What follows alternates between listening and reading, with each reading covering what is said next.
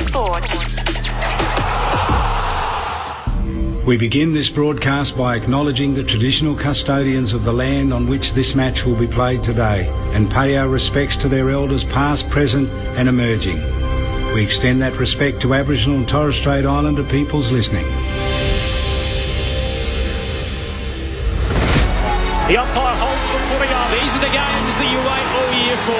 Welcome to ABC Sports coverage of the 2025 AFL Finals. The curtain comes up. Boy, we're going to have some fun. Louder and louder. Soon the world is going to shout my name. Bailey Smith is a superstar. Phil Thorpe, goals. Anderson kicks a brilliant running goal. Nick Dacos. No one can stop him. Faster and stronger. Feel the blood pumping through my veins. What a stage. What a finish. How good is that? Finals football on its best. It's brilliant, isn't it? The pressure's certainly gone up. Tailor-made for September. He took the through, and the Hawks are landing early punches. From 45, Cuba Plungage. He's ready for finals football. This is why you watch footy. Games like this. Every game you win from here, the bigger the next. I'm born to win. Drop pass, he's there. Goes back with everything he's got. And snap. And goal. Beautiful combination of courage and skill, wasn't it? Chesa slips his man. Goal. It's bouncing. It's through. That is simply sensational. Finals footy on ABC Sport. I'm born to win. Listen to the roar. Welcome to the show. The kick from Walker.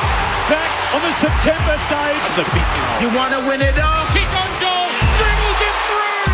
Welcome to the show. Spins around and buries it. It's online. It's through. Oh, yeah. That is out of this world. It doesn't have to be your night, but it can be your moment. This is my name. This is my story. This is my town, my territory. Welcome to the show. Welcome to the end of the road. You want to win it all? Better be ready to go. All just free. Sugar Shake Bolton. Oh, that's so sweet. Drop punt. He's caught. And this man's fan club is growing. 45 metres out. Of course he delivers. This is my town, my territory. Kicks on goal. Massive moment for the young man. You want to win it all? Better be ready to go. You've got to be excited. You've got to enjoy this moment. Lakers goes square. Goes for glory. This is what you sign up to day one of pre-season. You want to be there in September. Can give it off to the goalies. This will bring the house down. Yes, Jordy. This is my name. This is my story. This is my town, my territory. Welcome to the show. Welcome to the end of the road. You want to win it all? Better be ready to go. From the centre square. Cam Ryder. Unbelievable. Soak it in. The left foot is a goal. What a way to send the Suns to September. Welcome to the show. Runs the 50 out. You want to win it all? What a way to finish. Better be ready to go. Welcome to the end of the road.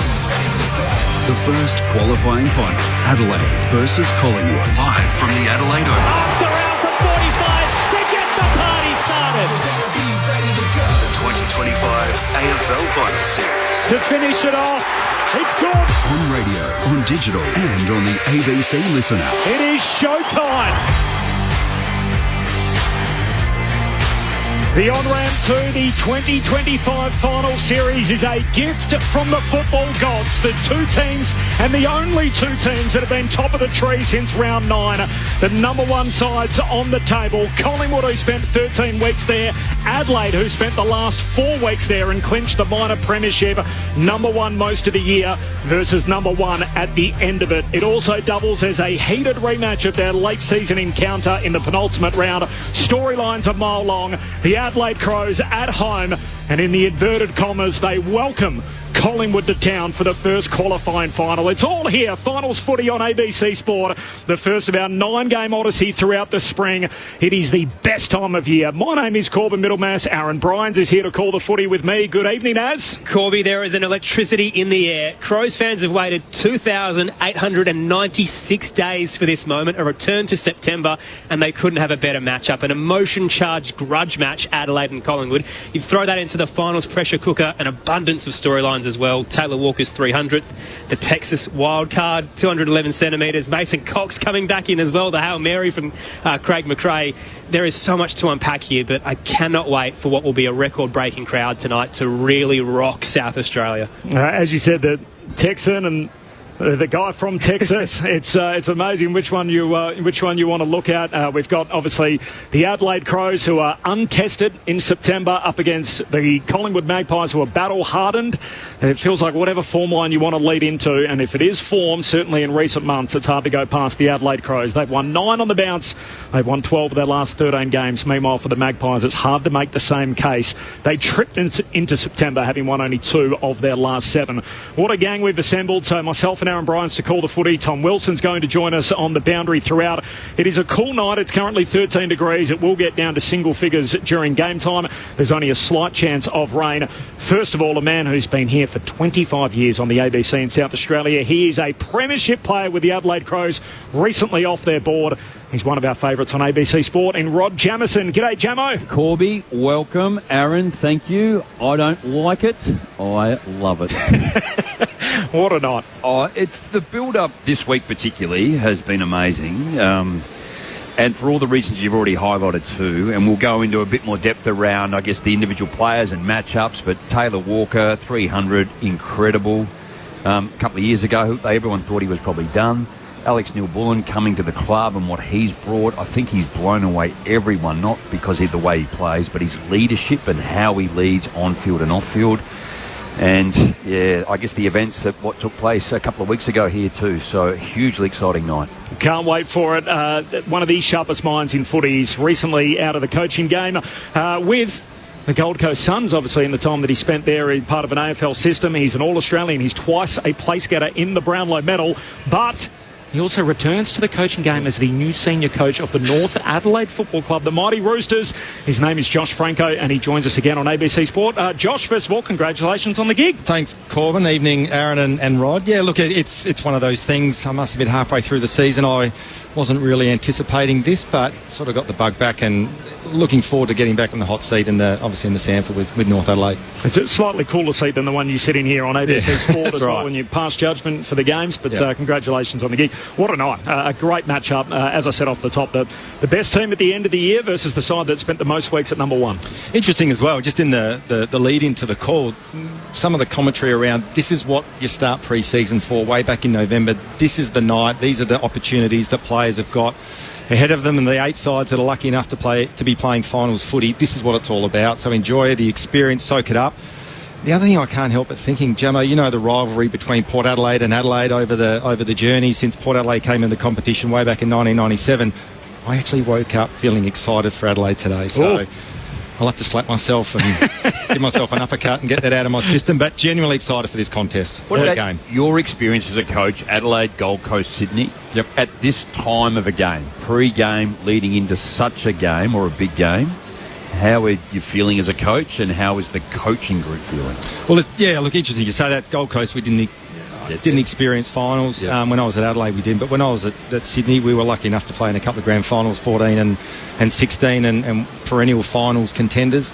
I guess the emotion, the energy, the nervousness goes up a level come finals time, but all the work's done throughout the course of the year, throughout the course of the week leading into the game. So it's really handballing it over to the players to get the job done. That's one of the big talking points tonight, is Collingwood's experience at this stage. So you touched on Sydney being perennial contenders. Yep. What was it like knowing that your senior players heading into that matchup could handle the moment, whilst the Adelaide Crows tonight, this is a little bit foreign for them? Absolutely, yeah. And I guess reflecting on my time at Sydney, I came in and they'd already won a flag, I think, in 2012 under John Longmire. They had played finals. They were experienced. Buddy Franklin came in 2014. They had a midfield, Kennedy, Parker, Jack. The list goes on and on. So they were seasoned.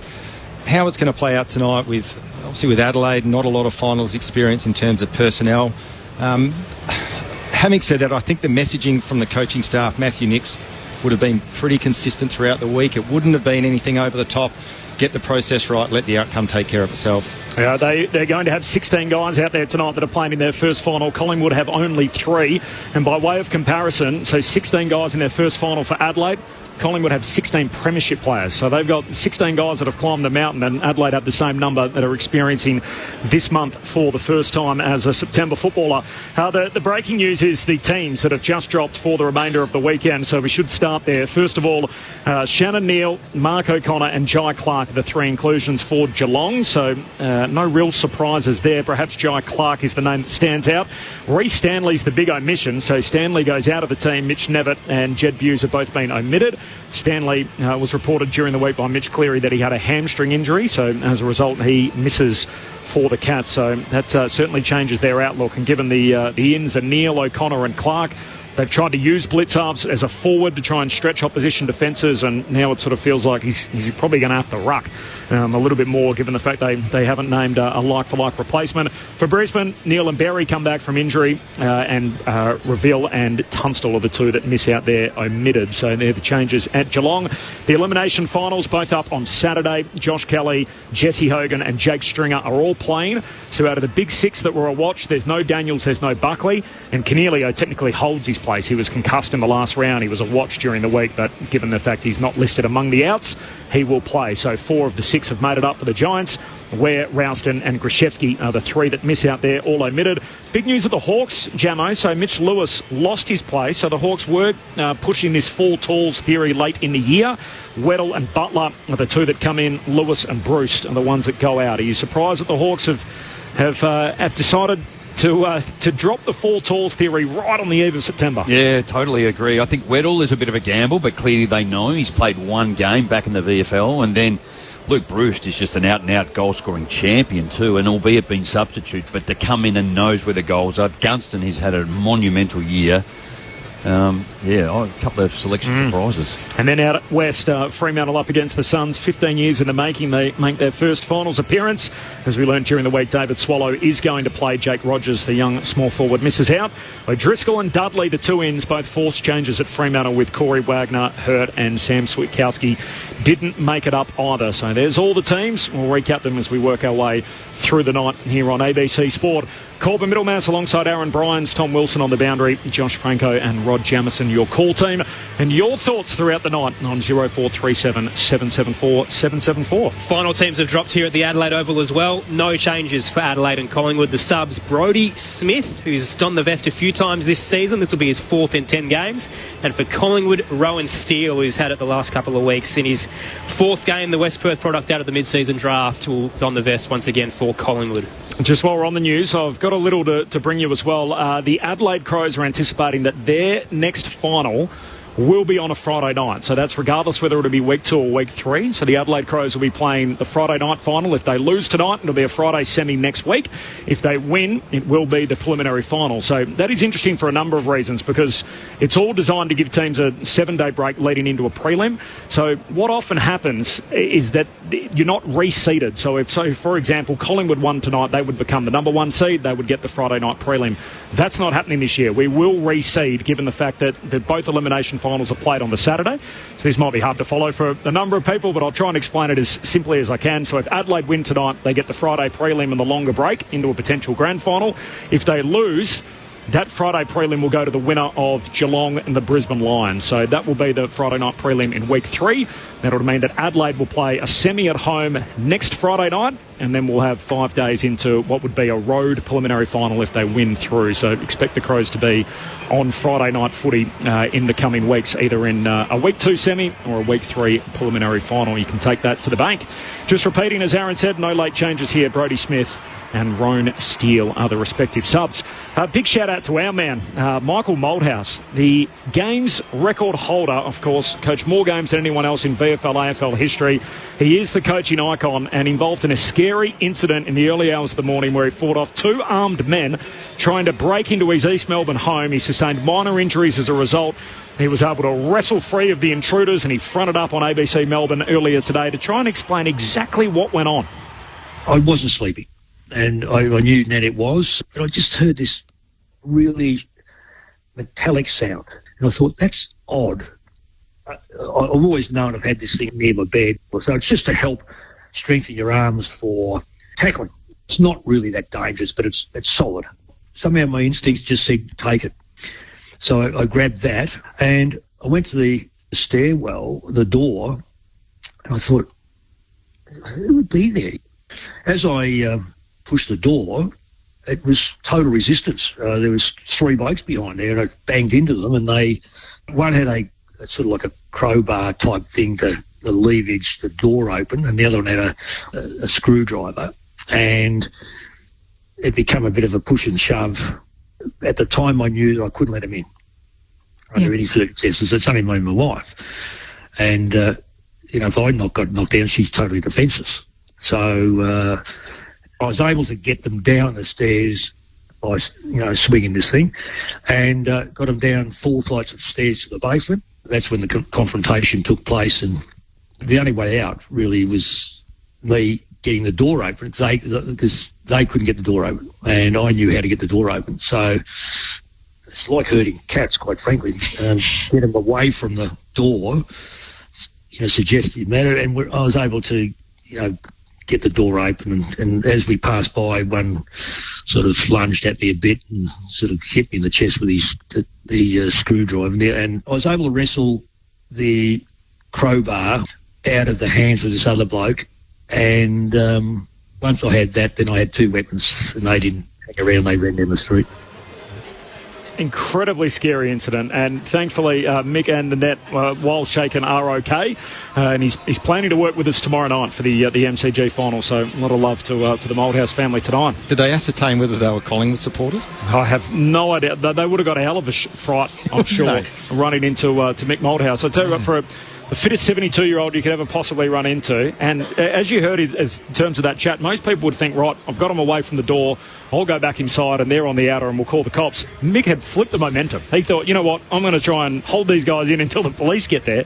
Outnumbered 3-1, and gee, I'm not sure that too many people would be recommending that's the way to go about it, but Mick felt like he was on top, I think, by the end of it, despite being outnumbered. I think we don't know a lot of the times what you'll do when you're in a moment. We sort of talk about it or think about it. I recall, I'd have to go back 30 years ago. It was just doing some renos at home, and the car was parked further up the driveway when it wasn't. Front light came on, dog barked, went off, came on, dog barked again. So I looked out the window and there was someone in my car. Oh, wow. So you go out, snuck out the front door, light came on, and I just chased this bloke and yelled out to the end of the street. A car went past, and like all the neighbours' lights came on. And this was outside, let alone someone inside. So I just think your instinct would take over, and I genuinely don't know what you'd probably do, and I guess Mick just found that, and he was protecting himself and his wife, and he did what he thought was the right thing to do. Thank goodness they're okay. If you know anything about the particular episode, and you can imagine, given the high-profile person involved, it'll get a lot of coverage across the news services, but Crime Stoppers is who to get in touch with there if you know any more about that incident in the early hours of the morning in East Melbourne. Got to give a huge shout-out to Mick as well. He's 72 years of age, and he's 1v3 and won that battle. Like it's just classic Mick Moldhouse in terms of the story, in terms of his pedigree and his accolades, and then he goes into normal life and he's still winning every battle he gets involved in. He's strong as an ox too, Mick. So he's the last person you'd want to run into in that kind of an altercation. I know who my money would be on. Ron Barassi's done it in the past. Michael Voss has done it in the past. That's right. Michael Voss chased some intruders or chased some down the street. Wannabe vandals down the street, and that's. There must be something about it. Footballers' competitive instincts. Ah, you're right. Kicked in such a manner. But thankfully, Mick and Nanette are okay after that scary incident this morning. This is Finals Footy on ABC Sport, and we are at Adelaide Oval. We're about 50 minutes away from the bounce, as we love to say here on ABC Sport. The first at the footy and the last to leave. And I'm pleased to say the Honourable John Olsen AO, the chairman of the Adelaide Crows, joins us in the box on ABC Sport. John, appreciate your time. Good to be with you guys. How does it feel? A return to September football? At last, after some 8 seasons, and the journey over the last 12 months from 15th on the ladder to minor premiers has been a great leap.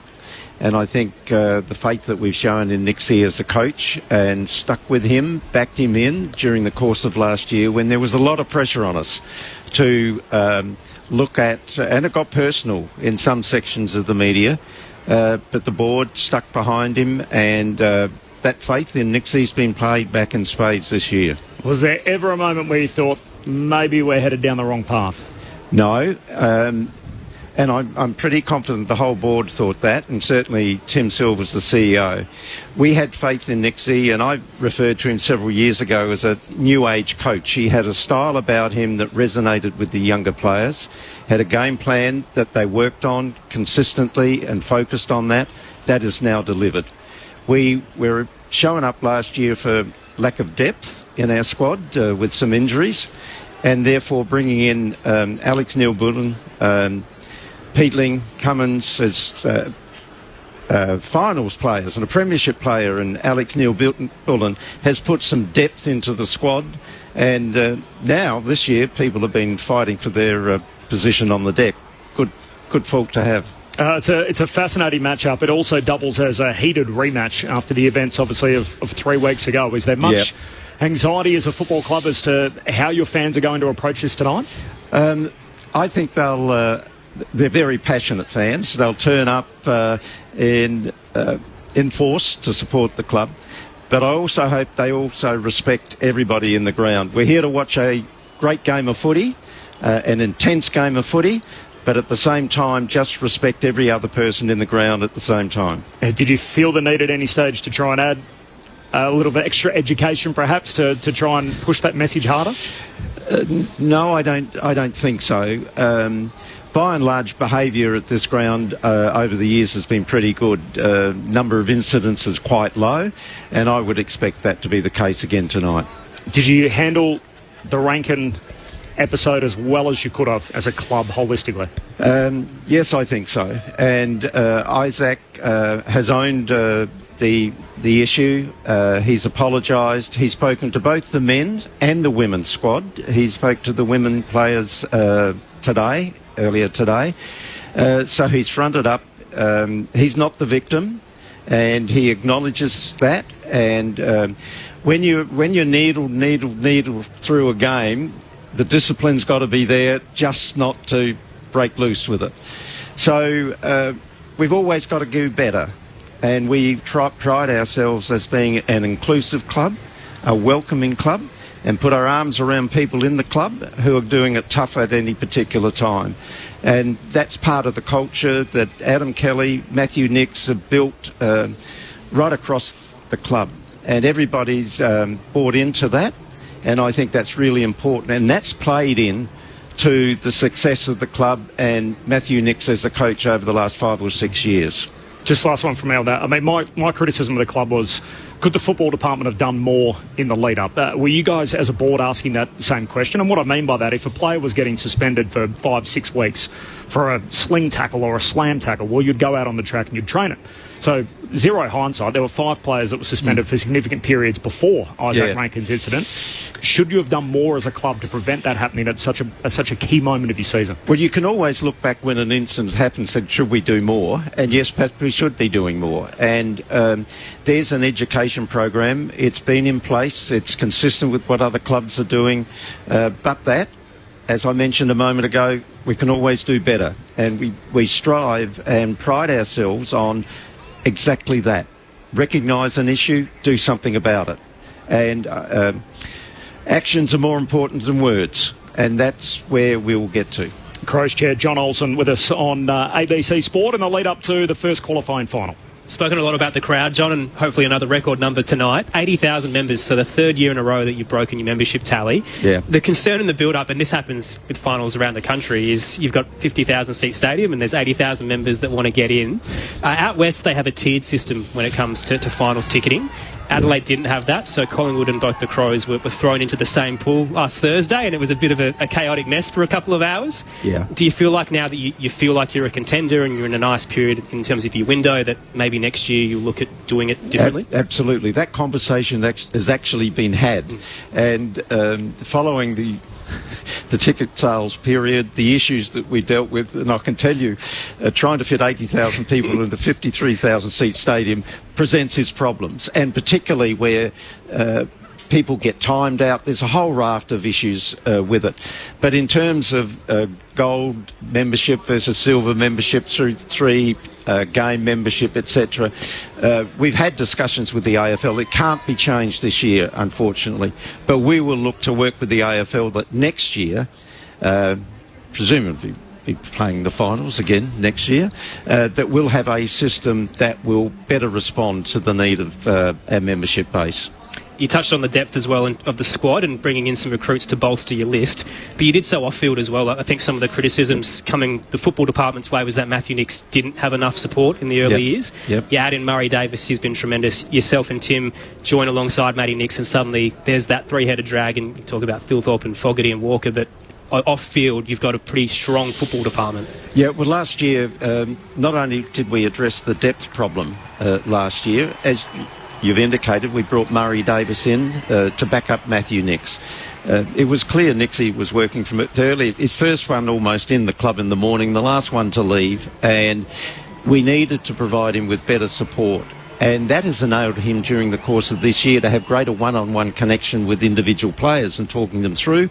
And Murray Davis has just been this calming influence and a contributor to our whole coaching panel. And I want to pay credit to the whole coaching panel because they work together as a team.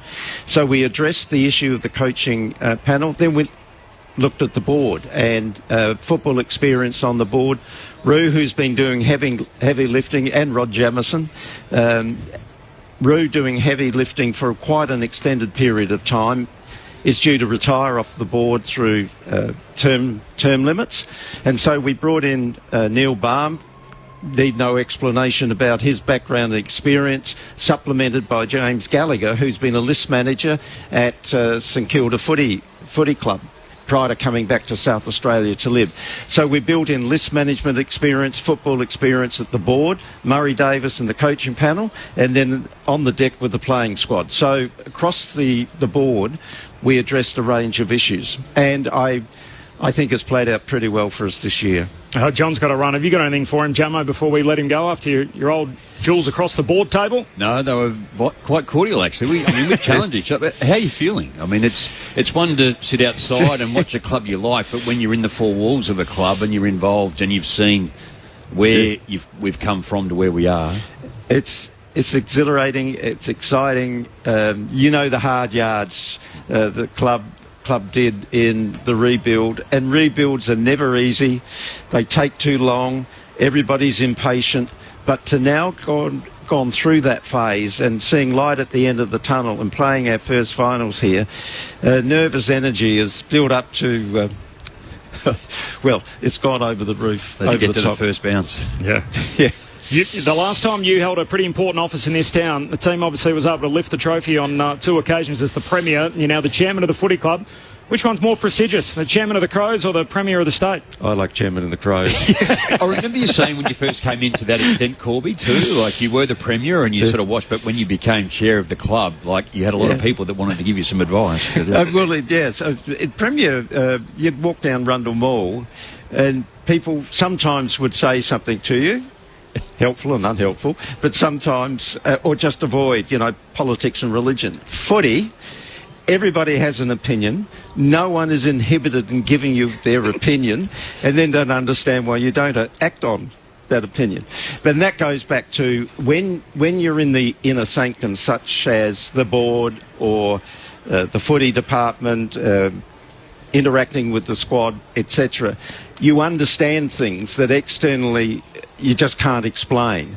And so you've got to keep your nerve, as we did last year with Matthew Nicks and others in list management and the coaching panel. And that, to repeat my earlier comments, holding your nerve has paid us dividends this year. John, I hope it's the night of the month that you want it to be. Appreciate your time. Good on you. Glad to be with you. Thank you. John Olsen, the chairman of the Adelaide Crows. Of course, you sat with him on the board for many years, Jamo. What a job to be able to back in their guy, Matthew Nicks. And it's amazing what happens in this game if you just let things bake, let it sit in the oven for a little bit in this incredibly impulsive world. This is what you get on the back of it from 15th to top of the tree. Well, I think what John highlighted, the fact is you actually have a thought or an opinion, and my view and what I've learnt over my 20-plus years on the board is you can't make a decision unless you know the details. And to his point, like when we had a lot of new members or member elected or other boards come in, this is what I'll say, this is what I'll do. But then when you come into the comp or come into the role, you just go, oh, well, you are doing it that well. And I can't say that, and I see what you're doing. So, look, John's the right man for the role. Rob Chapman was his predecessor. Outstanding job. Love my time on the board. But he's the man now to get this new venue up and the new facility with his knowledge and standing in South Australia. Rod Jamieson and Josh Franco with the full preview coming up next. Just repeating, no late change here at Adelaide Oval. Finals footy on ABC Sport. Get your footy fix live and ad-free with the ABC Listen app. Whatever footy you're after, we've got you covered. Called by ABC Sports expert commentary team.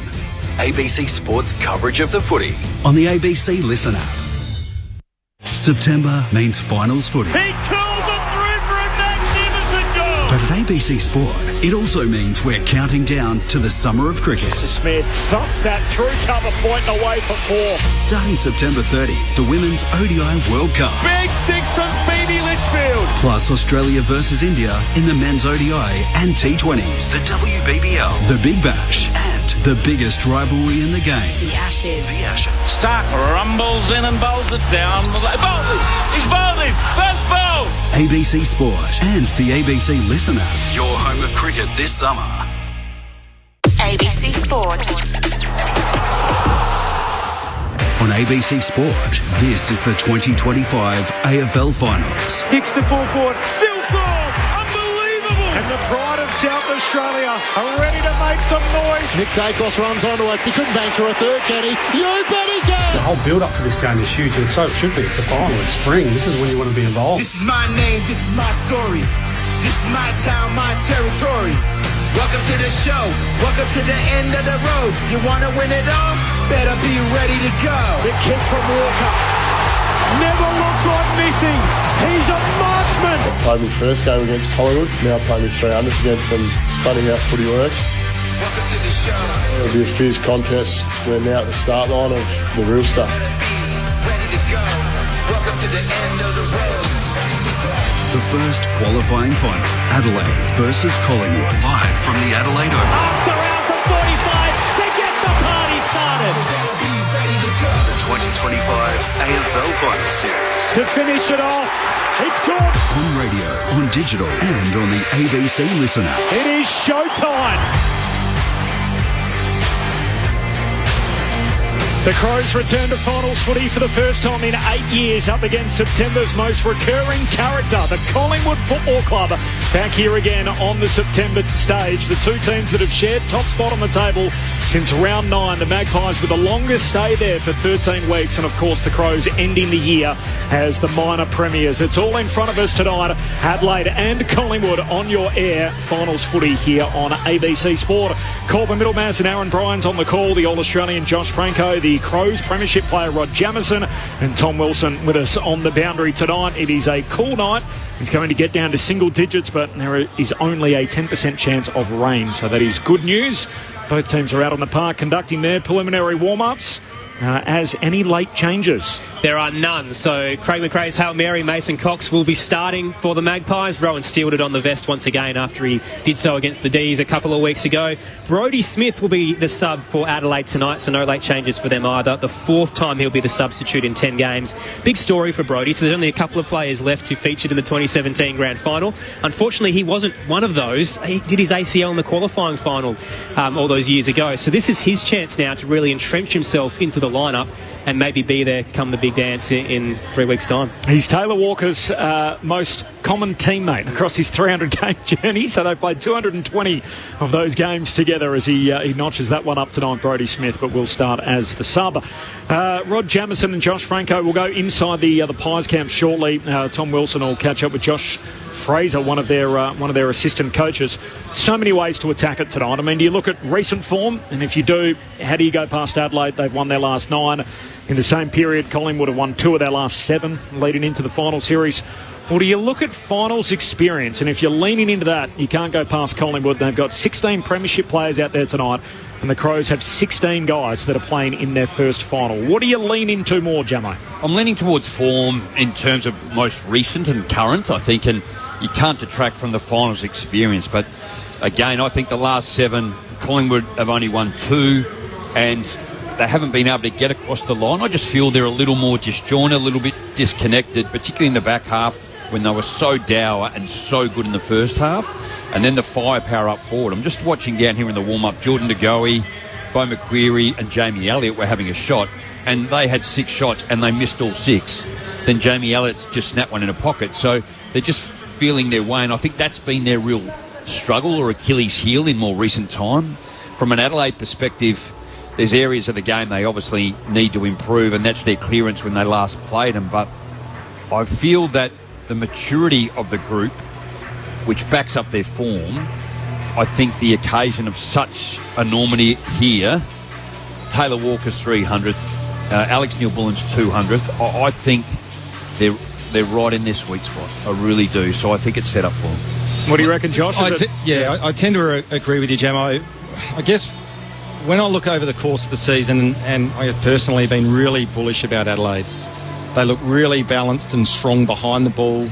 Their midfield, and we'll talk about Rankin in just a minute and the impact that potentially has, but their midfield's been rock solid. The emergence of Berry, he's taken his game to another level, and ahead of the ball I think is where they're most dangerous. They've got the 3 tools, Fogarty, Phil Thorpe and the Tex, and they've got a really nice mix of smalls. Neil Bullen, he's a star, underrated, but he's a star of the competition. Keys is electric as well, can do anything.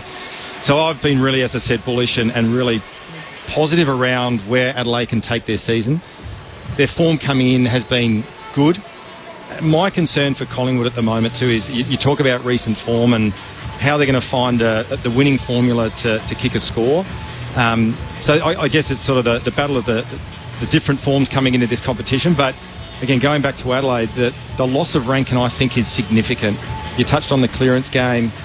There's been a lot of narrative around clearances and the game's become a transition game. It's still field position, forward half territory game is critical in this modern game of football. Adelaide's clearance work in recent weeks has been really poor. Against North Melbourne, they were minus 13. So last 4 weeks, they're 18th. Yeah, absolutely. And against Collingwood a couple of weeks ago, they were minus 13 as well. Dominated the hit-outs, but didn't have the connection with their mids. That's a real concern. And with no Rankin, if I'm Craig McRae sitting there, the one bloke I'm shutting down is Jordan Dawson. He's their big clearance guy. They've got the blue-collar workers, as I said, in Berry and Saligo and those types. But the concern for me for Adelaide, I was really bullish coming here tonight on Adelaide, but that's the real concern for me and how they counteract that stoppage game, which is going to be absolutely critical for tonight. The 4 big goal scorers for Adelaide, Walker, Fogarty, Phil Thorpe and Keys, without Rankin, would be in the top 5. It's 167 goals. Versus Elliott, Myercheck and Membry tonight, 118. And Adelaide this year, 8 wins greater than 10 goals. Like, they've absolutely slammed teams. And they've had 8 wins less than 14 points, and their losses, the biggest margin is 19. So the cumulative number is 51. So to your point, in terms of, I think, behind the ball, outstanding. In front of the ball, tremendous. Their midfield is the one that they do break even, or that's where you can see the improvement come from. And I think if they can break even or even win that, I think they win right across the board. And I know it's a different game tonight, but my concern for Adelaide is can they absorb another 60 plus inside 50s, 65 plus inside 50s if they're not winning the clearance battle. The 4 forwards you touched on, Jamo, as well, so Fogarty, Phil Thorpe, Walker and Keys, combined for 5 goals 3 weeks ago in the round 23 matchup, and Adelaide still got the job done. That was a wet night, so tonight it's perfect conditions here for this Thursday fixture. And Adelaide consistently score above 100. You feel like they might be raising the bat again. Collingwood haven't gone over 90 points in the last 7 weeks. So you look at the team list and you kind of understand why Mason Cox has been brought in, because the forward line has not been functioning for the Magpies. And unfortunately, Dan McStay is the heartbreaking story out of that. But they need to find some consistency quickly in the front half. Well, I think he'll offer that, but he's only played 8 games and he's only kicked 2 goals. So, to then bring him in, I think Adelaide's defence can combat him too. And I go back to the defence, and I had a look at this, and this is what was glaring for me last time. This is Adelaide's defence versus Collingwood's forward line. Uncontested, 46 possessions to 30. Marks 22 to 10.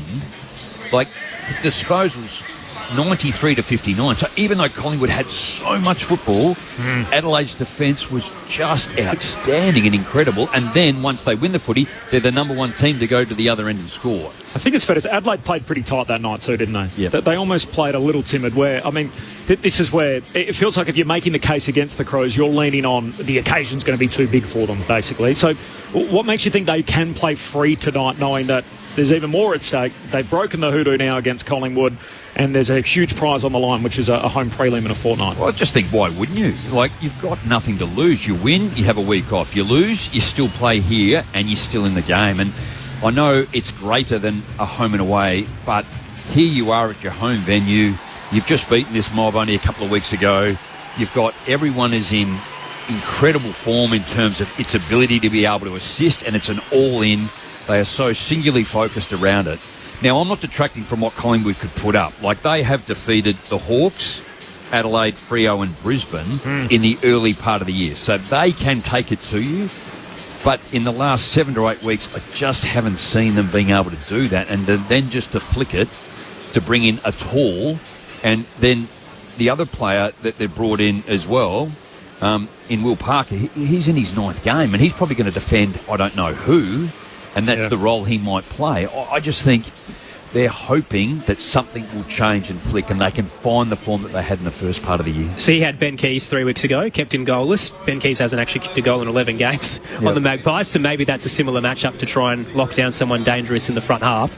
The midfield issue, you touched on it, Josh, regarding the clearance problem that the Crows have.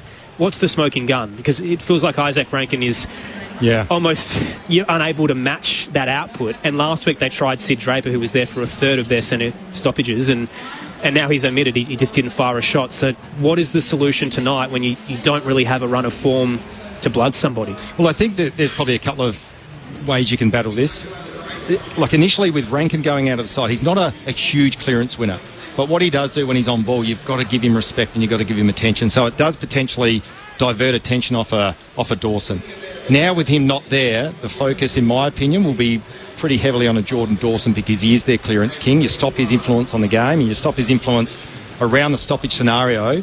Again, you get field position off the back of clearance wins. So that's one thing, I guess, from Adelaide's point of view. They've got to combat how that looks. The other thing from Adelaide's perspective, when they last played Collingwood, they dominated hit-outs. So I think it was 60 to 36. So Riley O'Brien.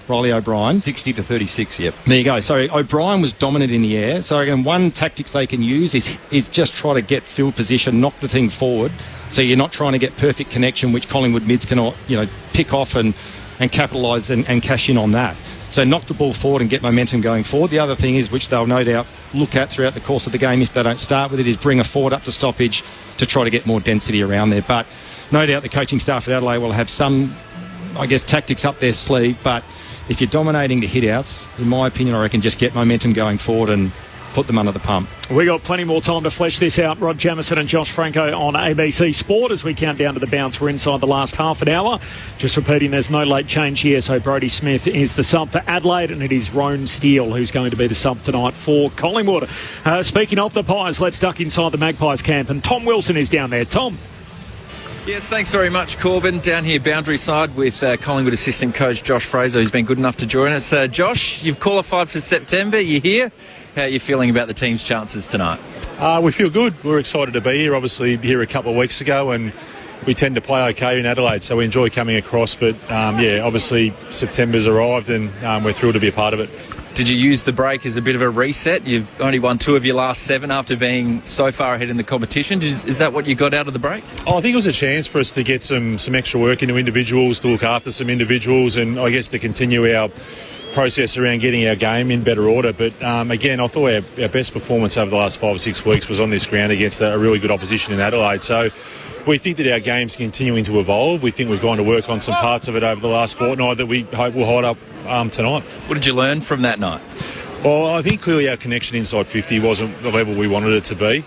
So we've gone to work on that a little bit. But, again, finals games are going to be won around the footy, the contest, and the pressure's going to be high. And our ability to be composed going inside 50 is going to be important for us. So Mason Cox plays his 9th game for the year, comes in. What is he going to bring to the team? Well, he gives us a great target, and that's what we need from him. So, the opportunity to get the ball, to him at different times and hopefully in isolated situations if they present. But Adelaide are terrific in terms of getting across and supporting in the air as well. So we think he just gives us a different look inside 50, one that we haven't had a lot of over the last month or so, but he's in really good form as well. His VFL form's been quite strong and he's been training exceptionally well, so he comes in with confidence, and we're looking forward to him at his best tonight. There's always injury scares in finals weeks. Jordan De Goey and Nick Dacos all good to go? Oh, they're fine. That was a little bit overplayed. That I think they sort of just got little knocks, and as you do in training and match simulation, so they're completely fine and 100% ready to play.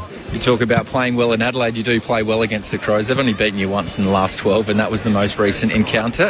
What's your strengths against them, and what did you learn about them in that game? I think they're threats across the ground. I think when they generate speed on the ball, and clearly their forward line's a real weapon as well, but they've got some quality defenders. Their midfield bat's quite deep. They cover the ground exceptionally well, and they play this ground exceptionally well. So, we're expecting an arm wrestle for large parts of the night, which we've been comfortable in as a footy club over the last 3 or 4 years. We've embraced those sorts of scenarios. But to Adelaide's credit, they're a different beast this year to what they've been in the past. They're more complete across the ground, and we're going to have to be at our best to beat them. Hostile environment tonight. Are the team prepared for that?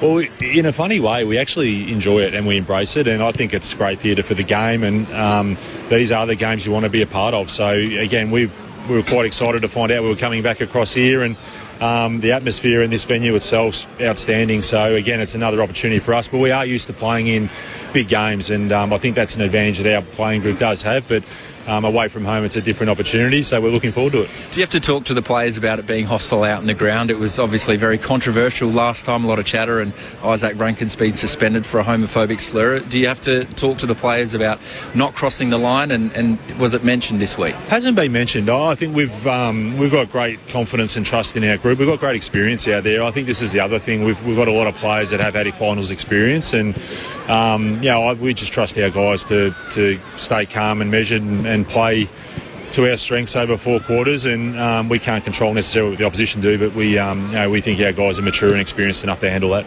Let's touch on that experience, because that's something the Crows don't have much of. They haven't played a final in 8 years. You'll be leaning on that tonight. I think organically you lean on it. Again, it's not something we've sort of rammed home during the week, but we know that we've got players out there that have experienced finals footy, and again, that's why we probably don't need to labour that point with them. We know that they've been there and done it, and for us it's been a little bit more the last couple of weeks around, as I said, getting our game back in order a little bit, and we feel like we've made inroads there, but again, you sort of hand the keys over when the game starts, and you let the boys do their thing, and you put a lot of trust into them. I bet you do. Best of luck tonight, Josh. We appreciate your time on ABC Sport. Appreciate it. Thank you. Cheers.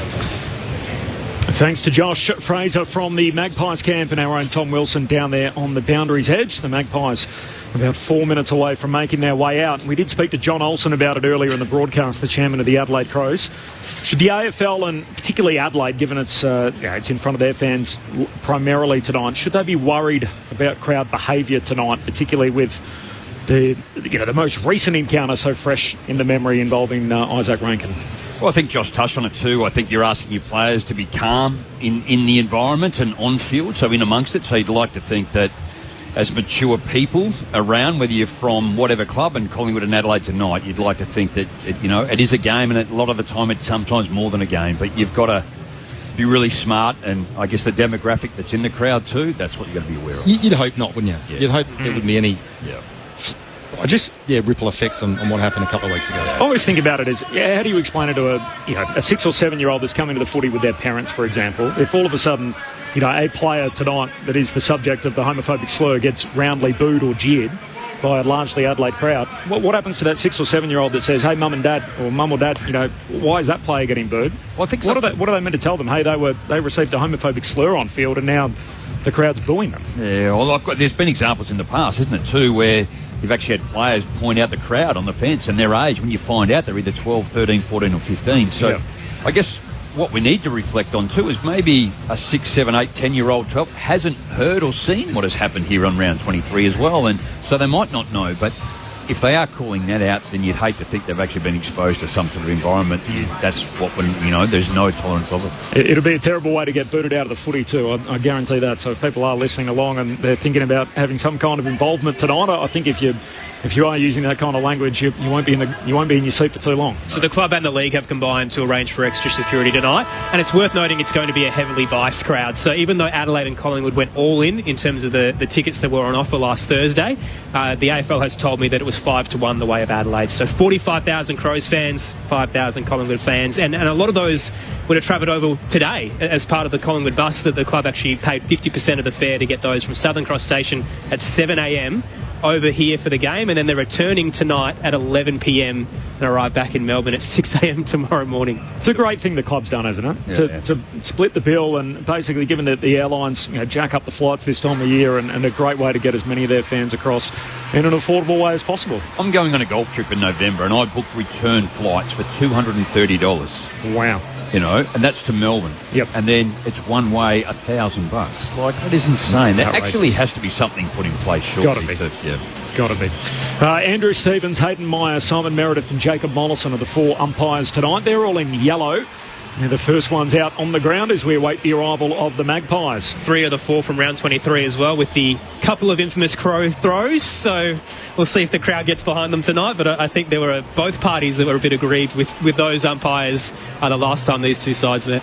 We're going to get our first look here at the reception that Collingwood will get. They spent 13 weeks as the number 1 side in the competition. And the Magpies, they know all about September. Nobody's featured in more final series, has played in more grand finals. No side's won more premierships than them in the history of the VFL AFL competition. And of course, the season before last, they were the team on the top of the mountain holding up the cup. They've been the oldest team in it the whole way through.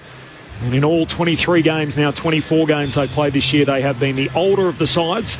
Their record against the best, so 4-7 against fellow top 8 teams, 4-7. But as you alluded to a short time ago, Jamo, those 4 wins did come earlier in the year. The last top 8 side that they beat was in May. That was before winter had started. It's now come and gone, and we're in the spring.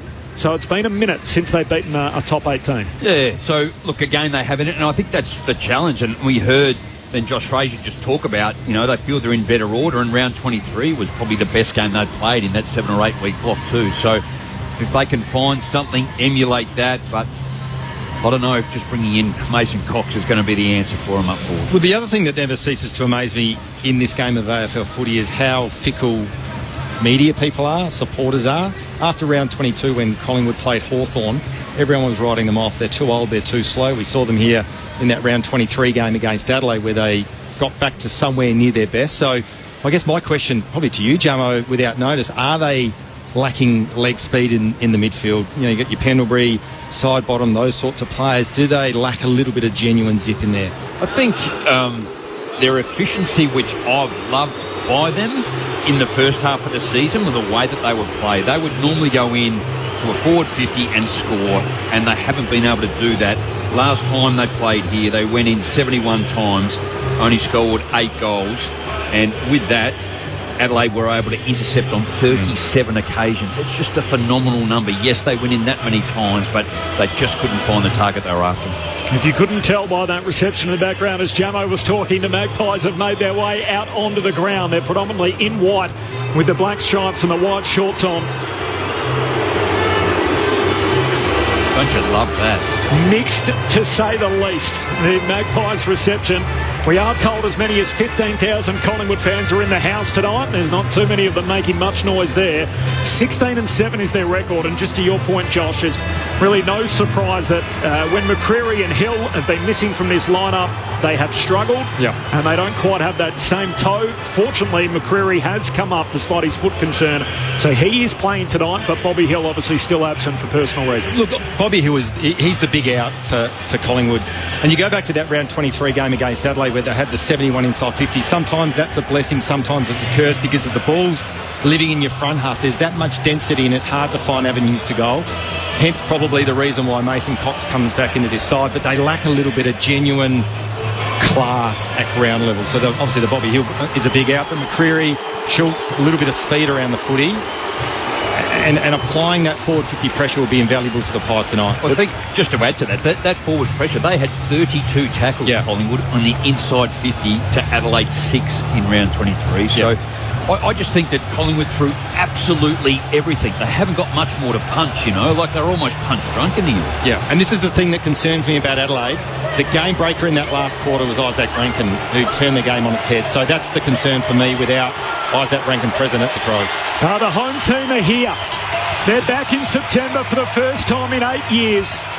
And they're about to make their way onto the Plain Arena. We'll have a listen in. And I'm sure they'll be serenaded by this 50,000 strong crowd. We're getting pictures on our monitors of them walking through the race and the tunnel and about to hit Adelaide Oval for a home final. Returning to September for the first time since 2017, as they did then, the minor premiers.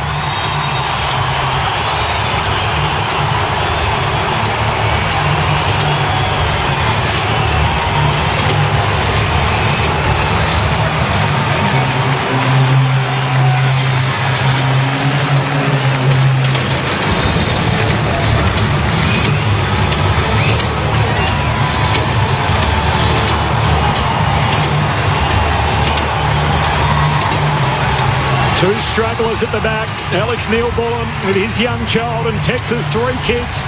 Louis is in an Adelaide jumper, I might note. Does he have Collingwood socks on? The Adelaide Crows back in finals footy for the first time since 2017. Of course, that year they were the minor premiers. They made it all the way to grand final day, and that is where the road ended for them. Incredibly, they've won 12 of their last 13 games. Their only loss in that time was on a 4-degree night in Tasmania. We were there, Jamo. They lost by 3 points that night to the Hawthorn Football Club in a game in which Adelaide was in a winning position. They led for most of the night. They kicked wayward early, and they still had a chance on the back of Rankin's goal late in the piece. Ultimately, they dropped that game, and that's it. In 3 months of footy, that is the only time this team's been beaten. Well, they won the previous 3, then losing round 10 to Collingwood by 10 points. So their form has been outstanding, and we talk about Adelaide. They haven't just got to the front or kicked to the front. They've actually been challenged on multiple times, and it's just how they've won. They've won ways that in years gone by, a lot of people would just go, Adelaide can't win this one, or they fall that far behind, but they just continually find ways. And yet, recently they talk about their modes and which and how they play within a game. They can change. They don't need to wait to a break. And they've trained it to the point of, I think, the outcome this year that they've been able to win the games that they have. Both teams are out on the ground. The countdown is on for the national anthems and the welcome to country, which will obviously precede the opening bounce. You'll hear it all here on ABC Sport. This is Finals Footy. It's electric at the Adelaide Oval, Corby, and some see this as a 5-year journey from the wooden spoon in 2020. Others see it as an 8-year one back to 2017. I'd argue this is a 16-year culmination. So all the way back to the last time these two sides met in the finals, 2009. What were you doing 16 years ago? You were in high school. I was in high school. Semi-final, and that was the infamous moment of the Crows were robbed right in front of me, where Jack Anthony's clipped by Ben Rutten, set shot on goal, Pies get the job done. And since then it has been an absolute roller coaster. So Jack Gunston came and went, Kurt Tippett's salary saga, Phil Walsh passed away, Patrick Dangerfield left, the 2017 grand final, the camp that followed, the first round pick failures, the wooden spoon, the racism saga with Taylor Walker, Ben Keys hits the post and there's the goal umpire controversy, and finally after all of it we get to this point where they are the minor premier, they are the premiership favourite, and it is a packed record breaking crowd. I could not imagine what it would be like to be a Crows fan right now after the last decade that they have suffered through. I need you to be glass half full, Aaron. 12-1 this year at home, the Crows. Their only loss was in Gather Round, which was an AFL game. Scored over 100 points in 8 of those 12 wins for the Adelaide Crows this year. Just a minute on Taylor Walker, so 300 games tonight. He's really the milestone in the game. Only becomes the 110th player in VFL AFL history to get there. But just the 5th Crow, Jamo, so joins a hell of a list. Hart, Rashudo, McLeod, Edwards, Walker. How does his name sit alongside those other 4? Oh, very comfortably in amongst all of that too. And I think when you go back and when he was trying to get into the team, Neil Craig was the coach at the time, and there was a lot of push that he should be in there, and it was how he was behaving, I think, more so off-field. The standard he was setting in his defensive side of the game wasn't quite where Neil Craig saw it, so he went back and spent a fair bit of time at Nord and managed to get himself into the team. And look, he's a really big, imposing person and personality off the field, on the field as well. the profile that he has here in Adelaide. He's a real country lad and a country boy at heart. He's not as clean, as polished as maybe some captains have been, or some players that spend so much time in the media, but gee, hasn't he just given his all? And the way that he has played and represented the club, 678 goals, and probably 2 years ago we're thinking he's probably struggling to even make this team, let alone get a game.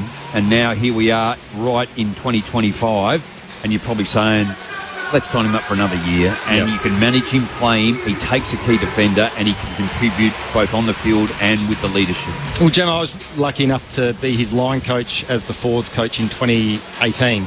And you talk about quality people. I don't reckon there's many better, or anyone better than Taylor Walker. His ability to connect with people. I remember when my 3 young boys, they were sort of a lot younger than they were now, 7 years ago, but walked into the Adelaide Footy Club. They immediately were attracted to Taylor Walker. So in terms of his impact on me, I guess on my family, but what I've witnessed as a neutral observer from the outside has been huge. And I can't speak highly enough. I even texted him during the week, not even thinking he'd still have my number, but he came straight back and said, well done on the North gig. So he's a star. He's an absolute ratbag too, and a massive prankster at the club. He's done so many things. He's put someone's house up for sale. What? Mark Keane only a couple of weeks ago apparently jumped in the shower and ready to go to the airport to play a game, and he put a pair of flippers in his bag. So he's got into state, he's opened it, goes, is this my bag? There's some flippers in there. And there was another one that he was sharing he's on radio the other day, though. There's like a whistle that you buy a candy or a lolly, and he stuck it in Josh Worrell's tailpipe. So every time he's driving along, and it's just started whistling. This went for 2.5 weeks. And then he dropped it in, and to get a service on, and he pulled it out. Nothing wrong with your car, Josh. He comes back the next day, puts it back in. See, that would drive me insane. There's some... You need those people in footy clubs, don't you? At your age, Tex. Correct. 300 for him tonight, 200 for Alex Neil-Bullen, 150 for Josh Dacos, and also a little milestone for Mark Keane, by the way, plays his 50th game as a Crow tonight. 32-page spread in the local paper for Taylor Walker today as well. And there's going to be a lot going on this week for him. He's had a lot of lovely messages, and I know the highlight of it all would be winning tonight. But I reckon right behind it was getting a message from Lynn McGranger, who's from Home and Away. He is a huge fan of the soap opera and got an actual personalised message congratulating him on the 300 milestone. Talk about acting your age, Gemmo. Just doubles up as the same line on that front. All right, what are we leaning into here? So Crows, 8 years since their last finals campaign, untested in September. Can't win it from clearance. Can't move it out of the defensive 50. That has been the Crows story over the last 4 weeks. Or do you look at the Collingwood side of things, where the Cox selection, is that bringing back a horses for courses type selection, or does it speak to desperation? This is a guy that hasn't played since round 19. He's still goalless in 6 of his last 8 games, so not as if he's been kicking a heap of goals in the matches that he has played. And it is a team that hasn't beaten the top 8 side now going back till the end of May. So there are a couple of things depending on which way you're trying to lean into this evening. Before we get into the national anthems, which are a couple of minutes away, Josh Franco and Rod Jamieson, what are your final thoughts here? Well, you talk about Mason Cox. I actually really like his inclusion. You've got Memory, Myercheck, McStay, all very similar heights and types of players. I still have these memories of Mason Cox in that final against Richmond in 2018. He absolutely ripped the game apart and was unbelievable. So I have visions of that from Collingwood's perspective. If they can get enough inside 50s, if they can get anywhere near the number that they did a couple of weeks ago, can he take a few clunks? And I dare say that's the reason that Mason Cox has come into this lineup. The other thing that Mason Cox does, he does give them ascendancy in the ruck when Big Darcy Cameron has to come off the ground. So I really like that inclusion. For me, the game, Adelaide, they have to, as you said earlier, Jamo, they have to break even in the stoppage scenario. The ball up, the boundary throw-ins around the ground. You talk about their inability to move the ball out of their back 50 from Adelaide's perspective, but I'll tell you what, between the arcs, if Collingwood allow them to get speed on the ball, hold on to your hats. And I think looking back at round 23 again, like the clearance work, Pendlebury, Dacos, Ned Long, Darcy Cameron, and then it's Jordan Dawson. The hit-outs to advantage Riley O'Brien. Hit-outs, again, significant, but first possession, Cameron, Long, Pendlebury, Crisp, and then Dawson. So that's the area where Adelaide need to do well. They will allow Collingwood to come back through the middle and give them a bit of time. And I think we saw in that game that they went through the middle and they were rushed and the pressure came from Adelaide and they weren't able to hit that target. So I think that's the area of improvement from Collingwood if they can work on that. But I just feel that Adelaide are fully aware of what they need to do in the midfield, and then we've spoken, tonight already about their ability in defence to be able to bring it to ground, win possession, take it the other way, and the firepower up forward is elite, plus the pressure. That's why I feel Adelaide will be too good tonight. Jamo and Josh here on ABC Sport all night long. Corbin Middlemass and Aaron Bryants to call the footy. Josh Franco and Rod Jamison. Tom Wilson on the boundary. Riley off the SMS 0437 774 774. I'm here on the hill. It's absolutely buzzing and jam-packed. Good luck with the call. Thanks, Riley. Nice to hear from you. Finals footy on ABC Sport. Tomorrow night, of course, the second qualifying final. Geelong and Brisbane. Neil and Berry both back for the Lions. Reece Stanley out for the Cats. And then the two elimination finals coming up on Saturday, starting with the Giants and the Hawks, and then it will be the Dockers and the Suns. Does the power stance make a return? The Crows are back in September. Let's take you down to the Welcome to Country and, of course, the national anthem.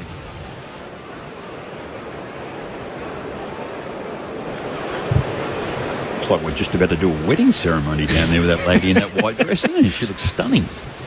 And two teams facing one another. They'll be waiting for the television signal to come through and make sure they're right to go. Fair to say Australian Football League and Premier Partner Toyota welcomes you to the 2025 Toyota AFL Final Series, and tonight the first qualifying final between the Adelaide Crows and Collingwood. The AFL acknowledges the Kaurna people, the traditional owners of the land we gather on today, and pay our respects to elders past and present. We acknowledge we play our great game on this land and respect the cultures of all First Peoples, their contribution to our nation and contribution to the great game of Australian rules football. To conduct an official welcome to country, please welcome proud Kaurna and Narungga man, Jack Buckskin.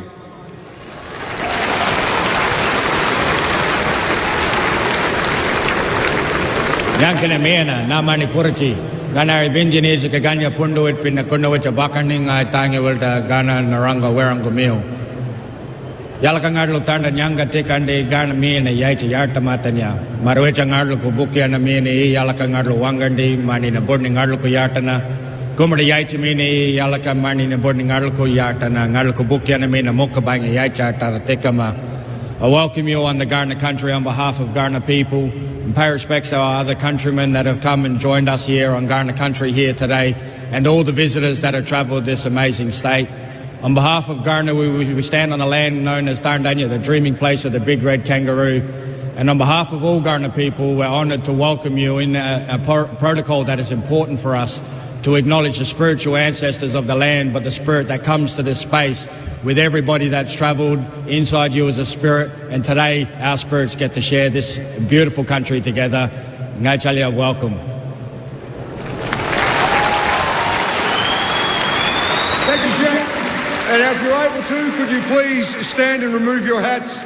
Join the coaches, the players and the umpires for the Australian National Anthem to be performed by JL Weiner.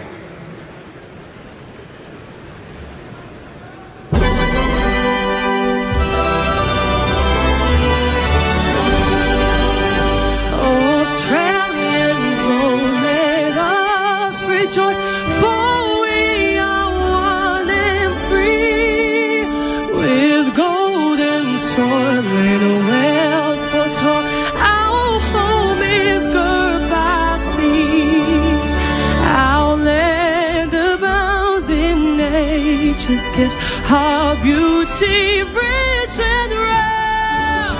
In history's page, let every stage above Australia fair. In joyful strength and let us sing our dance, Australia fair.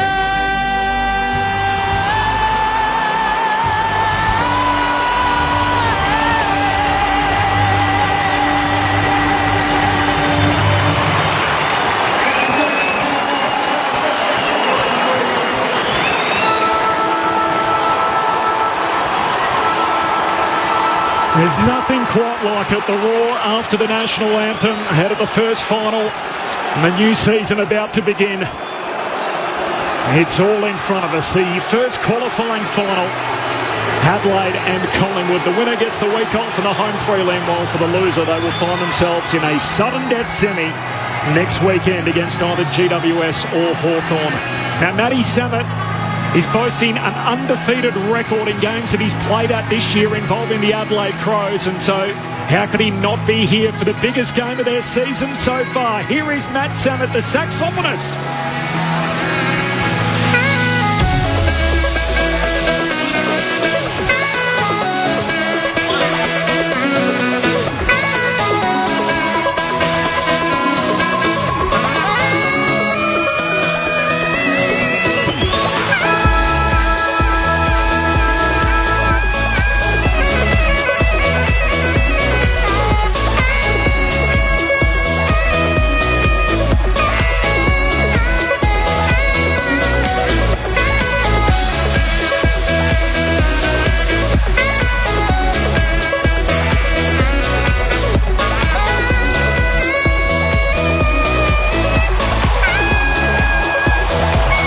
There's Matt Samet, one half of the Lunar Society.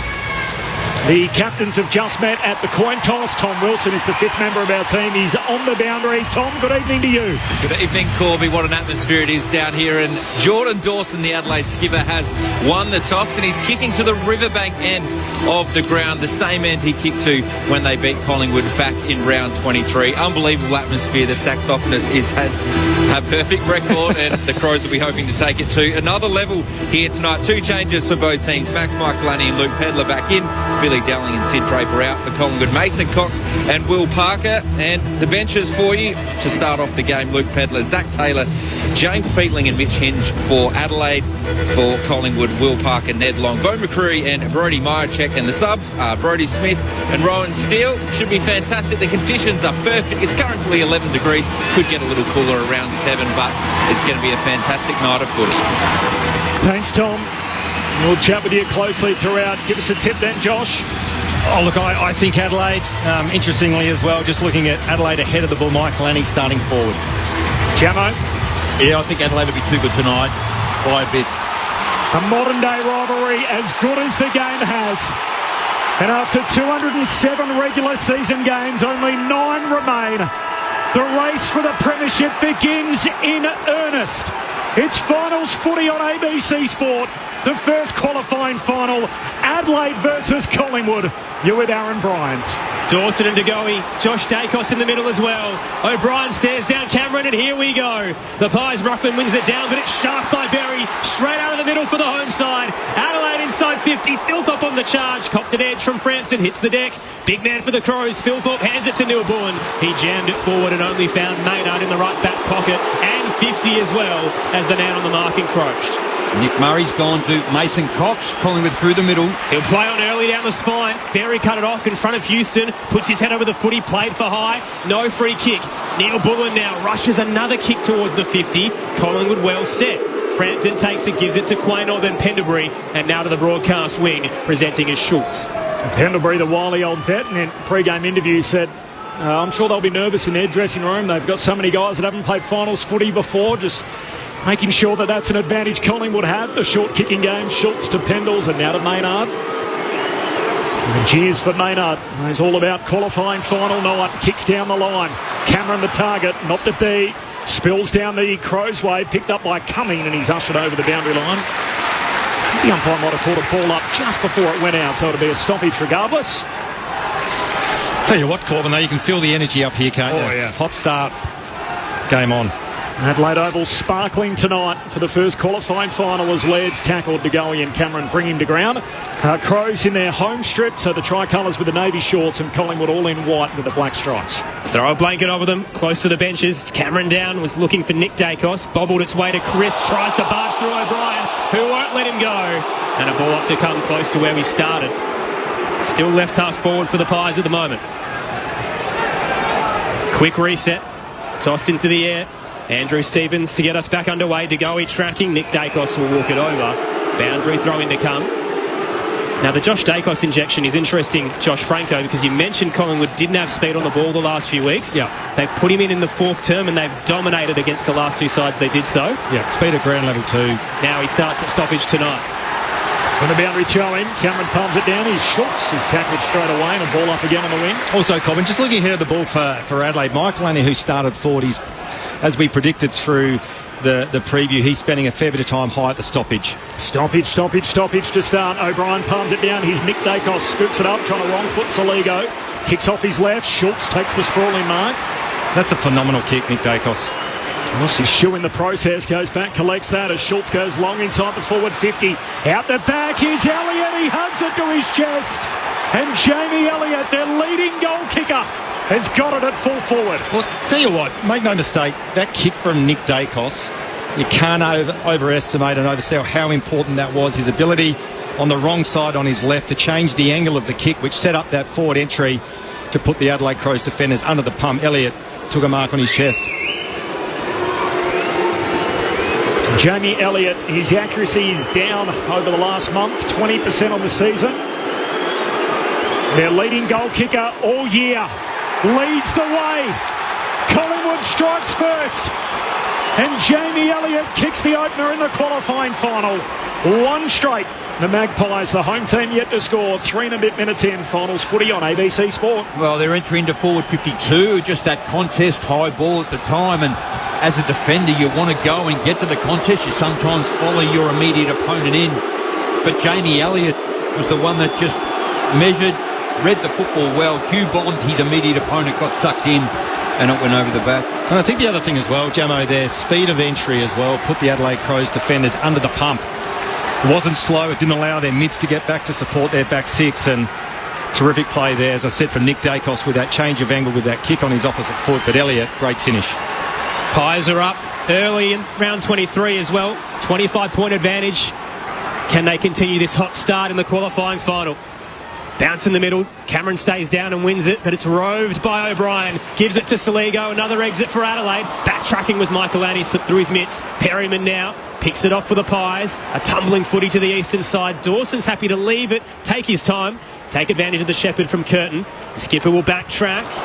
Tried to get it across to Worrell. Kick smothered. Rolls over the boundary line. Tom Wilson downstairs. Yeah, talking about Max Michaelani and that roll on Josh Dacos. Well, we know Dacos started in the middle of the ground. He's lining up on Scott Pendlebury, but just watching Max Michaelani closely, I think it's rattled him a little bit looking for that Josh Dacos matchup. He's ended up on Scott Pendlebury at this stage. Crows win it from a stoppage here. High kick inside the forward 50 from Laird over the head of its intended target. Unkind bounce for Frampton. Toe poke through on the line. Neil Bullen claiming the first. And the Ark will be involved. And Adelaide's first of the night will have to wait.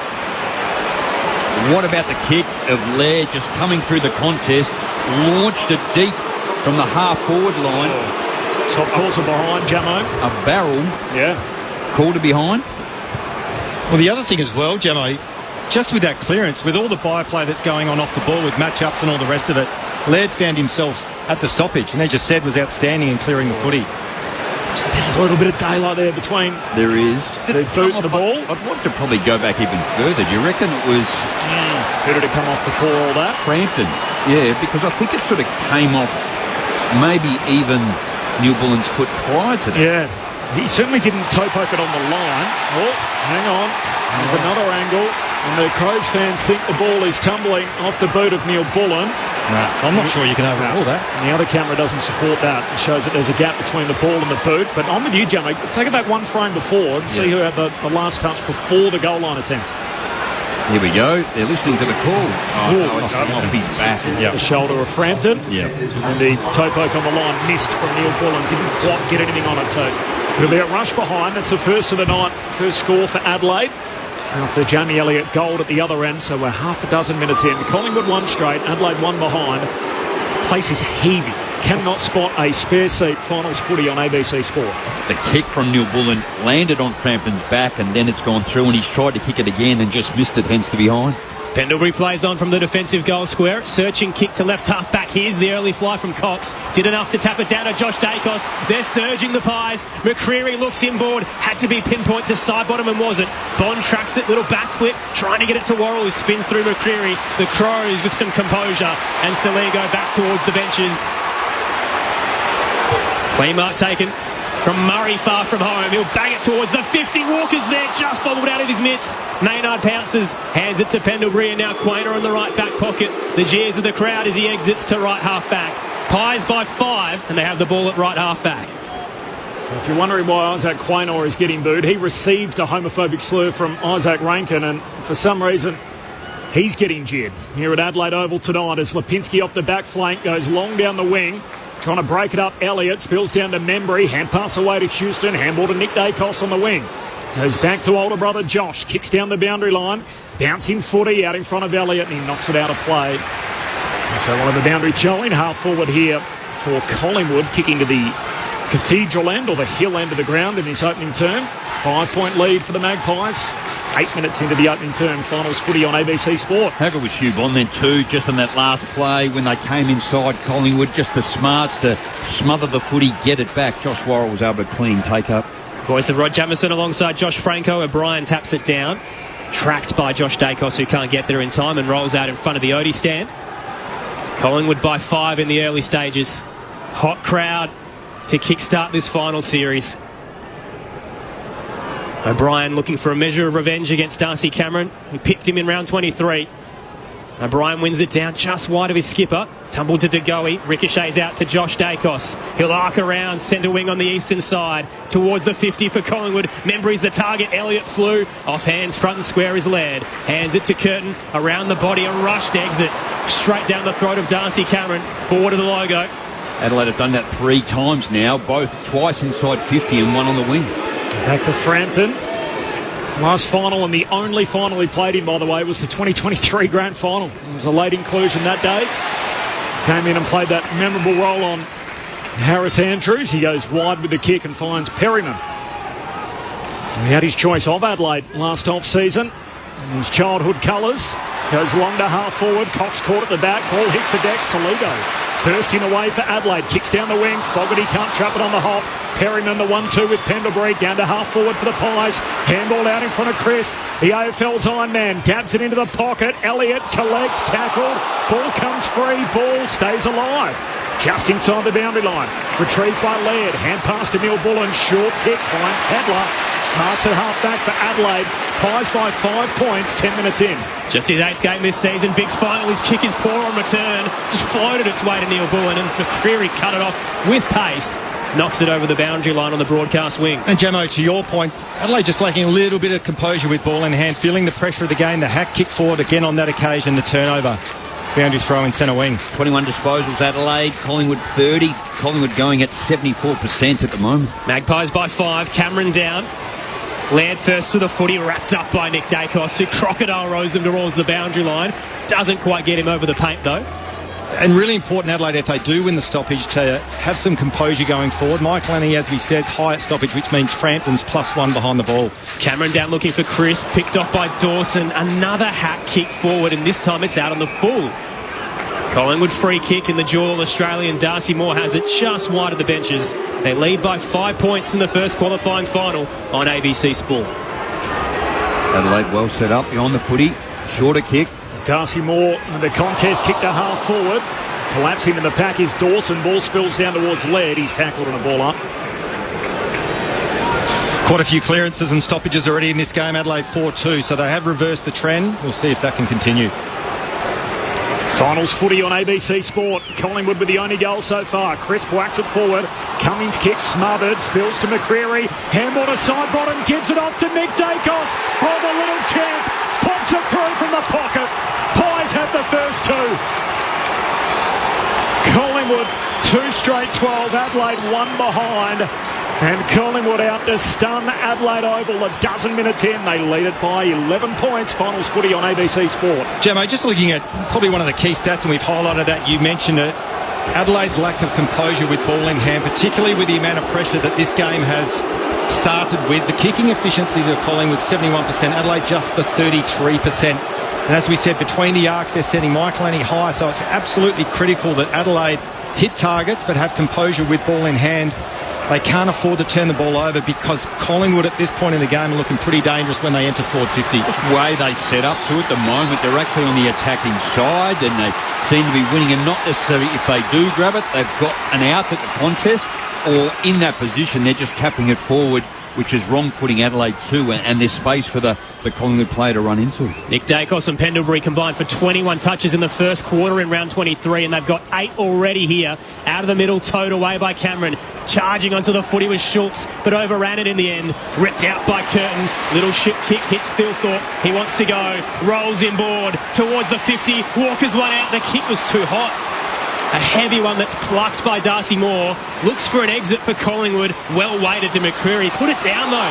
Crisp now set upon by 2. Walls close in. And we'll get a ball up right half forward for Adelaide, down 11. And I'll tell you what, that play from Thilthorpe is the right play.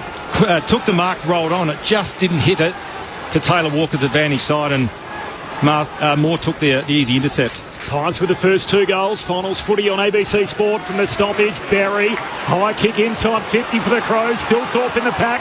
Ball hits the deck. Kind bounce for Taylor. Didn't sit for him. Taylor still a live chance. Knocks it out to Walker.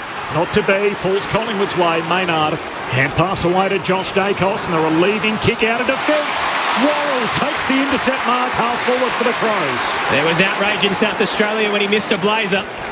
But his case across the year has been tremendous. Short pass, and now Curtin at left half forward. This rising star will set it up into the hot spot. Walker with the fly! The Skywalker in game 300. Taylor Walker plucks it 20 from home, slight angle to the left. Just watching the defence at Collingwood, they actually sat in front of a lot of the players. They actually allowed Taylor Walker as the taller to have the space at the back, which allowed him to then run up, and the defence of Collingwood was unable to get back hard enough or have someone come behind and spoil. Taylor Walker, 678 goals, the Crows' all-time scoring leader. He comes in, and they rise as one. A sea of adoration to soak in King Tex. Adelaide's first of the night comes at the 14-minute mark. Collingwood's lead down to 5. 2 straight 12, plays 1-1-7. 14 gone in the opening term. Finals footy on ABC Sport with Rod Jamieson and Josh Franco. Well, Gemma, I can't help but feel that that's a really good settler for the Crows. We've mentioned it's only a small sample size. I know 8 minutes of actual game time. They've looked a little bit lacking in composure with ball in hand, but Taylor Walker, just looking at the replay, was allowed to run and jump it, as he said, and you just can't allow this bloke time and space to launch at the footy, and when he's within range as he was, one of the best kicks in the competition. The 37-year-old, Pendlebury 5 disposals, Josh Dacos 4, Adelaide Josh Worrell is 3, Laird 3, and Dan Curtin also with a 3. 5-point lead for the Magpies. Cameron wins it down. McCreary at the coalface. He doesn't see Taylor coming. Just got a hand pass away to Parker on the wing. Kicks Collingwood to half forward. Schultz appealing for a free, not to be, and Hinge punches it out of bounds. So a throw-in between wing and half forward for Collingwood. I like McCreary on ball as well for Collingwood. Gives them speed at ground level, gets on that loose ball, and he was outstanding on that occasion. Just read the tap beautifully. 2 clearances. Sam Berry also with the 2. Just repeating, no late changes. So Brodie Smith, the sub for the Crows, and Rone Steele, the sub for Collingwood. Pies by 5. Boundary throwing cleared both rucks. Thilthorpe tracks it on the bounce. Quick kick up to left half forward, and Darcy Moore strikes again. Another intercept mark. He's had a rough couple of months. Plays on and drops the footy. Slips out of his mitts. Fogarty pounces. Gives it to Dawson. Open goal square. Tumbler from 45. Oh, the captain read the moment magnificently. Adelaide's in front for the first time in the qualifying final. They lead by a point. 2-1-13. Collingwood 2 straight 12. It's electric at the Adelaide Oval. 16 played in the opening term. Finals footy on ABC Sport. Tremendous pressure there too. I think it was Darcy Fogarty. Moore wanted to come inside. He went to smother. Darcy then tried to hold back the kick, fumbled the footy, and then able to get the handball up. And didn't they just let Darcy know all about it? He's given up, and his opponent and or his indiscretion has caused Adelaide's first 2 goals. I'll tell you what, Jammo, Darcy Moore I can't rate highly enough, but I reckon he does have a couple of howlers in his bag, and that was one of them. He'd like his time again without question. That's Dawson's goal. I mean, that's 40 metres out along the ground. Here's Nick Dacos back in the middle, gets the centre break for Collingwood, puts it onto the chest of Myercheck, who spills it cold.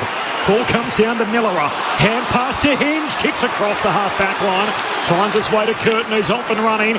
Kicks out to the wing. One bounce out in front of Taylor, who's caught. Good tackle by Parker. Ball spits out to Houston. He's getting jeered too. Puts it out on the full. I love that. Phil Thorpe gave him one to go on with as well after he kicked the ball out on the floor. Dan Houston. Josh Worrell's going to get the kick half-back for the Crows, so a 1-point lead for Adelaide. Runs across the wing and east stand and bangs it up to centre wing. They converge on the drop. Walker with the fist on Cox. That's a tough task. The Texan and the Tex collide. It trickles out through the logo. Head over the footy was McCreary, set up on by a couple of Crows. Crowd restless. Will get a ball up. Adelaide by a point. Price with the first two, Adelaide with the next two. One to Walker, one to Dawson. What a way to draw it up from an Adelaide perspective to get the crowd involved. Well, Cox appealing for a free kick. It's going the other way. Phil Thorpe's going to take it. Holding in the ruck contest and the boundary throwing. It's out wide to Walker. Takes the mark left half forward. Still 70 metres out. Walker loads up, kicks to full forward. Moore in a tangle with Fogarty, and in the end, an easy intercept mark for Perryman. Tacks it at fullback for the Magpies, down by one. Dangerous exit as he looks to left half back. Backtracking Neil Bullen, got a hand in. Michael Annie with the tackle. Wraps up Chris, but will get a ball up right half forward for Adelaide.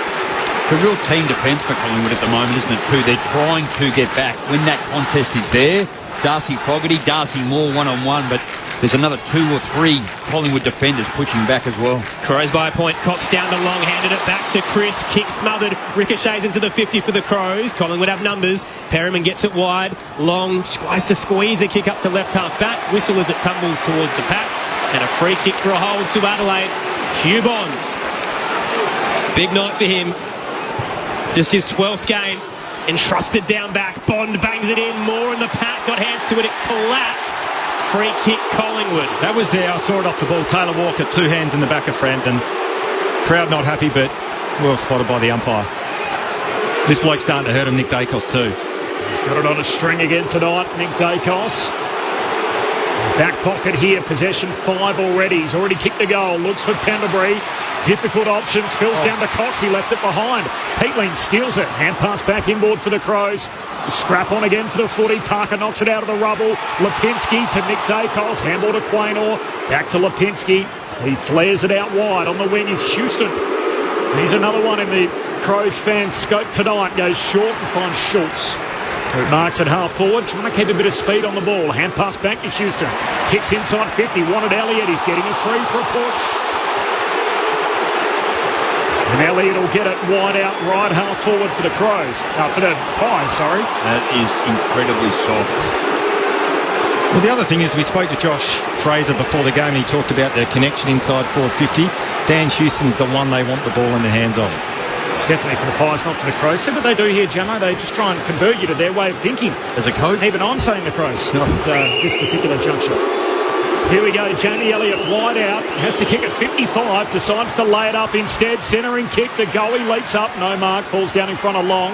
Trying to hold it in. In the end, Lipinski ushers it out. Or Josh Dacos left it from McCreary. Adelaide intercept. Neil Bullen gives it to Berry. Kicks out of defence. Just bangs it to the broadcast wing. Collingwood have numbers. But the bounce is kind for Keys, who was surging through and ran straight into the Frampton wall. It was a strong and tough tackle. What a tackle, Frampton. Unbelievable.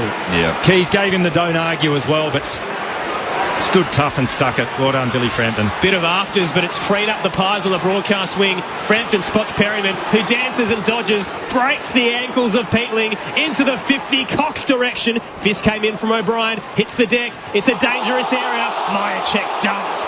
Ball up to come, 20 out in Collingwood's 50. They currently are down by a point. Riley O'Brien has just laid a couple of tremendous tackles in this first quarter. Crowd involvement, full points in this opening quarter. They are involved in everything. As O'Brien palms it down straight to McCreary. Kick smothered. Ricochets back to Elliott. Hand pass to DeGoey. His kick smothered.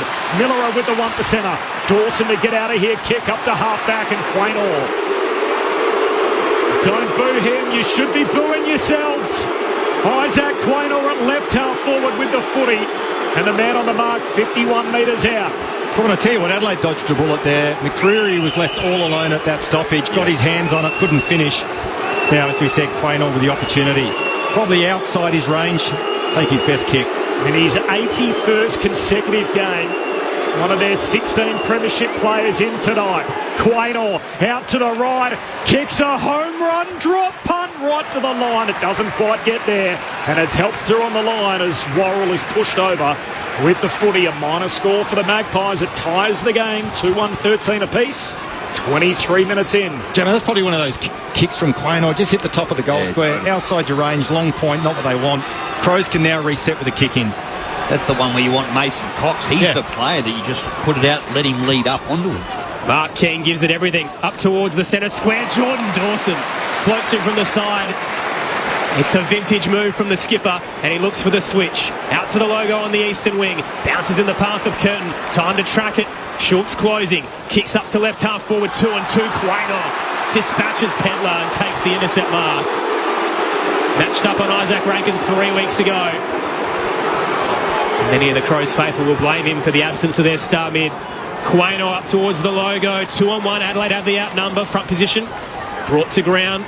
Dawson couldn't control it. Murray becomes the tackler, extracted by DeGoey, and now Long for the Pies. Tumbles it up to right half forward. Elliott committed the body, trying to brush off Worrell.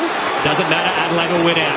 Worrell gets back to his feet, up to centre wing, and a nice flying half from Pedler.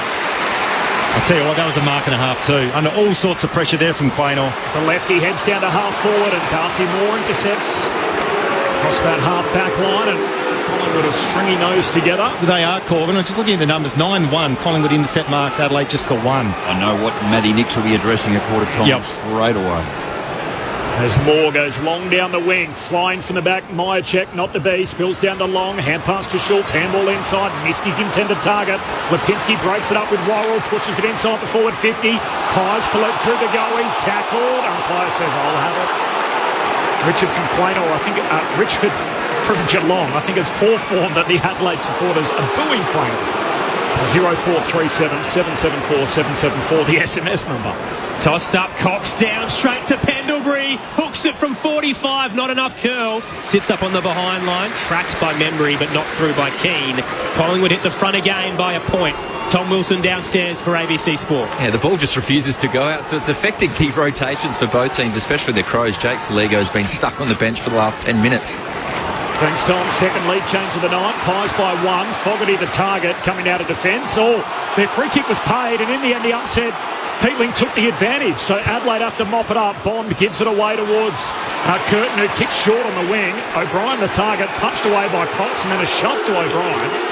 And Mason Cox, he's more than happy to be the villain and wear the black hat here tonight. We'll have a boundary throwing on the wing. He's quite happy doing that, absolutely, Corbin, but he needs to get hold of the footy. Just the one disposal to this point in the game. Hasn't had any influence at all. Pies by a point. Finals footy on ABC Sport. Tossed in. Mason Cox commits early to O'Brien. Shallow drops. Saligo's there. Head over the footy. Kick smothered by Pendlebury. Rolls towards Josh Dacos. A toe from Cumming. Towards the centre square. Dawson now for Adelaide with the volley. Straight towards Houston at centre half back. Not happy with Houston either. Context of that is he took out Isaac Rankin in the showdown last year when he was playing for Port Adelaide. Heads wide to Quaynor, now Perryman. Swings it through the logo on the eastern side, and Parker's in space. The former cricketer, bit of spin as he curls it up towards right half forward. And the mark taken by Long, too far out to score. Waits for a teammate to float in, and Parker just kept running.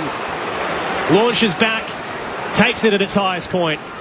45 from home, tight angle, right-hand side. One of the interesting stats as well, sorry, Jamo, just the marks. So it's 27 Collingwood, 9 to Adelaide. Just shows you the different styles of play that both sides have come into this contest. Quick kick up towards the behind line, tried to set it up, couple of flyers, too high, free kick going the way of Brodie Myercheck. Miller are committed alongside Hinge. Myercheck had front position. Almost caught the Crows off guard there as he flew into the air.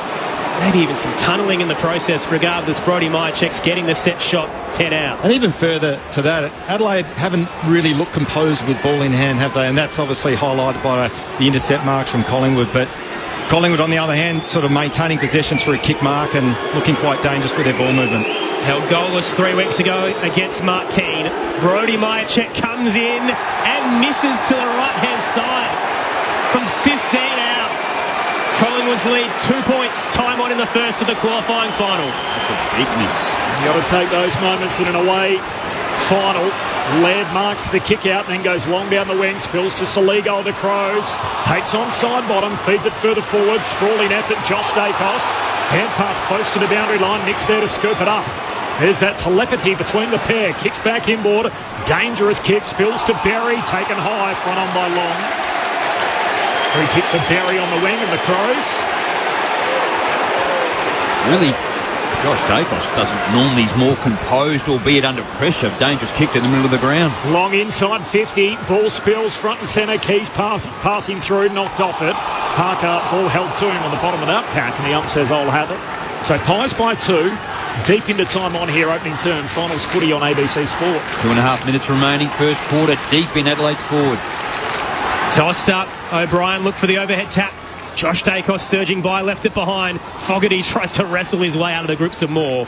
Ball up to come, still 25 out. These repeat stoppages inside Adelaide's 450. This is where you miss the presence of Isaac Rankin. Cameron gets a tap down straight to Maynard and he jams it out of there. High spiral. Out to present was Membry. Did enough to knock it down front square to Lipinski. Steps in and out, then around the body, curls it back to Membry, who took the mark at left half back. It was touched, actually, and one umpire caught it, and the umpire in control has said it was a mark.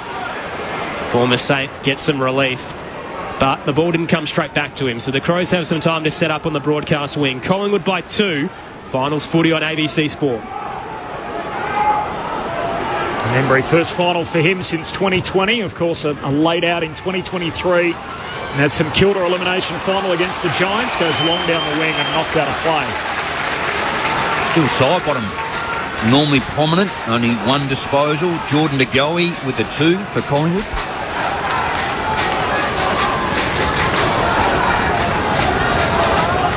Two-point lead for the Pies. Finals footy on ABC Sport. O'Brien reaching over the top, palms it down, distracted by Laird, gets a kick up over halfway. Wainor paddles it out in front of Moore, collects, tackled, lost it, cleaned up by side bottom, hand pass back to his mate Pendlebury, surrenders into the tackle of Phil Thornton, a ball up.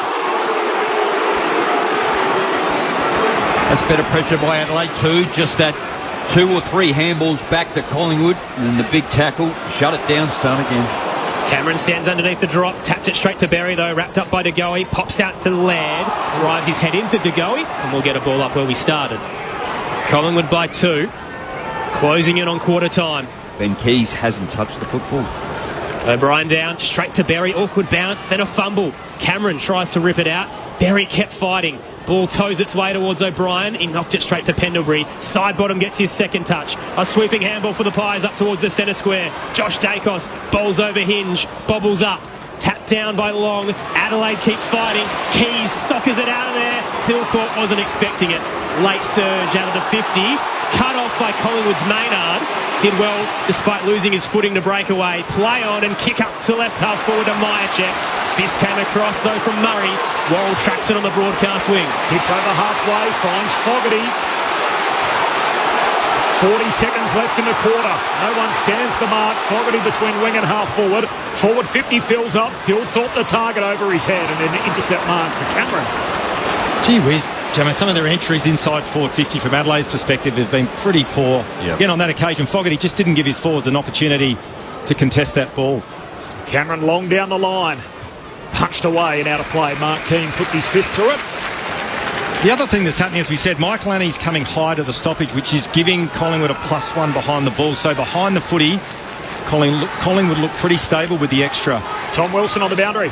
Jamie Elliott's come off the ground porting at a lower leg injury, and the trainers are doing a lot of work around his shin, and just that sort of outer calf area will keep a watch on it. Would be a huge blow. He's been the match winner twice against the Crows in the last decade. Tossed back in, out of the stoppage, long to Nick Dacos. Time's ticking down. One last roll of the dice in the first. Dacos outside of the boot, heads to Myercheck, 3 to beat, and Miller flies over the top of him. The match-saving mark, or the quarter-saving mark on the siren. And the Collingwood will lead by 2 at the first change. What an arm wrestle in the first qualifying final. 2-3-15 the Pies, 2-1-13 the Crows. The goal scorers all individual. Dawson, Walker, Elliott and Nick Dacos. Your thoughts throughout the night on the SMS 0437 774 774. James in Ballarat enjoying the call, but wow, what a disgraceful showing from the Adelaide Oval crowd. Marcus in South Melbourne, I started the match supporting the Crows, but the crowd's behaviour has really turned me off. Caring whether they win or lose, extremely poor from Adelaide. And just in contrast to that, David in Lonnie, Corbin, stop sounding like a twat. I have a dog in the fight too, but you whinging about who is being booed doesn't help us. They are supporters at a footy game. So there's both sides of it on that front. Matt says 4 generations of family gathered in front of a muted TV with ABC on the radio on a mild night in Canberra. Go the Pies from Matt. Matt, nice to hear from you as we keep it PG on the SMS 0437 774 774. Magpies by 2 at quarter time, and this is Finals Footy on ABC Sport. You meet the most interesting people on Sunday morning. I tell you what, I'd kill for some clean air and a good coffee over here, and there's no generic latte over here. Come home straight away, please. Join the rest of Australia right here on Sunday morning. Australia All Over on ABC Radio.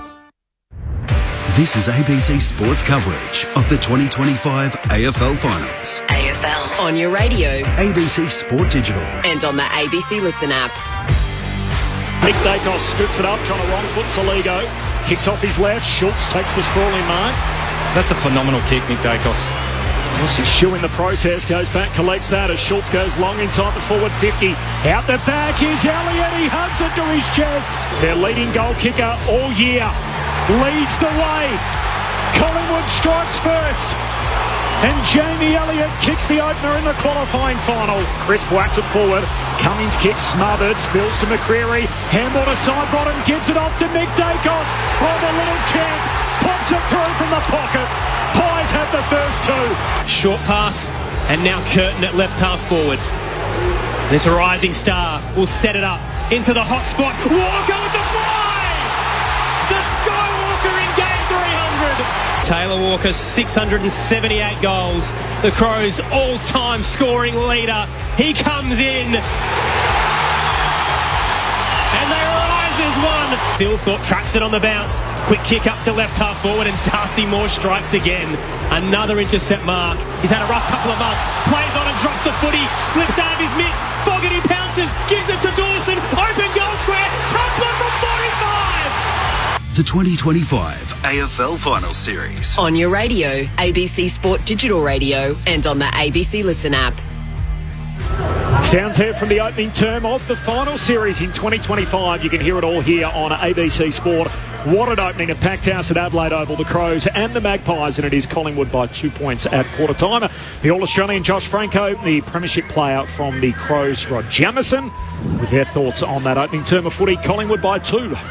Composure for Adelaide, I think that's what it got down to, wasn't it? The amount of football they had, 13 to 12 inside 50s, but just blasted away. And credit to the Collingwood defence, they were able to manfully work out, just support back, do it as a team, collectively shut it down, which is everything we spoke about Adelaide were able to do in round 23 with their defence. Adelaide's defence was also pretty miserly as well. A little sort of probably early. They struggled to actually then read the football and allowed Collingwood to get the first 2 goals, but I think for the majority of the quarter, it sort of just went backwards and forwards between the arcs. Hey, look, it did, Jam, we spoke about before the game. We've highlighted Adelaide's poor clearance work in the last couple of rounds of the home and away series. They seem to have addressed that, and we mentioned throughout the call that Michael Annie as the forwards coming high up to the stoppage. What that is giving Collingwood is a +1 deep behind the ball. So even though they're winning the clearances, Adelaide at the moment, and they're +1 to this point in the contest, they do look pretty stable behind the ball, Collingwood, and then they're able to rebound off the back of that. So they've tidied up their clearance work, but I reckon that +1 behind the ball is hurting. They lack composure with footy in hand, the Adelaide Crows. And another number to support that is the intercept marks, so opposition intercept marks. So Collingwood have had 12, Adelaide just the 2. The other sort of stats that really grabbed my attention is, one is Adelaide's kicking efficiency off the back of their lack of composure with ball in hand, but Adelaide have only taken 13 marks for the quarter, so they're kicking the ball more than they're handballing, again off their inability to stay composed with ball in hand, and largely that's due to the pressure that Collingwood's applying. They just haven't been able to seem to get their game going as we know Adelaide can. It's only early days, obviously Collingwood are up by 2 points, quarter time, still game on, absolutely. But I reckon Collingwood at this point in the game, in terms of the arm wrestle, look a little bit more composed with ball in hand. Yeah, I was about to ask you about the style of game that it is. Who would be happier, do you think, Matthew Nicks or Craig McRae, in the way the game looks through one? I think Craig McRae, absolutely. Just the way that they're able to kick mark, and they've got the hands, the ball in the hands of Nick Dacos. He's had 8 disposals. The guys that use the ball really well. And if you look at Adelaide, Dawson's one of the leading possession winners for Adelaide. He's had 6, but I think Craig McRae would be pretty comfortable how the game's being played. Matthew Nicks, I guess from a positive perspective, he knows there's plenty of upside to the way that we know Adelaide can play. I think Collingwood, the way they move the footy out of the stoppage at the moment, they're either going back or forward, and they're actually then that forward handball over the top. And we saw the passage of play late in that first quarter where they were able to string probably 5 marks, 6 marks together, maintain just that small kick, sort of zigzagged all the way down to then Elliott taking mark deep in the pocket. Look, I think the other thing to that too, Jamo, is if Collingwood and Adelaide are going to allow them to have a +1 behind the ball, they've got to start using their hands from stoppages. They've had 11 of them, they've had 11 clearances, but they're hacking it forward. So use a bit more hands, a bit more composure going inside 50. Tom Wilson on the boundary. Tom. So Jamie Elliott is taking his spot in Collingwood's forward line, which is good to see. So he's shaking off that leg injury. A good one to watch this quarter is Jordan Dawson. He's been starting in the midfield, but sliding forward. That's how he got that goal in the first term. We saw him have that monstrous second quarter a few weeks ago against the Hawks, where Adelaide needed a lift from him and he tore the game open in that term. Can he do it again tonight? Cameron palms it down towards Long, trying to break through the tackle for Collingwood. Hand pass out to side bottom. Had a Windy trying to soccer it forward. Spills to DeGoey rather. Hand pass forward, picked off. Laird on the back flank for the Crows. Kicks down the wing. Josh Dacos breaks it up. Collingwood back with it. Cameron to Parker. Hurried kick into centre square. Bouncing footy unkind for Lipinski. Centre half forward for the Pies. Eventually spills back to Lipinski. Side bottom. Slick hands got it to DeGoey. He kicks inside 50. Here's Elliott. Hits up and marks at left half forward, and he's within range. Marks inside the arc. And that's the example that I was just talking about as well. Like just that kick comes into the middle. It's a dirty ball, but then Collingwood maintain or grab hold of possession. Handball, and then it's a small kick out. So doing it really well. Jamie Elliott, this is customary. Elliott just controlling the flanks, bursting up, marking, giving them an option. And now the set shot to finish. Jamie Elliott kicked the first of the game. He's got the first of the second term. Another tone setter from Jamie Elliott. And Collingwood's lead grows to 8. 3-3 to 2-1. 90 seconds into the second term. This is Finals Footy on ABC Sport. Josh Franco and Rod Jamison. And Gemma, you're absolutely spot on the way you called it. The Collingwood's ability to turn the footy over, but then at top of the 50, sort of centre half forward area for the Pies, their ability to shift the ball by hands. Adelaide unable to get any sort of pressure on the ball, and then that unpressured kick inside forward 50 to Elliott, almost uncontested connect.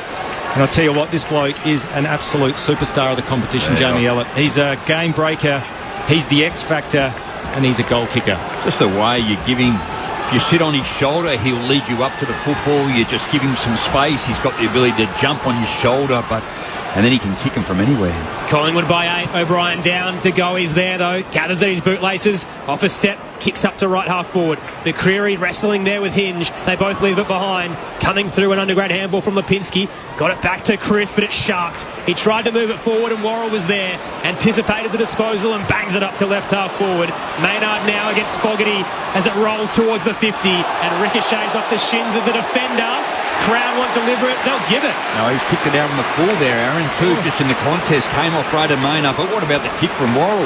The barrel just to clear the line. That's gone all of 60. Now Fogarty's going to have a shot from about 45 out. I'll tell you what, if you're Brayden Maynard, he's unlucky. That is as stiff as it gets. But you talk about in your wheelhouse, Darcy Fogarty, this is right in his wheelhouse. Bounced off the top of his sock as he jostled for position with Fogarty. Going to come in from behind a camera. He'll just reel around on his right foot and kick it through goalpost height. He can kick a ball, this bloke. Has kicked 6 in the 2 games against the Pies this year. Darcy Fogarty steps inboard and then balks his way past Maynard. From 40, he sprays it. That would have been special. It's across the face and off hands over the boundary line in front of the scoreboard. Didn't expect that. No. I don't think Maynard did either. Jeez.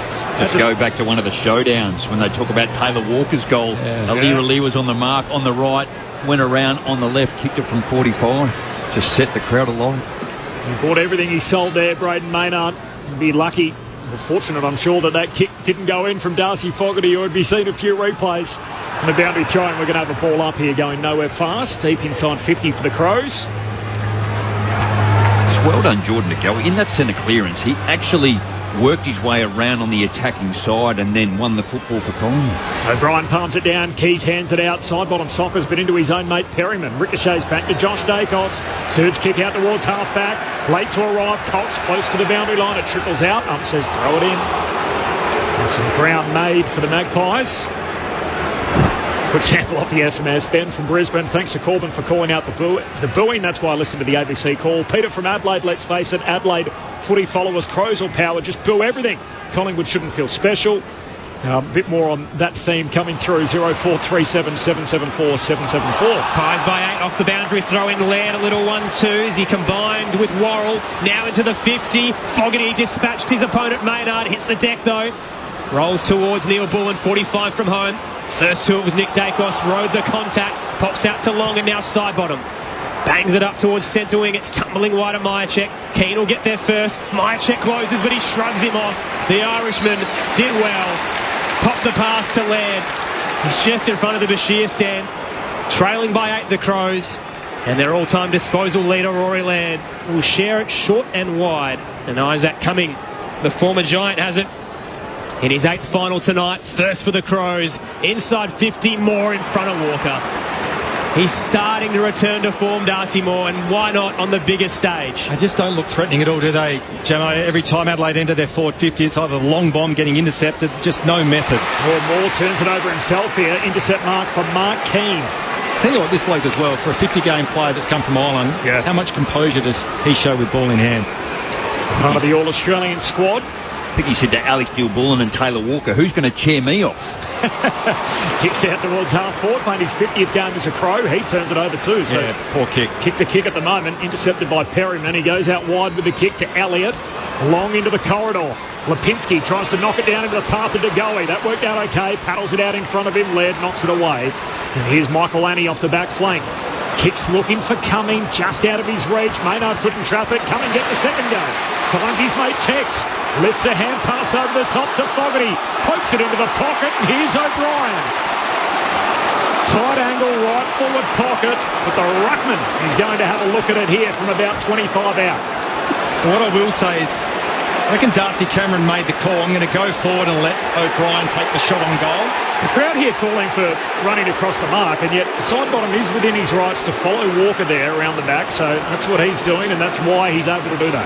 I think every Adelaide supporter in Riley O'Brien's 145th game is saying kick the goal. They normally say handball it off. It's kicked only 17 of them. What a time it would be. O'Brien across the goal face. He's missed the whole set. Out of bounds on the full in the opposite pocket. No change to the score. And an 8-point lead for Collingwood 7 minutes into this second term. I'm not sure if it was intentional, but Darcy Cameron, take a bow. I thought he did that well and made O'Brien kick the goal. Frampton brings it back in. Across the pack, though, Hinge takes it out of the stoppage. Hands it off to Saligo. Hooking it into the 50. Phil Thorpe was entangled with Frampton and couldn't get to the drop. Walker gathers. Handball in hope towards the goal square. Collingwood have the numbers. Perryman to Frampton. Underground handball cut off by Fogarty as he tried to get it to Parker. Squeezes a kick central. Keys caught behind Pendlebury. Laid the tackle though as it was at 15. Ball now on the deck. Diving on top. Quick tackle laid. Holds up Perryman and we'll get a ball up 20 from home. Slightly left of centre for the Crows. Trailing by 8. Pies defenders under the pump. Inside 50s this quarter 6-1. Forward 50 stoppage for the Crows. Dawson trying to make it happen. Kick smothered. Maynard did well with the 1%er and then wins it. Hand pass close to the boundary line and now out. Umpire says throw it in. Still forward 50 stop. Still another forward 50 stoppage for the Crows. Seen them pay for less, Corbin. Yeah, I don't know where he was handballing. No, or the boundary line. The Carl Amon. That last round, that game against the Brisbane Lions. Wasn't so lucky with the rub of the green there. The rub of the men in yellow tonight. On the boundary throw-in. O'Brien trying to soccer it forward. Spills down to De Goey. He races away with the footy. Surge kick up towards the wing. And Elliott trying to reel in a mark. Not quite. Now has to deal with Bond. Tumbles a kick down the wing for Collingwood. Coming through in the other direction. Cumming. He's tackled, taken the ground, coming off his backside, feeds it back through to Worrell. Hand pass to Bond, handball inboard to Michael Annie. Thrusts it back to Laird, put him under pressure from Cox, who slipped over. Back to Peatling, through centre wing, the kick to Neil Bullen, courageous, with two coming the other way. Marks him goes, the premiership demon heads into the scoreboard pocket. Fogarty was there, and a late desperate fist from Maynard. Knocks it over the boundary line, 20 out from home. Oh, well done, Braden Maynard. That was outstanding. And as I said, the Collingwood defenders are under siege at the minute. 7-1 inside 50s Adelaide's favour in this quarter alone. They're just off with that last kick inside 50 Adelaide. Winning the territory battle here, the Crows. Can they put something on the scoreboard? Cameron down to Pendlebury, hands it to Parker. Dumps a kick out of defence. Bond, juggled effort, not to be. Falls to Neil Bullen. He's tackled, taken to ground. Boundary line on the eastern side. 3-3 to 2-1. It is Collingwood by 8 points. 9.5 gone, second term. Finals footy on ABC Sport. Corbin Middlemass, Aaron Bryans, Tom Wilson, Rod Jamieson, Josh Franco, your call team. All the finals right here on ABC Sport as Cameron soccers it forward. Michael Annie tackled as soon as he grabbed it. Long takes him down, and another ball up, still just inside that boundary line eastern side. Now it's Collingwood's turn. It was 31% kicking efficiency at the moment in this second quarter. They're just happy to get it out of their defence. Ball up close to the boundary line. O'Brien down, was looking for Laird. Picked off by Nick Dacos. He nearly gave it away to Cumming. Pendlebury there. Slides low. Tries to paddle it to De Goey. It's pinballing around. Who else but Nick Dacos to get out of there? Hands it to Sidebottom. Dummies through one. Underground handball to get through another. They're trying to be fancy here, but Adelaide's pressure is too hot. O'Brien rips it away. Thrusts it into the 50. It was a low dart. And straight onto the chest of Walker. 40 from home. Well done, Adelaide. Well done, Adelaide. You talk about pressure. That was outstanding. The ball was in the hands of Pendlebury and Dacos, and they still couldn't break free of Adelaide's pressure on the ball in that scramble. And again, Lux of Fortune, the quick kick forward, Tex Walker in front, chest mark. Big kick this one. Well, that's where the Collingwood defence do like to stand back and give you that space. If the kick doesn't come in, they know that they can get there. Walker crosses the paint of 50. It's a low but strong bomb. Tex has got two. And the margin down to 2 as well. Collingwood 3-3-21. Adelaide 3-1-19. 11 played in the second term. Finals footy on ABC Sport with Rod Jamieson and Josh Franco.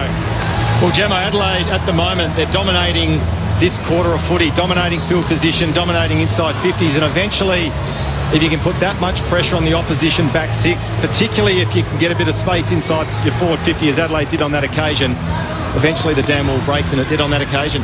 Just really haven't seen an Adelaide forward lead up to receive the footy, and that's where you're going to expose the defence of Collingwood. At the moment too, I mean, Myercheck's presented, Jamie Elliott is presented. They've had a lot more space because they've moved the football so much quicker into their forward 50.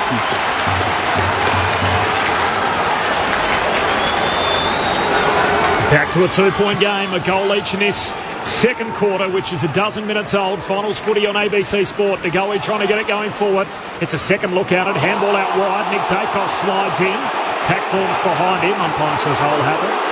I think what the crowd is upset, like, he just sort of jumps on it and rolls onto the football, and Adelaide come over the top, and the umpires are then throwing it up as opposed to penalising. Up it goes. Cameron palms it down to Crisp. Tackle, taken to ground, and a ball up again. Wayne Miller on one side. O'Brien reaching over the top, knocks it down. Pendlebury for the Pies. Hand pass forward straight to Millerer. Hand pass away towards Worrell. High kick to half forward for the home team. Frampton punches it close to the boundary line. Moore collects for Collingwood. Hand pass to Josh Dacos. Lifts a handball to Houston. This is the kick they've struggled with. From the defensive half up over halfway. Myercheck, the target, was run straight into Keane. Gives away the free kick. Keane will get it back, half back for the Crows. But go back to the other end, Corby. That's how Collingwood are winning the football. They're actually trusting their teammate in the numbers they get around the football. Adelaide are going into it, leaving someone exposed, and they get a forward handball over the top, and then they're out. The Crows sharing it through defensive 50, so Keane to Worrell, then Miller up. And now a wide kick from Michael Annie. Out to the broadcast wing. Taken by Bond, shoots it through centre wing. Neil Bullen had a runner, gives it to Curtin, sidestep, side bottom. Closing down was Perryman. He gets it back to Neil Bullen, slices it into the 50 to Pedler. Alex Neil Bullen might be the recruit of the year. He's done a tremendous job with his leadership, and tonight he is directing traffic out of the middle. Set shot to come, 45 from home. Luke Pedler, 9 goals won. A couple of years ago had the absolute yips. I think kicked 7 or 8 behinds before he kicked his first goal. But 9 goal won is his return in 2025. A return from a hamstring injury. Luke Pedler tests it out with a long-range strike. Pedler fires from 50. Adelaide back in front. Third lead change of the night. 4-1-25. The Crows lead the Pies 3-3-21. 14 played in the second term. Finals footy on ABC Sport. Well, Jamo, just looking at that play unfold, I think it was Curtin that had the ball in front of the interchange bench. He was looking, and to your point, didn't have anyone coming at the kicker. Ran into a bit of trouble, had to go backwards, but that entry and that connection inside forward 50 to find Pedler, uncontested. He just dropped that ball in the bin then.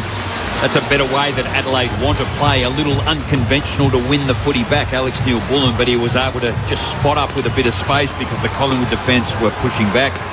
Might go down to Tom Wilson and check out. Brody Mycheck's gone to the bench. Tom?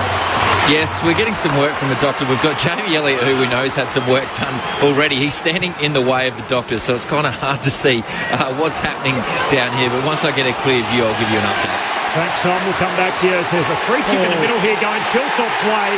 Mason Cox has tried to argue the point, and the umpire said, you need to be a little more constructive with your feedback.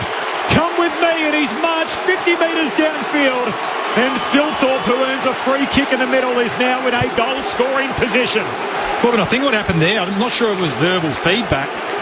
Mason Cox knew that Philthorpe had the free kick. He looked at the umpire, delayed the ball going back to Philthorpe, and he said, you'll pay the price for that, give you 50. One thing they don't like the hands out. No, that was silly. That's certainly something they don't, where they look to the umpire as if, what was that for? Where, as you say, the instruction is return the footy. Boy, it hurts. Philthorpe finishes it off. Crows are rolling. That's 3 in a row for the home team. And what a costly set of decisions from Mason Cox in the middle. And it opens up a 10-point advantage for Adelaide. 5-1 to 3-3. 16 gone in the second term. Finals footy on ABC Sport. And you've got Scott Pendlebury around him, still side bottom. Nick Dacos is having a word to him. The runner's gone out to have a chat to him. It's just the hot head of the Yank. You just want to be able to say, mate, just settle down. Well, I think in certain circumstances you get away with that. If there's congestion, there's numbers, you don't really know whose free kick it is. But that was as obvious as it comes. And Mason Cox, goodness me. Yeah. Talk about coach killers. Here we go again. Philthorpe on Cox in the middle of the ground. Crows by 10. Crowd starting to rise. Bounces a low one. Cox flies. Philthorpe stays down. The Magpies ruck. Knocks it towards McCreary. Wide hand pass to Houston, smothered by Berry. Ricochets to the eastern wing. Berry gathers. Wheels his way away from Houston. Back to Millerer. Thumps it through centre wing. Cox makes amends as he floats back and intercepts at left half back. Tell you what, he swung his right arm back there and he nearly took out Quainer. Wow. Looks like he's got the swimming goggles on, isn't it? Albeit the glasses that he wears so he can... Kicks it straight to Philthorpe. Wanted to go long down the line to half forward. Cameron was the target. Philthorpe picked it off. Looks like he's primed for a big September assault. And right on cue, the commentator's curse turns it over. Membry the intercept mark. Short kick to side bottom. And the Pies need a settler. They've conceded the last 3 in the game. Given up the lead. Philthorpe currently in the ruck. Don't they say ruckman? Don't hit 45.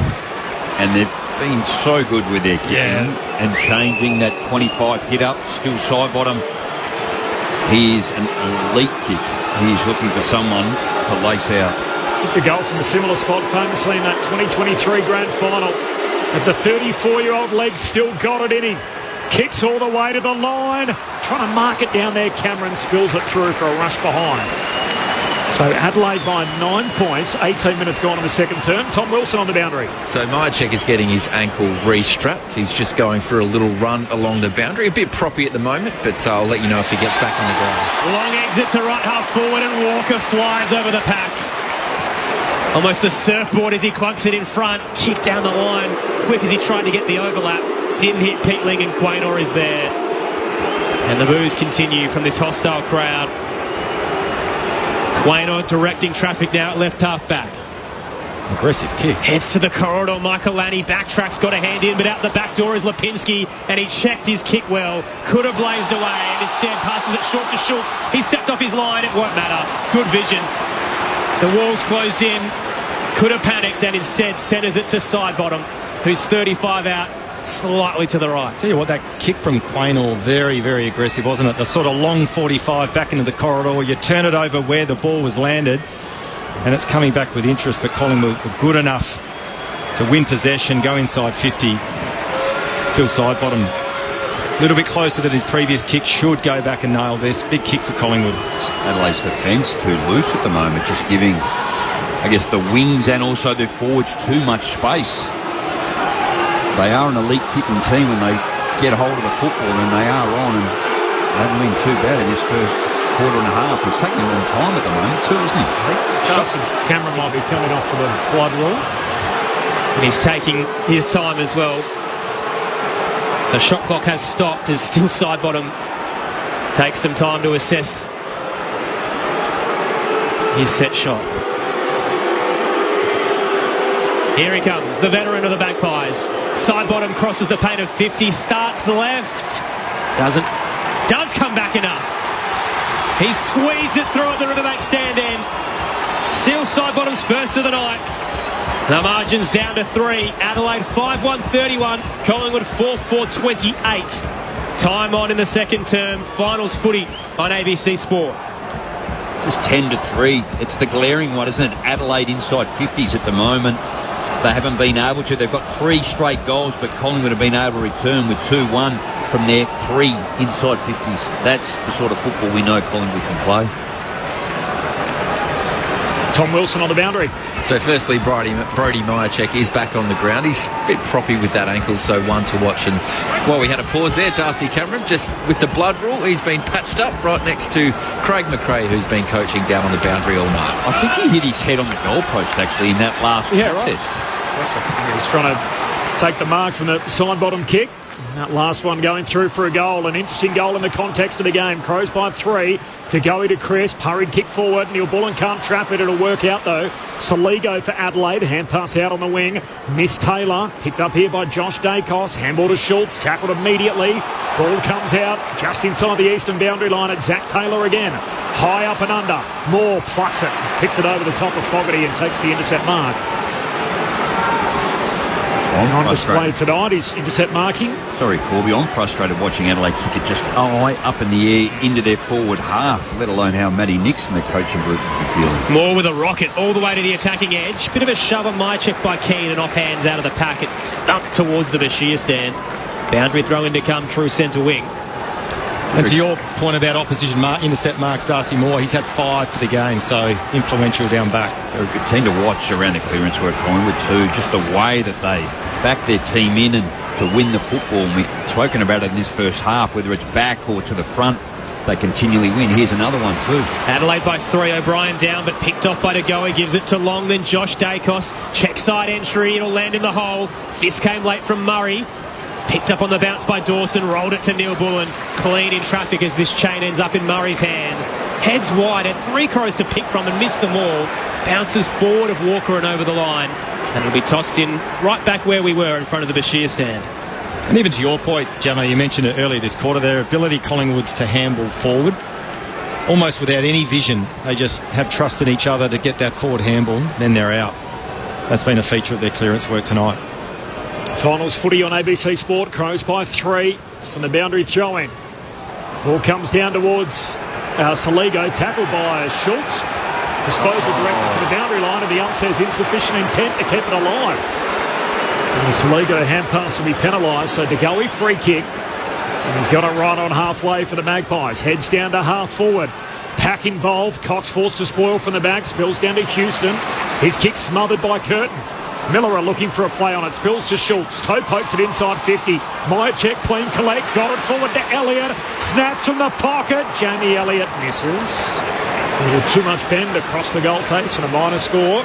Crows by 2. 23.5 gone second term. De Goey starting to get going as well. Just the 2 disposals in the first quarter. 9 this quarter with 5 clearances. Laurel goes for a trot out of the defensive goal square and then pulls his kick to left half back. He is Dawson. He was injured for the first part of the year, wasn't he? Starting to play some consistent footy. Disposal 9 for the skipper. Heads to the broadcast wing. 2-on-2 there. Walker decides not to fly. Perryman caught off guard. Out of his hands. It's knocked down towards Taylor. Handball across to the Texan. Now forward to Pedler. Breaks through 2. Josh Dacos might have caught him high. He got a kick away under duress. Straight to Keys. It wasn't 15. Everybody stopped, but the Magpies knew. And they close in to crunch Ben Keys as Long and Maynard force the ball up. So we're 45 out here. Quick reset, Adelaide's 50, O'Brien down, fumble by Crisp, Saligo try to break through, picked off by Josh Dacos as he flares it out of dodge, up to broadcast wing. Embry flies, keeps tracking on the bounce, good crumb, handed it to Sidebottom who threw his body in against Hinge. Ricochets out towards Peatling, now central to Worrell. Michael Annie can wheel in, sends Adelaide inside 50. Pedler tries to fly, but Moore again stands his ground and cuts it off. Hands it to Long front and square, and Maynard launches a roost up to half forward. Elliott edges his direct opponent underneath the footy, taps it forward to Myercheck, has to be clean. Hands it back to Elliott, just missed him, he's got 3 to beat. Numbers went out, Bond knocks it back to Miller now, hands it to Worrell, kicks out of defence, but it's coming back. Houston takes the mark between wing and half forward. Yeah, too cute there from Worrell, just had to get it high and deep and give his players ahead of the ball a chance to compete. Still a kick out, finds Jack Crisp. Patient, waited for the right option, and Crisp somehow able to mark uncontested inside 50. It's incredibly frustrating just to watch the defence of Adelaide at the moment. They have been so good all year. Too much space. Chris finds a spot in between 3 opponents. Think about that 70-odd inside 50s last time they met for 8 goals. And yet Jack Crisp able after about 8 Mississippis to take the mark uncontested. The AFL's Iron Man from right on 50. The kick lands short and O'Brien takes the intercept mark on the behind line. Kick doesn't get there, score doesn't change. Crows by 2, time on second quarter. Been a big year for O'Brien. Usually the whipping boy of the Crows fan base. Stepped up with his contract on the line, got the extension he was after and has continued the form. Bangs it long on the bounce. Thilthorpe gathers. Got it to Berry. Missed his handball. Rolls to the boundary line. McCreary keeps it in. Off balance. Did he walk it over as he kicks into the right forward pocket? He did. Boundary throw in to come near Tom Wilson. Yeah, Collingwood veteran Steele Sidebottom got cleaned up a little earlier. Probably unlucky not to get a high free kick. It was his former teammate Mark Keane, and there was some nice afters where Sidebottom pointed to him in the face on repeated occasions. So one to watch out if he's going to try and get one back. Adelaide by 2. Finals footy on ABC Sport. Boundary throw in a little short of the rucks. Collapsing was Cameron Saligo on top of him. Ball up to come just outside the paint of 50 for the Magpies. And the real headache for Matthew Nicks at the moment is the trend is continuing. The intercept mark's 19-5, so Collingwood dominating the aerial intercept possession game. Crows by 2 late in the term as O'Brien wins it down to Saligo. Surge kick forward straight to Darcy Moore. He's having a nice night, Darcy. Obviously coughed up that 1 goal, but gee, they've made it easy for him. Some of the entries going forward. Quaynall's got the footy. He marks and then kicks to centre half forward to a pack. Ball spills down. Long trying to get a hand pass out to Schultz. There's a free kick in all of that. It's going to Ned Long. So again, that example is 3 or 4 Adelaide players onto 1. So if Collingwood win the football, albeit they won the free on that occasion, they are out. Adelaide's defence is really poor, once again going short to De Goey. Free kick for a high tackle, short to De Goey. De Goey loads up, drives the kick to the goal square. Membry leaps for it. No mark, falls off hands to Berry. Surge kick to half back and a good mark for Thilthorpe. Settles it down for Adelaide. And 50 as well. Thilthorpe stepped towards the broadcast wing. Nick Dacos tried to anticipate it, was called to stand. Thilthorpe will be marched towards the corridor. In the centre square, he plays on to Dawson. Wasn't 15, now has to rush it up to half forward. Saligo with 4 to beat. Can't get the job done. Quaynor's there for the Pies. Here comes the counter punch. Schultz, long. Cameron running back. Needs a kind bounce. Keane's behind him. Cameron volleys it through. The big man gets low with the soccer skills. Collingwood back in front. A 4-point advantage as we close in on half-time. 5-5-35 to the Crows. 5-1-31. Fourth lead change in an incredible qualifying final at the Adelaide Oval. Finals footy on ABC Sport with Rod Jamieson and Josh Franco. Jamo, you talk about momentum swings in the game. At one stage in this second quarter, Adelaide were dominating field position and dominating inside 50s. It was 10-1. It's now 12-9. So the momentum has definitely swung. Collingwood looking ominous at the moment. A couple of big barrels too from Collingwood, and Schultz on that occasion just getting it over the back.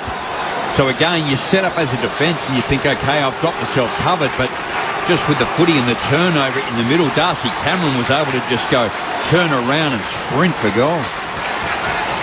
Lead change number 4, as Aaron mentioned, Pies by 4 points out of the middle. Nick Dacos, first hand pass picked off. Cumming knocks it away for the Crows, but straight to Josh Dacos. Hand pass went to no one in particular. Josh goes and gets it. Rolls back to him. Hand pass away to Crisp. Kicks inside the forward 50 for the Magpies. Spills down towards Myercheck. Kicks to an unguarded goal square. Copped an unkind bounce into the post, and a minor score. So Collingwood by 5. 5-6 to 5-1. Half hour mark second term. Magpies by 5 points. Adelaide under siege. And this volatile home crowd of near 50,000 plus. Just a little antsy. Mitch Hinge needs to find the football, and here he is on the end of this. This will be his third disposal. Ben Keys tonight, 2 disposals to this point. Hasn't kicked a goal against the Magpies in his 11 games. Keane wide to Hinge. Thumps it to the broadcast wing. Thilthorpe flies. Knocked down front and square. Neil Bullen. Wrapped up by a couple. Will get a ball up. So Will Parker largely doing the job on Ben Keys. Brought in for that role alone. Cameron down looking for long. Tackle dispossessed. Dawson now around the body. A high wobbler. Up to left half forward. Thilthorpe came late. Couldn't quite get there. Then bounces off Keys and it frees up the Magpies. Long to Pendlebury. Josh Dacos accelerates through traffic. Kicks into a paddock at half forward. Keane coming the other way of DeGoey. Ricochets out towards the square. Wrestling for position is Curtin. Underneath it all is Pedler. Handball plucked away though by McCreary. Collingwood now at right half forward. Crisp lowers the eyes and a bullet pass into the pocket to reward the racing Myercheck. He takes it 40 from home on a tight angle. Just cleaner. Yeah. Collingwood, aren't they? 2 Absolutely. ground balls, just absolutely clean in the congestion, in the contest. And albeit when you have a look at the clearance work, 18 to 20, this is up until half time. Contested 67 to 70 in favour. It is tight, but just the ground ball gets, they're so much cleaner with their hands. Myercheck starts at right half forward. He'll kick right behind the paint. Straight line to the left and plenty of carry, so a minor score comfortably. Collingwood's lead 6 points. 5-7-37. Adelaide 5-1-31. And the Crows are begging for the halftime siren. 36 goals this year, Brodie Myercheck, but he's also kicked 23 behinds, and he's done 3 again tonight. Hinge goes on a run with the kick out and goes long up in the Thilthorpe direction, broken up by Frampton close to the boundary line, and Chris sees it out. I'll give you all the teams at halftime for the rest of the weekend. Of course, 3 big finals to come after this. Winner tonight gets the week off in the home prelim. And for Adelaide, that'll be a Friday night prelim in week 3. If they win, if they lose, they'll be back here Friday night next week in a semi. Another qualifying final, then the 2 cutthroat finals on Saturday, all to come. Finals footy on ABC Sport as Peatling pinged for holding the ball on the halftime siren. The umpire is a little worried about this. Time has expired. The 2 teams taking a bit to separate. Peatling and Cameron involved in a wrestle, and the umpire is powerless here to stop the melee. Ordinarily, the officials like to throw the footy up, keep it moving and try to break the 2 teams up, and yet there a jump has been shoved and teams being grabbed onto one another here. Tim Membry at the heart of it, involved with young Dan Curtin. He seems to, Max Michaelani also involved there as well, so save your energy, boys. 2 of the younger guys. It almost peters out and then it starts up again. Hinge now, it's been in there. Yeah. Umpires around the edge of the contest. Taylor Walker's gone in. I was going to say, Taylor's always a calm head trying to sort it out. Still going out the other side. Who's that? Well, Mark Keane's been separated here from the rest of his team. He's getting shoved by Billy Frampton, and now Walker and Keys come over to lend a hand, and this is going to take a little bit to sort out. And they are still going at it as the Oz kickers try and set up. And now the Adelaide guys who had separated are now walking over to try and get their mates out of it. And Membry is right at it with Mark Keane in particular, as he's walking back and got a lot to say, Tim Membry. We built it up in the lead-up about sort of the modern-day rivalry. That this is very real with the playing group. And Keane's target was Isaac Quaynor. So there were at least 6 or 7 bodies between them, but he just kept signalling, stop chirping to Isaac Quaynor, who wouldn't really break away from that little melee. And the teams separate. Now they get into a slow jog as they make their way off the ground. Now the Crows will have to wait for the television commitments of one of their players in Darcy Fogarty, but the Collingwood players are out of here as they run down the tunnel off the SMS. Shout out to Ace from Anglesea. Nice to hear from you and appreciate your message in regards to the Isaac Quaynor booing that we touched on throughout the broadcast. Contrasting message to that. Great to see the crowd getting involved, and hopefully can continue to put Collingwood under pressure. Andy from Wodonga. Hello, Corby and lads. I've tried to watch the game, but there's something about lying in your bed, listening to a great call, the noise of the crowd, and using your imagination. Thanks, Andy. Nice to hear from you. From Paros, who's in Greece. Go the Pies. Shame to hear the Crows fans booing every second player. Some education needed for those folks. Travelling from Adelaide to Gladstone after getting off a flight from Perth with the one and only Benny Cousins. Hoping to get home and watch the Mighty Crows bring it home in the second half. What a day of footy stars. Cousins, Walker and Elliott. Adelaide is hot tonight from Beck in Gladstone. Nice to hear from you, Beck. It has been a talking point. I mean, it's inescapable in the opening quarter in the way that Isaac Quaynor has been received. I think we had fears of that leading into the game. Josh and Rod, I guess, what do you make of what we've seen here tonight? This is a guy that essentially was the victim on the receiving end of a homophobic slur, and yet he's become the central focus for the Crows fans tonight. I think that sums up society, doesn't it? At the moment, unfortunately. And it's, I think it's poor, but it's poor form, poor behaviour. And I understand the reason behind it, trying to upset him, but I don't know, leave that home. Remove Isaac Quaynor. I don't mind you booing, and, you know, it's how parochial you are with your team, so I get that, but if Isaac Rankin has called out and said, hey, look, I did this and I'm sorry, and he's aimed at a particular player, and I think the sentiment behind the booing is that they've actually ousted one of Adelaide's better players. He's not playing tonight, hence the booing. So, yeah, it's an oxymoron, really, isn't it? I mean, I guess the only thing is if they were playing at the MCG and Isaac Rankin was playing and they're booing Isaac, is that right as well? No. Yeah. And that would happen as well. Yep. So, as I said, it sums up. Yeah, I think great. I'd like to think we'd call that out as well. I mean, I just think if you are someone here tonight, say you're a Crows fan and you're a member of that particular group, and you feel like you've been marginalised in a particular area already, you don't always, you feel like the club's focus here was clearly Isaac Rankin. He's their player, but as to what that means for the rest of the LGBT community that were involved, that are Adelaide fans, and then they come to the game tonight and someone who's called out homophobia gets booed for it. I'm not sure it's a great look, and we haven't got a great history with this in the game, given the way that we've had players in the past. Adam Goods clearly comes to mind in the not-too-distant past, and the way he was treated for calling out racism he received. We had John Olsen with us pre-game, and I asked him about the crowd behaviour. I think they're very passionate fans. They'll turn up in force to support the club, but I also hope they also respect everybody in the ground. We're here to watch a great game of footy, an intense game of footy, but at the same time just respect every other person in the ground at the same time. Did you feel the need at any stage to try and add a little bit extra education perhaps to try and push that message harder? No, I don't think so. By and large, behaviour at this ground over the years has been pretty good. Number of incidents is quite low, and I would expect that to be the case again tonight.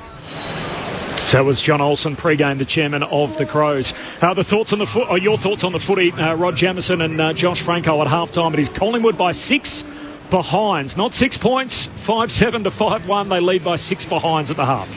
Look, I think if you're Matthew Nixon, the Adelaide coaching staff, you've got a few head-scratching moments throughout the course of that first half of this final, and the reason I say that, in looking through some of the numbers, the disposal count, and not that this is the be-all and end-all, but the disposal count at the moment to half-time is 182-145 Collingwood's way. The kick to handball ratio, 107 kicks to Collingwood, 75 handballs. Adelaide, 100 kicks to 45 handballs. Now, the real area of concern for Matthew Nicks and his staff is the intercept possession. So it's 20-5 Collingwood way to this point in the contest. And I can paint a picture. We mentioned it throughout that first quarter. Clearly, Adelaide have been concerned about coming into this game and getting dominated around the clearances and losing field position off the back of that. We've seen that in round 23 and round 24 last time Adelaide played Collingwood here. 71 inside 50s off the back of clearance dominance for Collingwood. So they've rectified that. So at the moment, the clearance count to half-time is 19 apiece. But the way they've done that is to bring a forward up to the stoppage to support and give a little bit more cover around the footy. The downside to that is Darcy Moore is basically doing what he pleases down back. And he's had 6 intercept marks. He's looking dangerous. He's setting all of his Collingwood defence up really well behind the footy, and he's having a real impact on the game. So, as I said, Matthew Nicks going into half-time. No doubt he'll be talking with the midfield stoppage coach around what do we do? Do we drop the forward and engage a Darcy Moore and try to nullify his influence? I guess the downside to that is potentially the clearance count starts to go in Collingwood's favour, but I guess at the end of the day, it's sort of that robbing Peter to pay Paul, and at the moment, Darcy Moore's having a real impact. Well, they're just having hold of the football at the moment. Time in possession for the match is 46% to Adelaide 35, and last 10 minutes 39-22. So Collingwood are just controlling the football. You spoke about, I guess, the marks. It's 47-32. The intercepts is 20-5. And the uncontested is 70-105. So Collingwood are just controlling it. Those intercept numbers are massive, aren't they? Totally. 20-5. Well, I was glowing of Adelaide when they last played Collingwood, what they were able to do in Collingwood's forward 50. And they were able to, as matter as the amount of football that went in, Adelaide were able to win it and Collingwood weren't lowering it. It's almost polar opposite now to what Adelaide are doing. They're just bombing and just going down the line every time, and they're not changing up the way they're doing. And also the energy that Collingwood are bringing, it's actually 27-35 tackles in favour of Collingwood. So when they don't have the footy, the pressure is there. But for me, Josh, it's that congested clearance. They just continually back in their teammate to win the football or get it out. Or it's almost a blind either back handball or a forward handball, but yet Collingwood are there to be able to run on, and then away they go. They can then control. And we've seen multiple instances in that first half of them be able to actually use the footy, hold the footy, maintain the football. But then I've got to say, Adelaide wasteful, but also their defence that we've been so strong in what they've been doing. They haven't been as miserly tonight in that first half as what they have been. And that's my point around, if you're prepared to give up Darcy Moore taking 6 first half intercepts, you've got to have better method going inside forward 50. I'd like to see Adelaide use their hands more. Haven't used a lot of handball, particularly in the scramble, that hat kick forward, which is playing into Collingwood's hands at the moment with, as we said, Darcy Moore setting up really well behind the footy. So they're pressured with their kicks, their hat kick forwards. There's not a lot of method with the way Adelaide are moving the ball inside forward 50, and they need to tidy that up in this second half. So if you look at Adelaide's forward 50, this is Collingwood's defence. Disposals 14, Collingwood 34. So that's in the first half. You have a look at ground ball gets 11-6. Uncontested possessions 17-5, and then when you look at intercept possessions in Adelaide's forward 50, 15-1. Collingwood's defence has been outstanding tonight. And then when you go the other way, Adelaide haven't been able to get on top of the forward up for Collingwood too. It's like 15-13 uncontested in favour of Adelaide, but 25-22 in terms of disposals. So Adelaide are winning the football, wasteful. Collingwood, we know how efficient they can be. They showed that, displayed that in the first half of the season. It's been an odd sort of game, hasn't it? When Adelaide get their turn to score, they've kicked multiple goals in a hurry, and it looks like, oh, wow, this is the most dominant footy that there is out there, and they're about to grab the game by the scruff of the neck, and yet they've only really had 2 moments like that. They kicked 2 goals in 3 minutes in the first quarter, and then they kicked 3 goals in a 5-minute burst in the second quarter. And outside of that, it's been a real grind, and that's what Craig McRae, I'm sure, will love, and what he's seen from his Magpies. More from Jamo and more from Josh Franco coming up as we work our way through the Magpies by 6 at half-time. Corbin Middlemass and Aaron Bryant's calling the footy, and Tom Wilson on the boundary. We'll bring you up to date with the teams for the rest of the weekend. Of course, every final you can hear right here in commercial-free on ABC Sport. It is half-time. Collingwood up by 6. Finals footy on ABC Sport. Let's check in with the ABC Newsroom.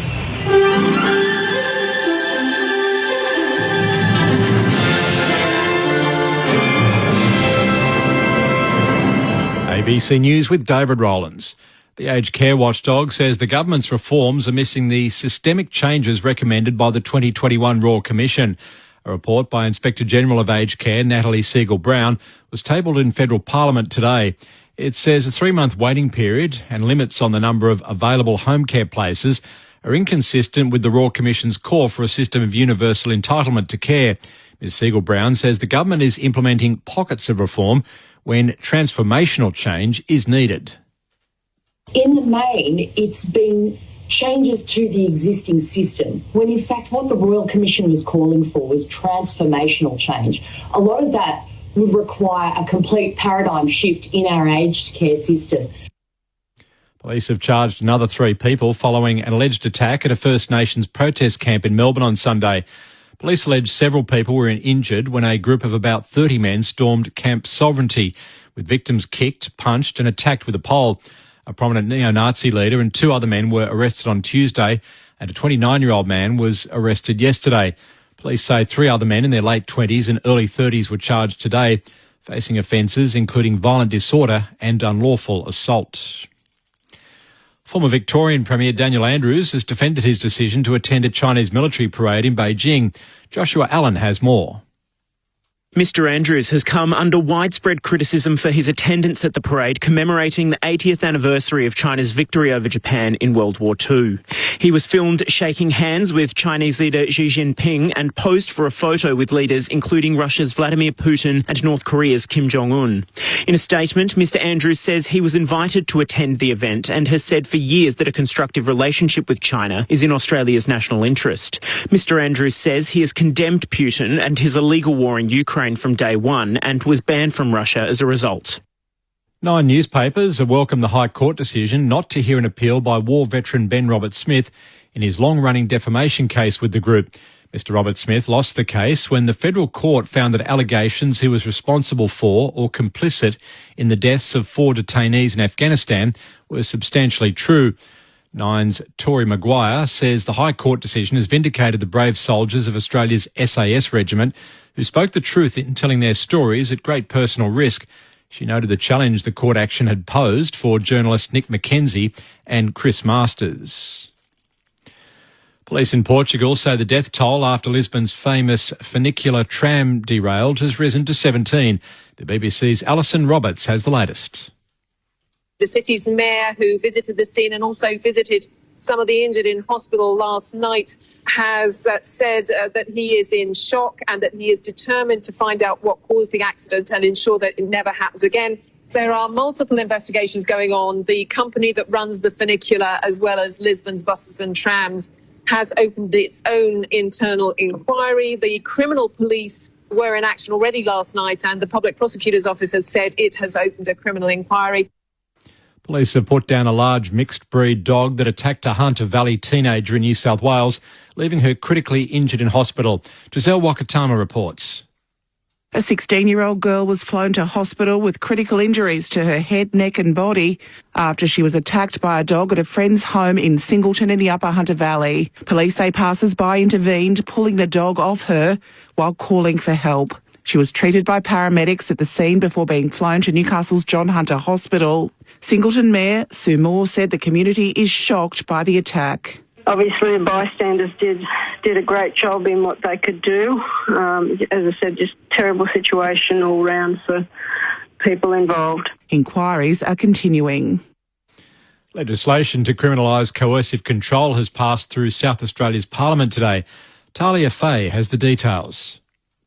The state government says behaviours that have or are likely to have a controlling impact on an offender's current or former intimate partner will be criminalised. Under the reforms, behaviours that restrict a person's life, including their freedom of movement or ability to access the justice system, will be taken to have a controlling impact. To prosecute the offence, authorities will need to prove a reasonable person would consider the defendant's conduct was likely to cause harm. There'll be a 2-year consultation period before the laws are implemented. This is ABC News. Vote for your favourites in ABC Radio National's Top 100 Books of the 21st Century. Need inspiration? We've got a list. Voting has opened. Look for Top 100 on the ABC Radio National homepage.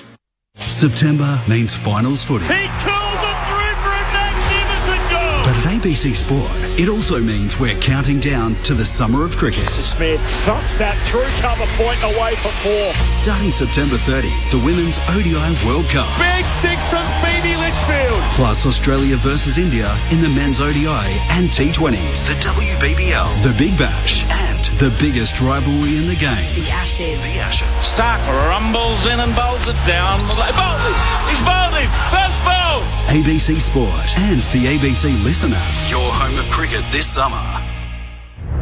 This is ABC Sports coverage of the 2025 AFL Finals. AFL. On your radio. ABC Sport Digital. And on the ABC Listen app. Who else but Nick Dacos to get out of there? Hands it to side bottom, dummies through one, underground handball to get through another. They're trying to be fancy here, but Adelaide's pressure is too hot. O'Brien rips it away, thrusts it into the 50. It was a low dart and straight onto the chest of Walker, 40 from home. Walker crosses the paint of 50. It's a low but strong bomb. Texas got 2. Bond shoots it through centre wing. Neil Bullen had a runner, gives it to Curtin, sidestep side bottom. Closing down was Perryman. He gets it back to Neil Bullen. Slices it into the 50 to Pedler. Alex Neil Bullen might be the recruit of the year. A return from a hamstring injury. Luke Pedler tests it out with a long-range strike. Saliga with 4 to beat. Can't get the job done. Quaynor's there for the Pies. Here comes the counter-punch. Schultz, long. Cameron running back. Needs a kind bounce. Keane's behind him. Cameron volleys it through. The big man gets low with the soccer skills.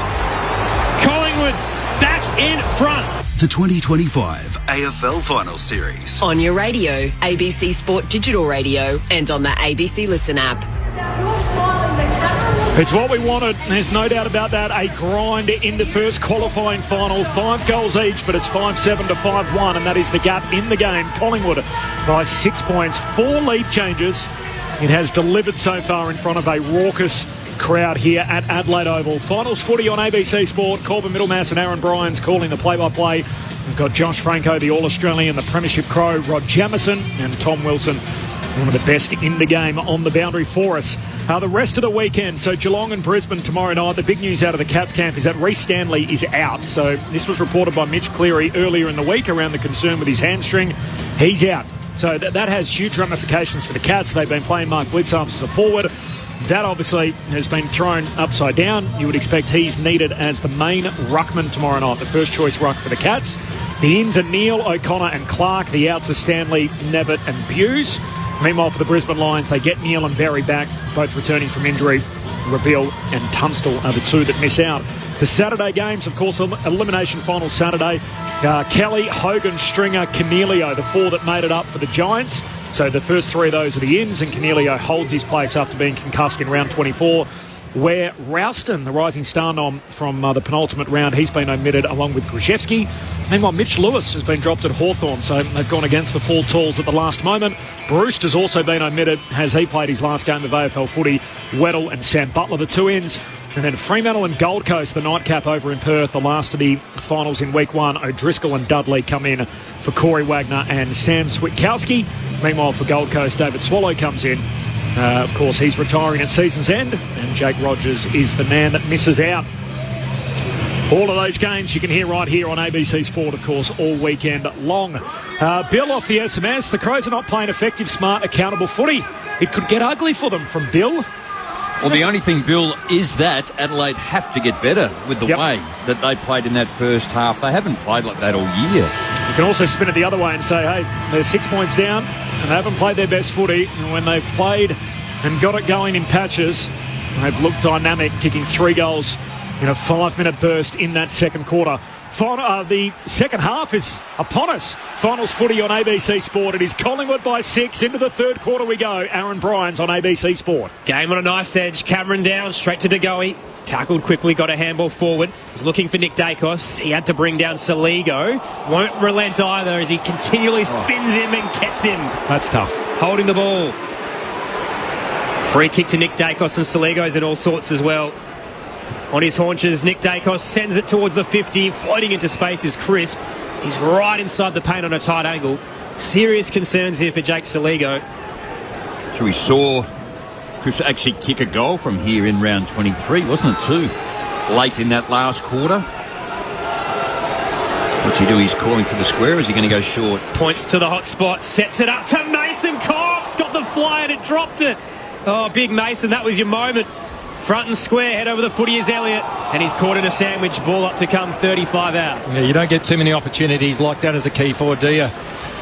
Yeah, big Mason Cox. Just the 2 disposals in that first half needs to influence the game and exert his authority on this contest. And a 50-metre penalty. Yeah. Cost them a goal out of the middle.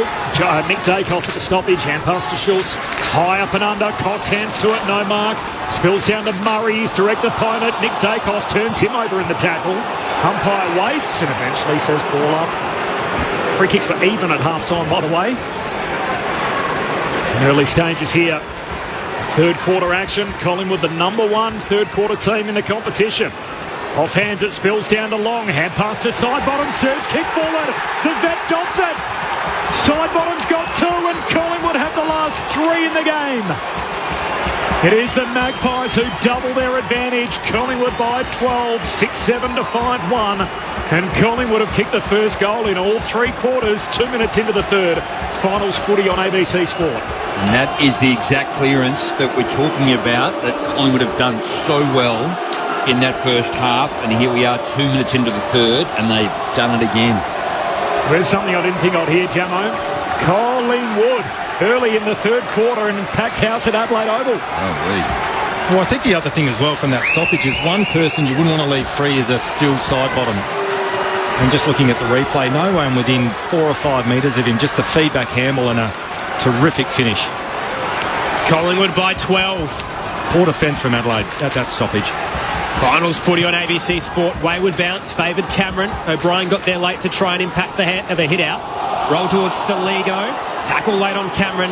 Ripped out of there by Long, who arches the back and breaks away. Up towards the 50 for Collingwood. 2 on 2. Elliott's there. Knocked away by Bond. He collapses into the footy. Elliott on top of him. They're trying to get the ball out of there. Mason Cox tries to lift up Bond with one arm and then becomes the tackler on a second attempt. This time it's too high. See, 2 on 1 again in the middle with that clearance. Adelaide, Ned Long wins the football because he's on his own. He's sat outside it. Ball up instead. Looked like he pointed the way of the Crows. Tapped down by Cameron, straight to Schultz. Buffeted off his kick. It's up towards the scoreboard. Bouncing in the path of Curtin. Came down into a spear tackle from Lipinski. Gets it out to Laird. Roll one to Worrell. Shoots it to Bond. Adelaide navigating the hard work. The walls keep closing though. The pressure's rising. Worrell drops it in the tackle. Rolls towards the paint of 50. 4 on 4. Lipinski funnels it out. Long breaks through 2. Hands it to Degoe. He's in his range. Degoe is dangerous. He fires from 40. Collingwood have 4 in a row. They're up by 18 points. 7-7, 49, plays 5-1, 31. They've caught the Crows flat-footed to start the second half. 4 minutes in. Collingwood rocking and rolling. Finals footy on ABC Sport with Rod Jamieson and Josh Franco. Gemma, you talk about an electric start from Collingwood to start this third quarter. Once again, it's only a small sample size, but clearances 4-zip, the Pies way, the inside 50s 2-zip. Contested possessions, this would be a concern for the Adelaide coaching staff. 7-1, and at the moment, dominating field position and dominating momentum. Already on the bench, Adelaide has put up a card here, which is they've got a number of modes they need to go into, and having 2 goals kicked against them 4 minutes into this third, they need to shut this down and pull back the game, make it dirty for the next 2 minutes or so. That was the old boxing glove. Yeah. That's fight. You've got to fight your way out of this, Adelaide. And the other side of it, from a Collingwood point of view, how was the relentless forward pressure that they sensed how important the next goal in the game was? And they're just waiting here, having a long look, which can only mean they're checking this in the arc. So 13 disposals to 5, 4 minutes into this second quarter, 7-1 contested. Just Collingwood at it. Yep. They are checking the score. The Jordan Degoe goal. And it's a huge goal in the context of the game. And umpire Simon Meredith says, yep, goal stands. Let's restart things in the middle. It is an 18-point game. The Magpies, after falling behind by 10, have kicked the last 4 in the game. Early in the third, and already it's a critical stage as Saligo spun around, dispossessed, holding the ball. Twice this quarter, holding the ball, Jake Saligo. Feels like the final's on the line right now as Ned Long with the centre break after the free kick. Cox hands to it, not to be.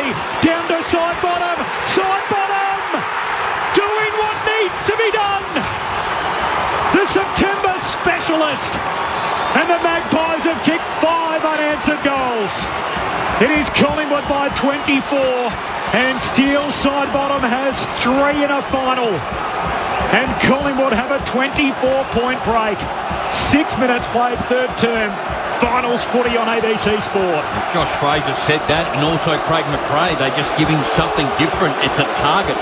Mason Cox is starting deep in the forward line. Hasn't played much football all year, but yet in his 9th game, he hasn't scored. He's only kicked 2, but they're just going to him, and they're bringing it forward, and Collingwood are scoring. What a surge to start the third term. Adelaide shell-shocked. They need a response. Collingwood by 24 in the qualifying final. Cameron down looking for McCreary. Fresh area against Dawson. Picked up by Peatling and smashed forward off the boot. Ricochets off Moore, who's entangled with Walker. Rolls to right half forward for the Crows. Crisp is there. Tackled by the Ability. Flung it out to Josh Dacos. And they pinged him forward as well. No Crow throw tonight. Free kick to Neil Bowen. Important centre clearance there for Adelaide too, under siege. Needed to get a bit of field position. They've got it. No one's on the mark, so he can stroll towards the 50 and spot O'Brien. Juggled 3 bites against Cameron. Reels it in. He wants to give it off quickly. Hands it to Keys. Curling from 20. Misses to the left. And Ben Keys' goalless run against the Magpies continues. Collingwood's lead down to 23. Just the 3 disposals for Keys tonight. Has had hardly any impact, just the 2 kicks, 1 handball, going at 0% efficiency. 24.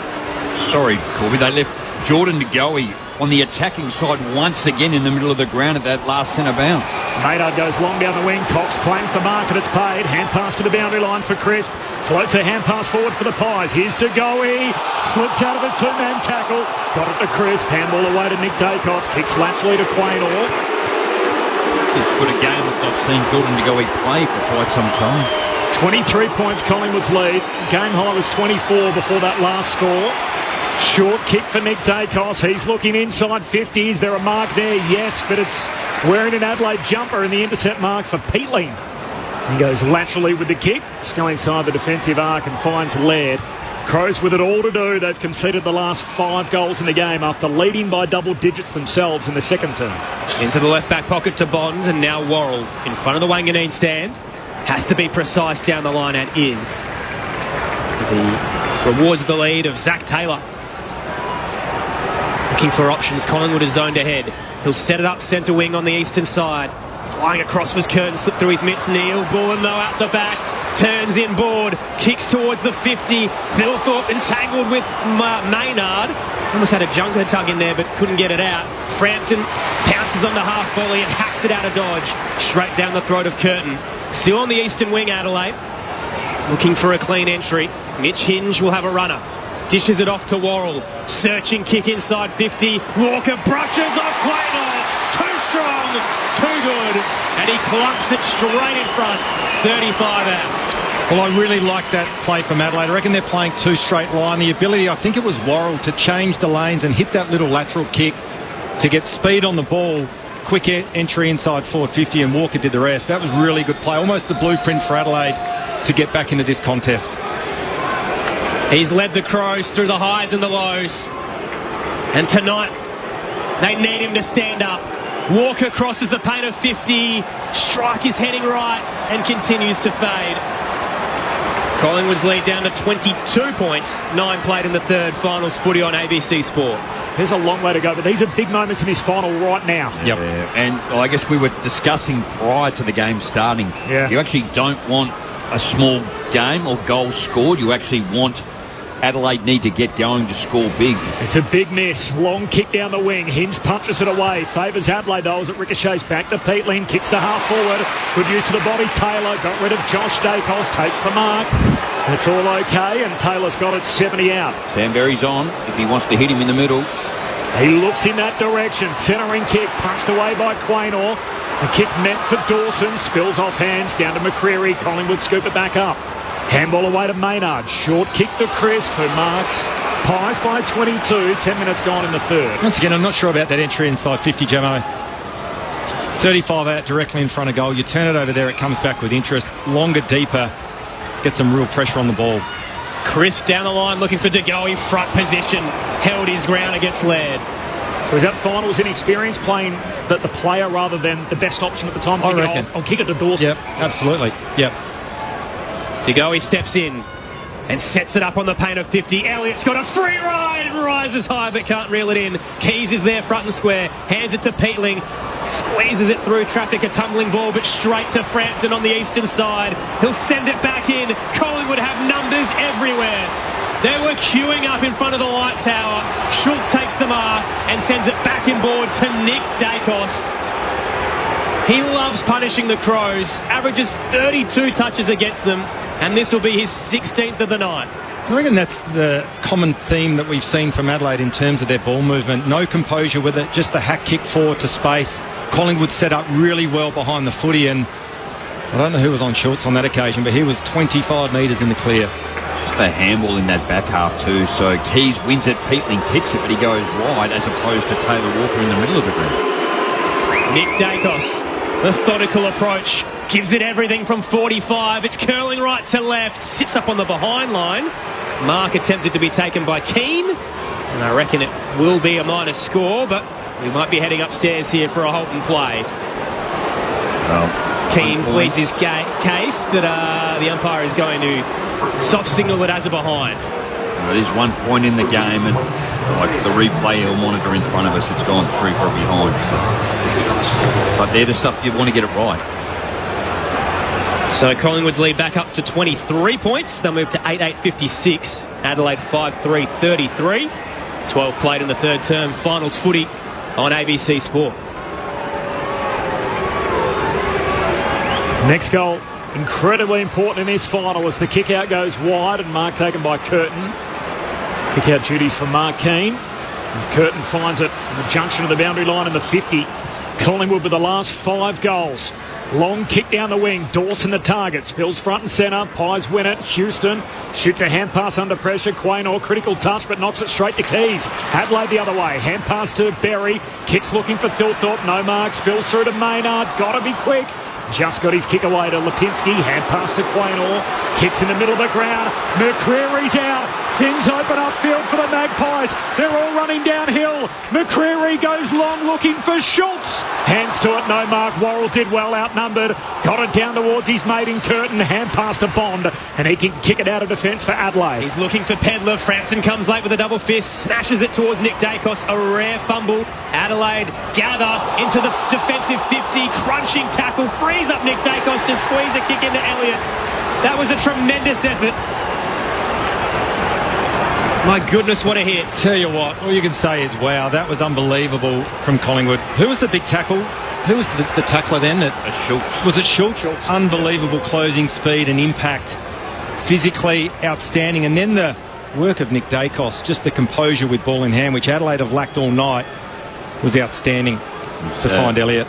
Schultz was slow to get up too. We saw him a number of weeks ago in Fremantle where he knocked himself out, where he just attacked the footy as hard as he did. Jamie Elliott comes in with a beautiful strike from 40. He's got 3. And the prelim is slipping away from the Crows. Collingwood's on top at the Adelaide Oval. 9-8-62. Adelaide 5-3-33. 14 played in the third term. Finals footy on ABC Sport with Josh Franco and Rod Jamison. They're just playing that efficient footy at the moment, gone into inside 58 occasions in this third quarter, 60% in front of goal. They're just 4-1 halfway through this third quarter. Adelaide haven't even looked like scoring. It's been rushed, albeit they do have the 2 behinds. But they haven't even looked like scoring a goal. They haven't, and they're getting absolutely smashed around the footy. Jordan Dawson, 0 disposals this quarter. He's just come to the bench, so Adelaide under siege. They need a response here. Ben Keys has been injected into the middle of the ground. September hardened in the premiership quarter. Collingwood with the first 4 goals after half-time, the last 6 in the game. Trying to fight on through traffic. Laird coughs it up. Nick Dacos got it out to McCreary. Shoots a hand pass forward. Lipinski's on the end of it. Kicks looking for Elliott. No mark. Ball hits the deck. Elliott a second go. Toe pokes it back to Lipinski. Gets boot to ball. Goals! It's a Collingwood blitzkrieg to start this second half. And the September-hardened Magpies are giving Adelaide all they can handle. 7 straight goals for the Magpies. Collingwood 10-8-68. Adelaide 5-3, 33. 16 minutes gone in the third term. Finals footy on ABC Sport. Well, where Collingwood absolutely monstered Adelaide in round 23, they're doing the same at the moment, just in this quarter alone. Cameron's hit-outs 4-2, hit-outs to advantage 2. Long, Dacos, Schultz, and then Peatling, but it's Long 3, Dacos 2, Schultz 1, clearances. First possession, Long 3, Schultz 1, De Goey, Dacos. Adelaide can't even get their hands on the footy. They can't. Centre clearances as well. 4-1 in favour of the Pies and 2 goals from those 4 clearances. Tom Wilson on the boundary. The Crows are shell-shocked down here. Jordan Dawson, the skipper, they've got no answers. The only thing they can do is try the sub. Brodie Smith is starting to warm up on the boundary. Cameron wins it down again. Keys bowled over by McCreary, who keeps surging it forward. Barry doing his best to win out. Did well with his head over the footy. Extracts it to Keys, and now Dawson tumbles a kick up to centre wing. Walker clean at ground level. Dishes it off to Keys, surging by. They're accelerating up to half forward, Adelaide. Taylor breaks the ankles of Frampton. Thumps it to a one-on-one. Try to reel it in as Pedler kept his feet against Maynard and smashes it into the Riverbank stand. Pedler's got 2. It's the response that Adelaide needed. End-to-end footy. Margin down to 29. Collingwood 10-8-68. Adelaide 6-3-39. Approaching time on in the third. Finals footy on ABC Sport. Well, Keys actually started that centre clearance, or that ball up in the middle of the ground, so which is something he hasn't been doing all night. So he was involved in that chain of Hipwell and handball, involved twice when it came through the middle of the ground and got over the back and one-on-one. Just when you find Maynard in front, Pedler was really smart with his body work. Fair play to him. I mean, that's trying to overstate it. It's a one-on-one win that probably keeps him in the game. Definitely. And again, you talk about, I mean, Adelaide aren't playing well. Collingwood are playing tremendous football, but 4 goals, 5 goals, it's still not an inconceivable amount. You're only halfway through the third. And if there's one team that can score quickly, it is, of course, the Adelaide Crows, as Cameron tries to take them all on in the middle. Ball comes out, no holding the ball call. De Goey scoops it up. Hand pass away to Pendlebury. Handball further afield to Lipinski. He tucks it under his arm. He looks for the sticks. He misses. Out to the right and behind.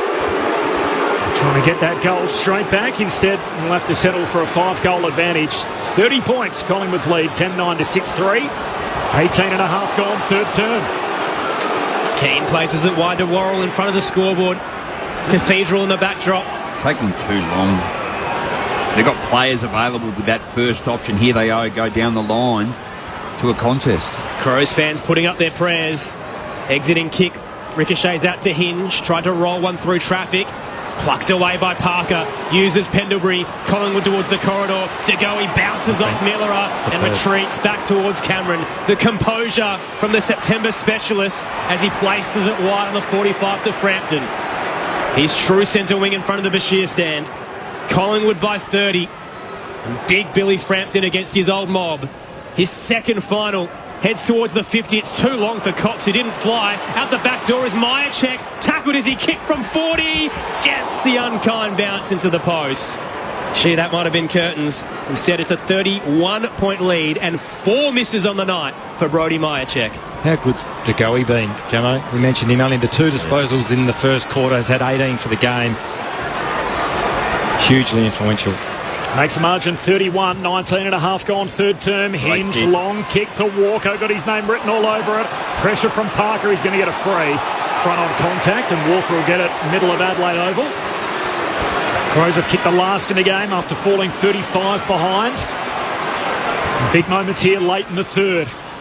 Can they kick some red time goals to hang about? Moore puts his fist through the kick at centre half back. Walker gets another play on it. Slips the Lipinski tackle. Hand pass away to Taylor. Flares the kick wide. Finds Curtin. Just don't feel Adelaide have really tested Collingwood's defence out with their ball movement. Gives it to the skipper. Kicks into the pocket. Fogarty punches the Dawson kick away. Close to the line. Moore claims the mark, and that'll be paid. It was his fist originally, and then completes the mark, and Darcy Moore picks it off back pocket for Collingwood. He's side up by 31. 21 minutes gone in the third. Back to his prolific best tonight. Moore searches to the eastern wing. They converge 3-on-3. Cox. Now he's starting to clunk them. He's stuck it amongst a flurry of bodies. He's just forward a right half back. Waits for the runner. Releases Josh Dacos. Checks the kick. Up towards Membry. They've got options everywhere, the Pies. Membry turns on a dime. Into the 50 to go. He pushed off his opponent but couldn't take the mark. Hinge came in late. Collateral as it shoots out to Myercheck. Snap from 45. Top of the goal square put down. Coming through. Ricochet off Keane. Did that go off his boot to Crisp? Yes. He flung his body in at the top of the goal square and the ball powered out of there. Absolute rocket straight into the lap of Jack Crisp. I feel like I'm talking to a 3-year-old just at the moment. I just can't get over how the contest, Adelaide are going 2-on-1 and Collingwood are just staying down. Like they've just done it all night. 3-on-2, they're getting sucked into the contest and there's space on the outside for Collingwood.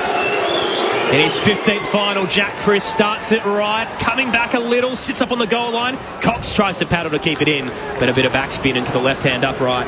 Collingwood's lead, 32 points.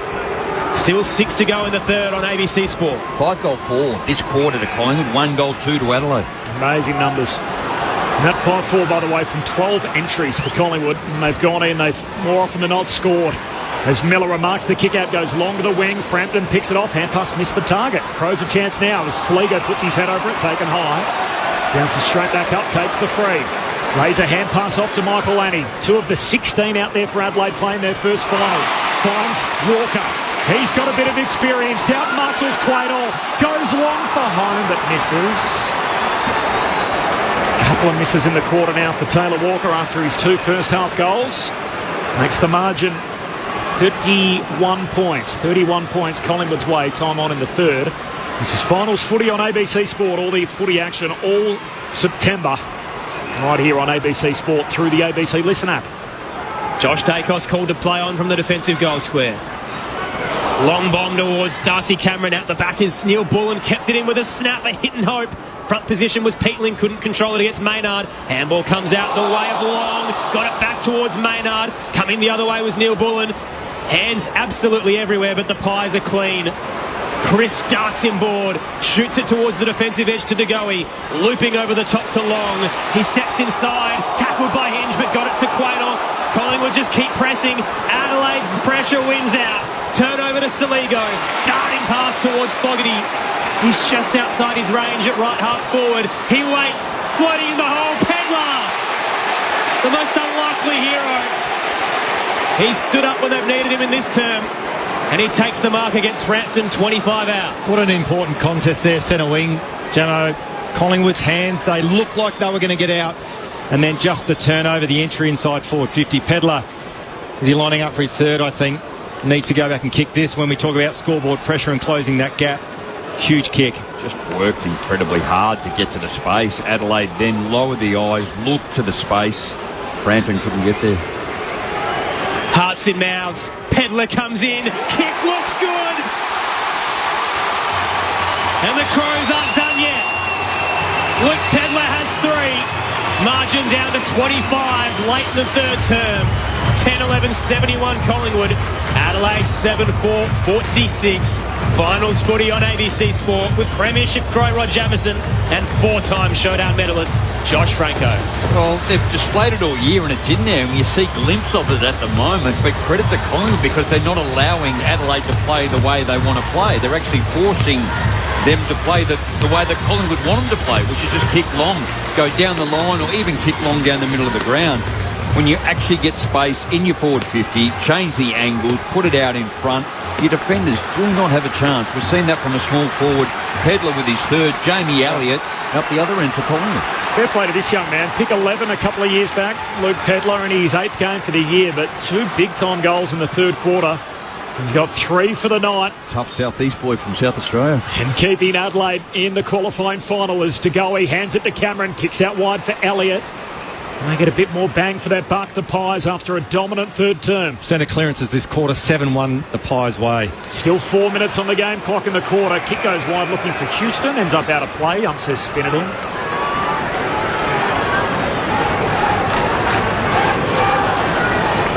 Go back 20 years ago or even 10 years ago, you're on the half-forward flank and you kick it to the boundary where the 50-metre line is the boundary, and you think that's sort of okay for a forward entry.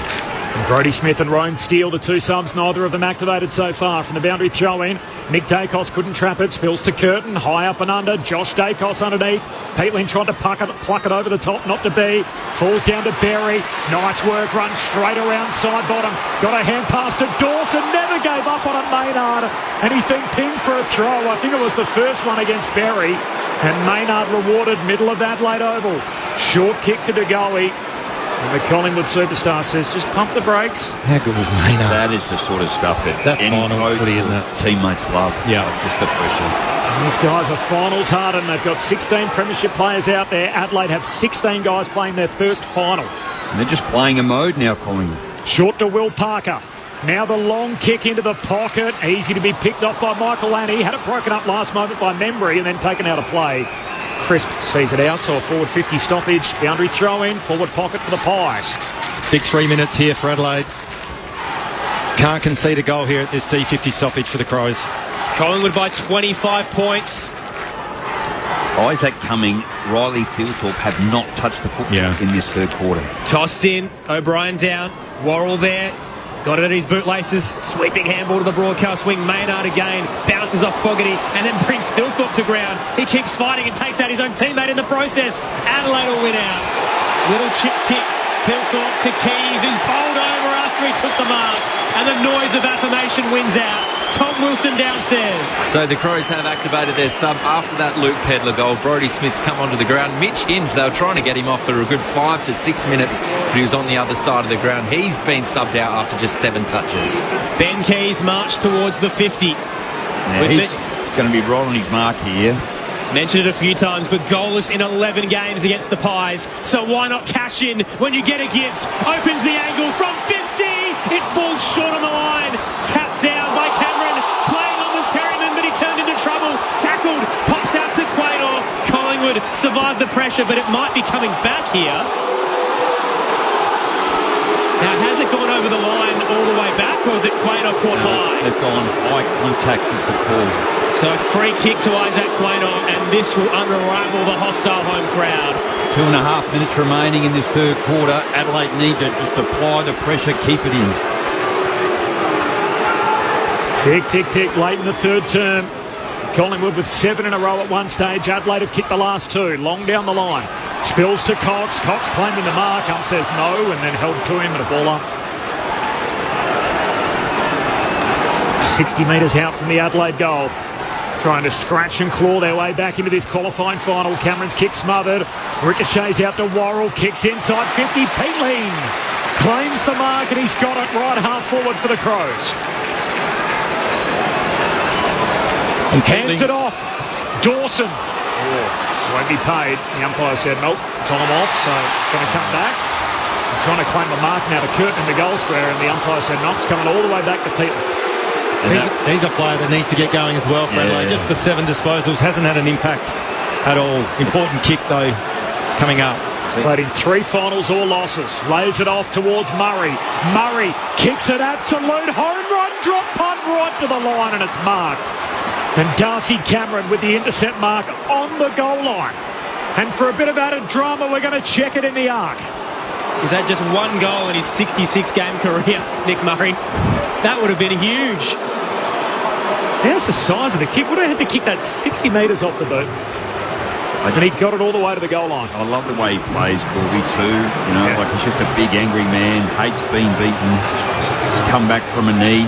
Which I think the only reason he got back in the team is because of the punctured lung for Jordan Butts, which incredibly wasn't cited Sam Darcy for inflicting that punishment in that game.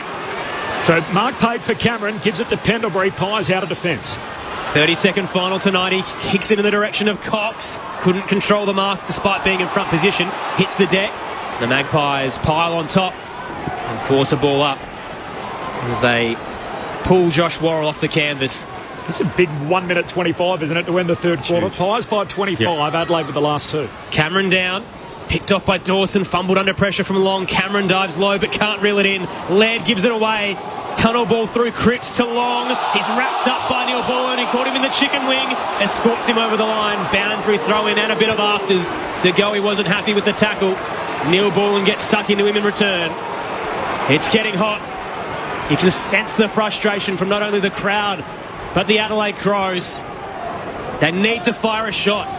Tossed in. O'Brien down to Dawson. Scoops it in with one arm. Gives it to Worrell. High hit and hope. It's a searching prayer. Philthorpe sticks both mitts out in front of Maynard and takes it close to the buzzer. 35 out, 45 to the right. Well, the Adelaide Crows skipper Jordan Dawson hasn't had a big quarter, just the two disposals, but was influential in that play. Just the hack kick forward, surged the ball forward, and Philthorpe, who's been pretty well held tonight, that was a great contested mark. So we talk about context of the game and the kicks and the importance of this one. This is massive. Riley Philthorpe, long approach, leans back from 45. There's a lifeline.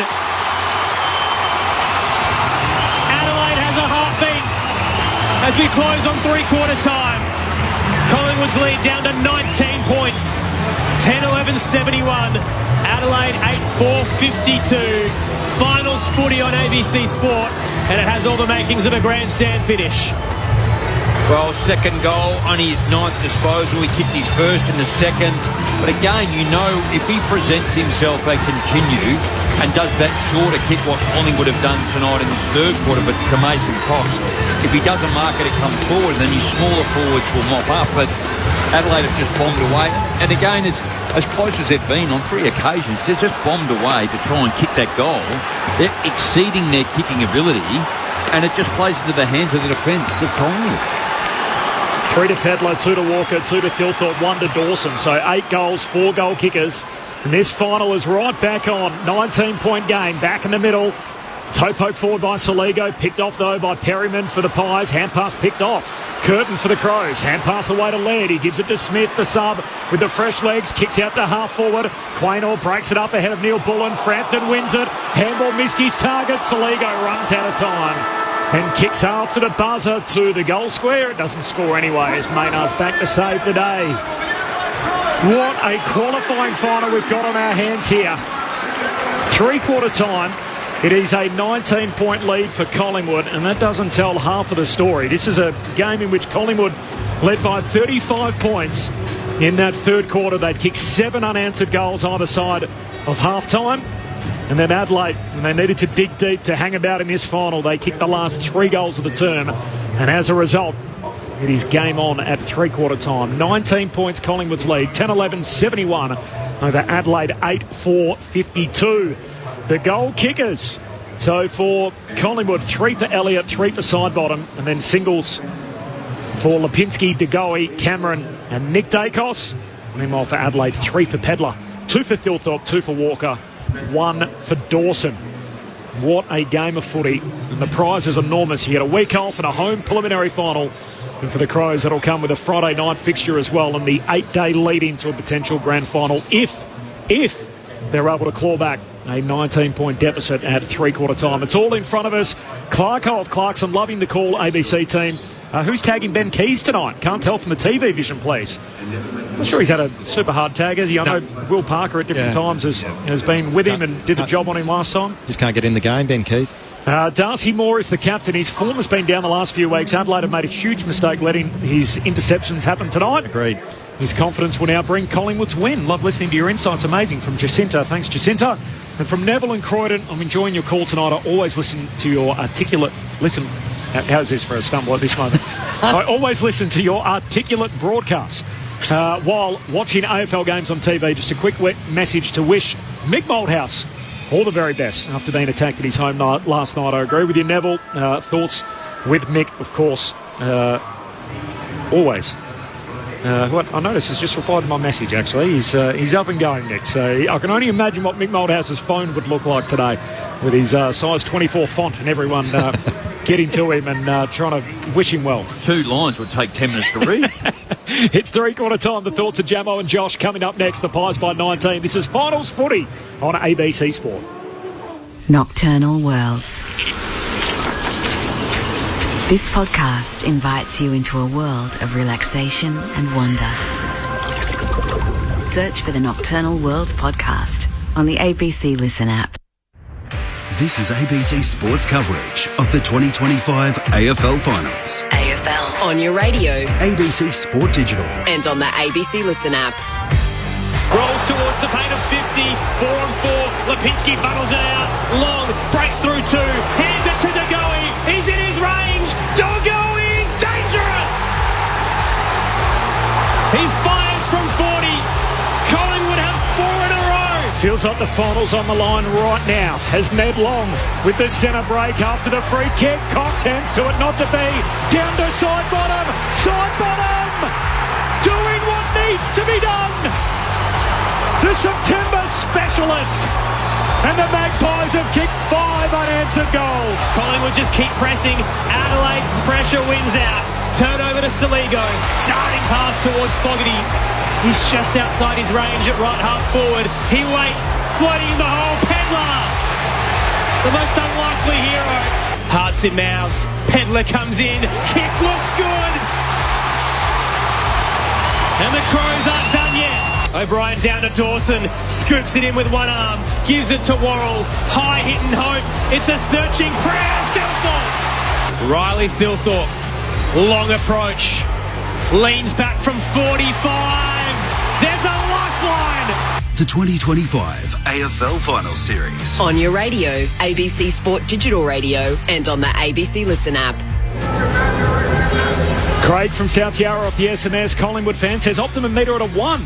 Not confident at all watching the comeback here from the Adelaide Crows. The Pies did lead by 35, but Adelaide kicking the last 3 in the game. The SMS 0437 774 774. Magpies by 19. Adelaide the last 3 goals. Josh Franco, Rod Jamieson with their take. Well, Gemmo, the margin blew out to 35 points towards the back end of that third quarter, and really important. Adelaide were able to change momentum, hit the scoreboard. Margin's only 19 points. It was all Collingwood early, though, wasn't it? They came out, they were electric in the first, or the opening sort of 7 or 8 minutes of that third quarter. Side bottom had an influence, and they looked ominous. They almost looked like they were going to run away with the game, but to Adelaide's credit, they were able to wrestle the momentum back and hit the scoreboard to keep the margin manageable. An area of concern for, once again, for Adelaide, Matthew Nixon, the coaching staff, the centre bounce numbers, 7-2 that quarter. Collingwood were able to hit the scoreboard off the back of their clearance dominance. The area for Adelaide I'd like to see improve, and we've seen it not at the level that we know Adelaide are capable of all night, is testing Collingwood out offensively and making them defend their 2 straight line. I'd like to see them change lanes, change angles, and get speed on the ball to give their forwards a better opportunity and a better look ahead of the footy. The uncontested football is just killing Adelaide, 109 to 153. Turnovers, 59 Adelaide, 48 Collingwood. Again, efficiency inside 50. 5-goal fall from their 13 entries. Just looked unstoppable. 39 to 37 overall. Time in possession, that last 10 minutes, Adelaide 43%, Collingwood 19. So they had a lot of the footy, they had the opportunities, but they've just gone same as they have done pretty much for the entire game. Adelaide is 17 and 6 in final quarters. The only better final quarter team than them is the Western Bulldogs, and they're on holidays. Collingwood have lost more final quarters than they've won. They're 11 and 12 in final terms, so that's stat in favour of the Crows. Stephen Ballarat, twice in the last 5 minutes, the Crows have gone long down the line and didn't have the numbers to lock it in. It's a worry for Nicks. Tom Wilson on the boundary. He was very animated, understandably, at 3/4 time. Max Michelini's starting on the bench, but he did finish that quarter on Jamie Elliott, who's obviously kicked those 3 goals. Thanks, Tom. Final term underway. Home prelim on the line. Pies by 19. Crows with a critical win. Laird hands it out. Saligo kicks inside 50 for Adelaide. Frampton punches it close to the boundary line. It'll trickle out. And a throw in half forward for Adelaide. They're coming home to the end of the hill, the cathedral end. And Collingwood to the Riverbank stand end of his final term. How important is his first goal of the final term? It's huge for both teams. Adelaide get it, goes down to 13. Yeah, also Adelaide though. They did trail by 35 Adelaide in the third term. Tossed in, Cameron down, Josh Dacos bowled over Rory Laird and then dove on top of him. Ball up to come, 40 out. Tom Wilson mentioned Max Michelini as well. Didn't really work up forward, did it? So I'm happy he's down back now on Elliott, the danger man for Collingwood. Crows 50. O'Brien looking for Fogarty. Knocked away. Laird dancing, dodging, weaving. Hands it to Saligo.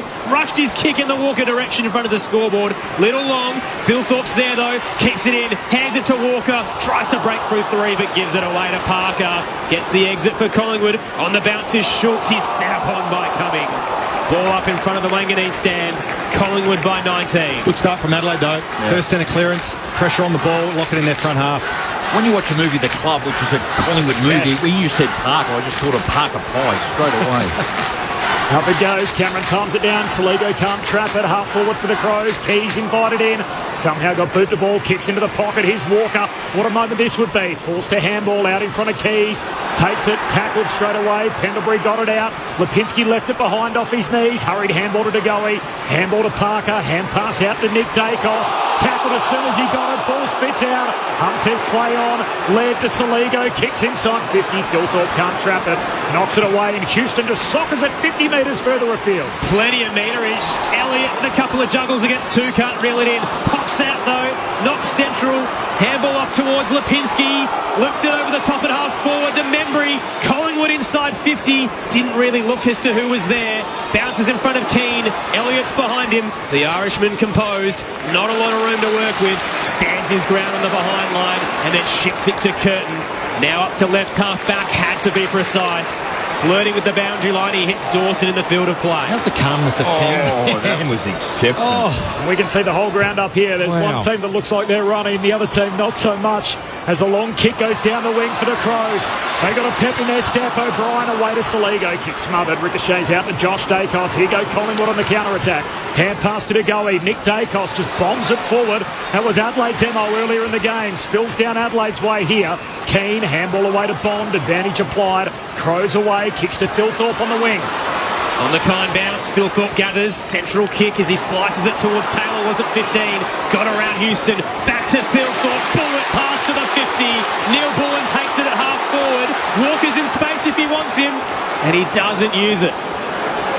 Neil Bullen will backtrack to the centre square. Straight line. He had 3 options on that occasion. He had Taylor Walker, he had Dan Curtin and Keys early. Not confident with the distance. Had Dawson as a runner. Didn't release him. Alex Neil Bullen gives it everything he can. A low stab to the goal square. Flying is Curtin. Off hands. Perryman wrapped up by Walker. Ball shoots out to Saligo. The party trick in September to the left. Across the body and through for a minor score. Collingwood's lead a flat 3 goals. 3 minutes into the final term on ABC Sport. Well, the Alex Neil Bullen kick was just a bullet, wasn't it, too? That just down low. Strange, wasn't it? Was that intentional? I think it was. Pendlebury playing kick-to-kick with Josh Dacos, trying to take some time out of the game. There is a whole lot of minutes left, 16 plus. Bit early for that, Corbin. This will feel like the Flemington Straight for the Magpies. They're 18 up. And they got a long, long way to the finishing post. Kick down the line. Dawson went early. Spills through to Membry. Membry now scrapping forward at ground level. The Crows able to extract it. Bottom of the pack, Nick Dacos. Hard ball get to Membry to Crisp. Gives him some run. Hand pass to Degoe. Flares it out wide. McCreary slips through his hands. Has to go back and get it. Does so to mop it up to Crisp. Running out of room. Running out of support runners. Adelaide with the numbers. Laird intercepts. Gives it to Dawson. Here go the Crows. Kick straight down the throat of Parker, who marks true centre wing on the broadcast side. Someone needs to be clean. It backfires as Parker goes central. He looked for the corridor. Smith cuts it off. Gives it to Walker in his milestone. Diving forward, Frampton tried to trap it. It bounced over him. Philthorpe could have gone for goal. He handballed across and sold his teammate into immediate danger. And Moore crunches in with the tackle. Ball up to come right forward pocket. That should have been a goal. Well, some moments there both times. Oh, wasn't there? The kick from Parker. Intercept from Smith. Ben Keys pops up. Darcy Cameron, the only ruckman, slaps it towards Houston. Retreating handball to Perryman. They work it well to Quaynor. Pies out of defence. Quaynor kicks down the line. Finds Membry. And he's got a part blue uniform now, given the paint that's come off the logos. And Membry, just wanting to take a breath, goes laterally to Pendlebury. What does 32 finals worth of experience buy you in these moments? Tick, tick, tick. Almost 15 minutes and time on to go. Pies have almost wiped off 5 in this final term. They're 18 in front. And you get the feeling they're going to need to score again. Absolutely. They do, Corbin. Yeah, they can't go into their shell and look to milk time off the clock. Short from Pendlebury, back to Membry. Long down the line. Crows with the numbers back, and Worrell takes the intercept mark. Oh, he's given away a free. Was it a push or an arm chop in all of that? An arm chop and a free kick going Myercheck's way at high half forward. It wasn't against Worrell. He was taking the intercept mark. He was held, had his arm grabbed. And so Myercheck can launch a deep entry. Kicks into the forward pocket. Cameron the target, punched away by Keane into the advertising hoardings. And the boundary throw in forward pocket for the Pies. 18-point lead for Collingwood. 6.5 gone final term. And this is everything we hoped it would be in a qualifying final. Game on the line. 6.5 minutes into the final term. Michael Lanny was against for a block. Cameron double tap down, no one on the drop. Berry gets there on the bounce. Weaving and zigging and zagging. Exits up towards right half back. Walker the target. 2 to beat and knocked away towards the Rashudo stand. Collingwood by 18.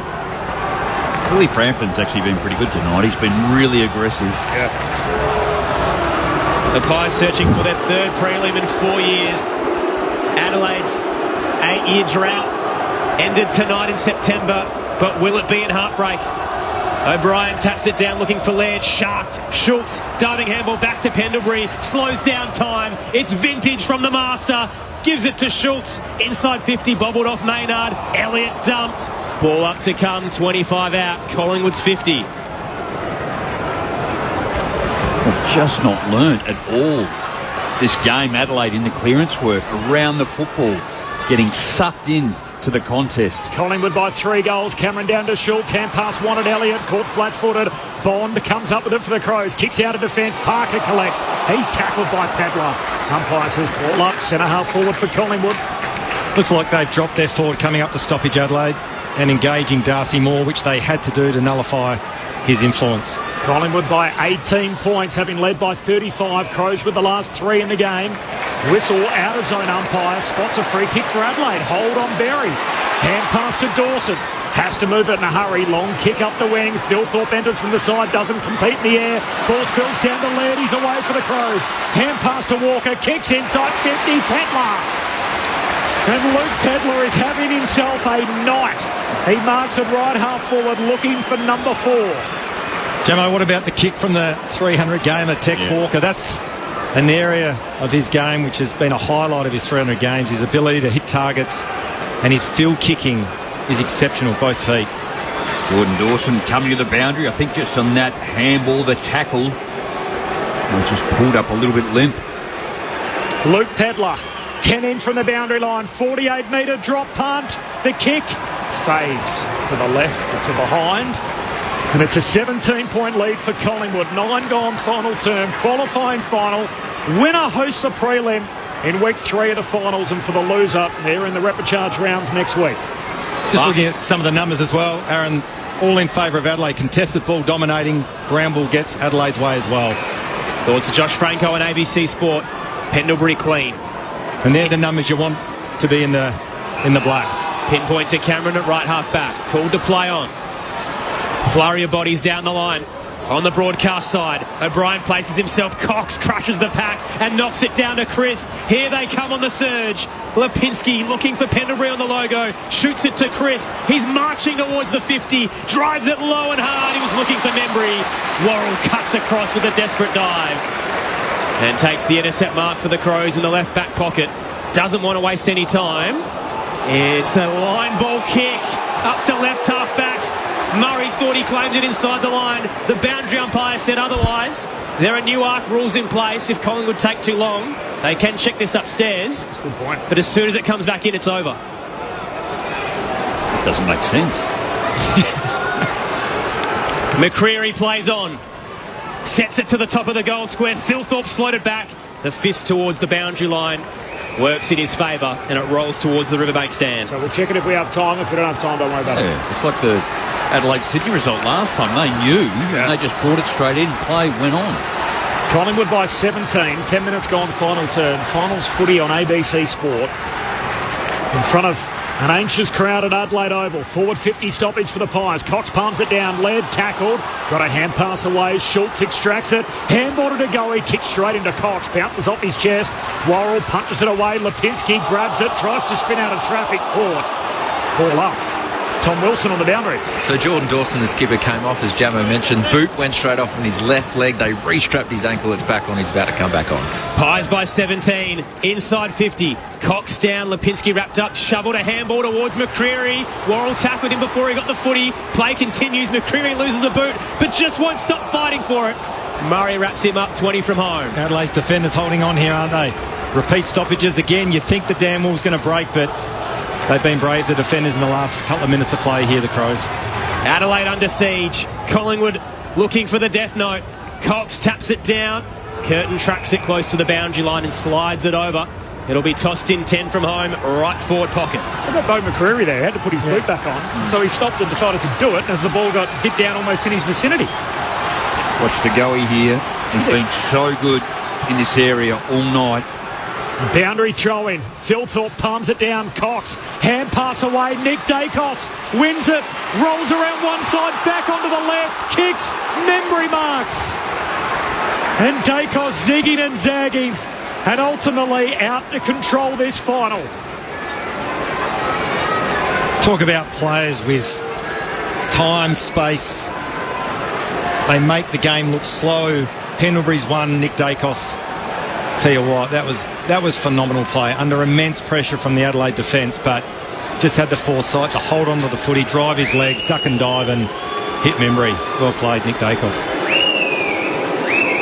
Great players make great plays. Nick Dacos sets up Membry. Membry misses. Out to the right. It's an 18-point game. A dozen minutes gone, final term. Collingwood by 18. Adelaide have kicked the last 3 goals. We've gone almost 13 minutes into the final term without a goal. It's the hope that kills you, and this home crowd is running out of it. Keane exits to right half back. Fist came across, rolled towards the 50, and the tackle is too high. Lachie Schultz went low, and he's collared. Josh Worrell may even be looked at. He's recklessly thrown his body in and shepherded. They tried to play on. Adelaide saw it coming. Good smother, ricochets back to Houston. Collingwood backtracking now. Darcy Cameron looks inboard. Mason Cox marks forward of centre wing. Pies by 3 goals. This is how they've been so good. They just control the games. And when you look back over time when they've won the close ones, this is how they do it. Cox on the back 45 to Josh Dacos. Now Moore just behind the centre circle. Completes the switch to the broadcast, Wyndham Maynard. Still 9.5 minutes remaining, but they've gone from one end to the other. They've taken 6, now 7 marks. Maintain possession. They'll work their way forward. Methodical and uncontested. Parker to Elliott, and he heads back to Maynard. Not sure about this. They're playing keepy off. Finally, Maynard pulls the trigger, and in the hole is Miller. Put on the jets and surged across the pack. Wants to go straight up the middle and hits Walker at centre half-back. So Walker Saligo goes with the long kick. Saligo breaks and he's out. Moore heads back to the goal square. Saligo marks. Josh Dacos scans it. Waits for some support. Between wing and half forward. Short kick. Out towards Keane. Long bomb towards full forward. Philthorpe down there. No mark. They all hit the deck. Side bottom keeps his feet and wins out. Brings it down the boundary line. Looking in the direction of McCreery. McCreery knocks it out in front. Keen to see it out. In the end, Taylor is helped out by Chris. Boundary throw-in. Tom Wilson on the boundary. We're about to make their sub. Rowan Steele's going to come onto the ground. Will Parker will be the man who's gone to the back of the bench. When you say they all hit the deck, there was 5 players there. 2 were Adelaide, 3 Collingwood, and both Adelaide players lost their feet. 52,000 in attendance, so not the record of 3 weeks ago. Tossed in, Philthorpe down, sharped by Nick Dacos, but he got his pocket picked by Neil Bullen. Gives it to Peatling, screws the central ball in the Walker direction. He's collided into by 2. It pops out to Houston. He'll hand it to De Goey. The Crows fans weren't happy with the treatment on their icon, but Collingwood will get the counter-punch out to the eastern side. Schultz was in a one-on-one, knocked away from him, boundary throw-in. Were there appeals for a throw? I think there were, but What was the Bart Simpson line? The ironing is delicious. After the last time they met, of course, in the famous crow throw. What about still side bottom in that aerial? Really good. Yeah, a couple of goals in that third quarter and defensively superb on that occasion. Roger Smith's been good since coming on. Collingwood by 3 goals from the stoppage. Dilthorpe kicks it forward. Josh Dacos throws his body in front of the pack, takes the mark. 8 minutes remaining. Adelaide have scored 2 behinds. Collingwood just the 1 in this last quarter. We keep saying, Gemma, they've got to score again, the Magpies. Boy, they've done a good job at wiping off almost 12 minutes now on the game clock. Haven't had a goal in the quarter. Collingwood by 18. Long kick down the wing. Spills to Cox. Hands it to Myercheck. Didn't see his direct opponent coming. Mowed down. And it's the fresh legs of Brodie Smith that got him. And this is the kick where they've got to come off the line, look to go around Collingwood's defence. They can't go straight line here if they want to score the Crows. So that's the kick. Adelaide chasing the game, 18 points down. He goes back and across to Keane. Now out to Michael Annie. They'll try down the members' side. Kick up to Worrell. Crows with it on the wing, down by 3 goals. They're honouring the leads. Neil Bullen now takes it true centre wing. Here he's got to be very close. Neil Bullen up towards the 50. Who's targeting Keys and Frampton strong. Bounced off the Keys and takes the intercept mark. Surprisingly dishes it off quickly. He'll hand it to Josh Dacos and then Maynard across the body with a hit and hope up to the logo. Murray with a flying fist. Bounced straight to Chris. Wrapped up by Neil Bullen. Pops out to De Goey. It was a throw. Free kick to Neil Bullen. And he wants to move it quickly. How good was Nick Murray spoiled? Places it to Keys at left half forward. Walker's floated into the left forward pocket. And he honours him. The Texan out in front. Wants to go, opens the angle, he's curling it from 45. It's audacious and he misses to the right. Taylor Walker pulled the trigger quickly and couldn't cash in. Collingwood's lead, 17 points, 6 minutes to go. Better entry from Adelaide though with Keys hitting up Taylor Walker. Long up to the wing. Paddled away by Roan Steele, fresh on the ground. Dawson collects though for Adelaide. Gives it to Bond, to Miller, back to Dawson. Can the skipper inspire something for Adelaide? Handball to Murray. He dishes it out to Bond. Centering kick just past Nick Dacos. Saligo marks, looks corridor, kicks good. Smith's got it. Smith loads up. Kicks right to the goal line. He just blasts away. And guess who takes the intercept mark? It's Darcy Moore, and he's done it all night for Collingwood.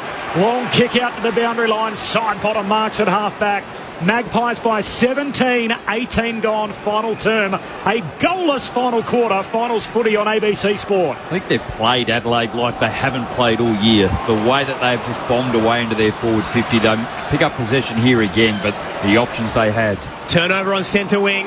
Back up to half forward, speaking of. Darcy Moore again. Is that the occasion, Gemma? Has the lights been a little too bright? Oh. Again, I don't know why they feel they have to do something that they haven't done. I get a sense when you're behind and you're up against it, you try and do something to maybe lift the team. But the one thing they've done so well all year is to give it to someone in a better position and they can have a shot on goal, lower the eyes, and multiple times tonight they just haven't done it. Collingwood by 17 points. Moore's kick up to centre wing, brought to ground. Stoppage now in front of the Bashir stand. 9 intercept marks for Darcy Moore. O'Brien down, straight down the throat of Berry, but he fumbled. Pendlebury comes in, trying to impact the disposal. Berry tackles Cameron. Saligo wrenches it out of there. Central handball. Lipinski cuts across. Ricochets towards Nick Dacos. Now out to Pendlebury. He's clean again as he sidesteps his way out of trouble and kicks into an open paddock. Foot race is on. Parker will get there first. Rowan Steele now curls it towards the 50 and Lipinski takes the mark. He's 45 out. And Rowan Steele, the sub, might have just set up the match-winning major. I know I sound like a broken record. You talk about composure with the ball. How good was Pendlebury? Yep. 3 weeks ago we're saying he's too old, he's too slow, he's done.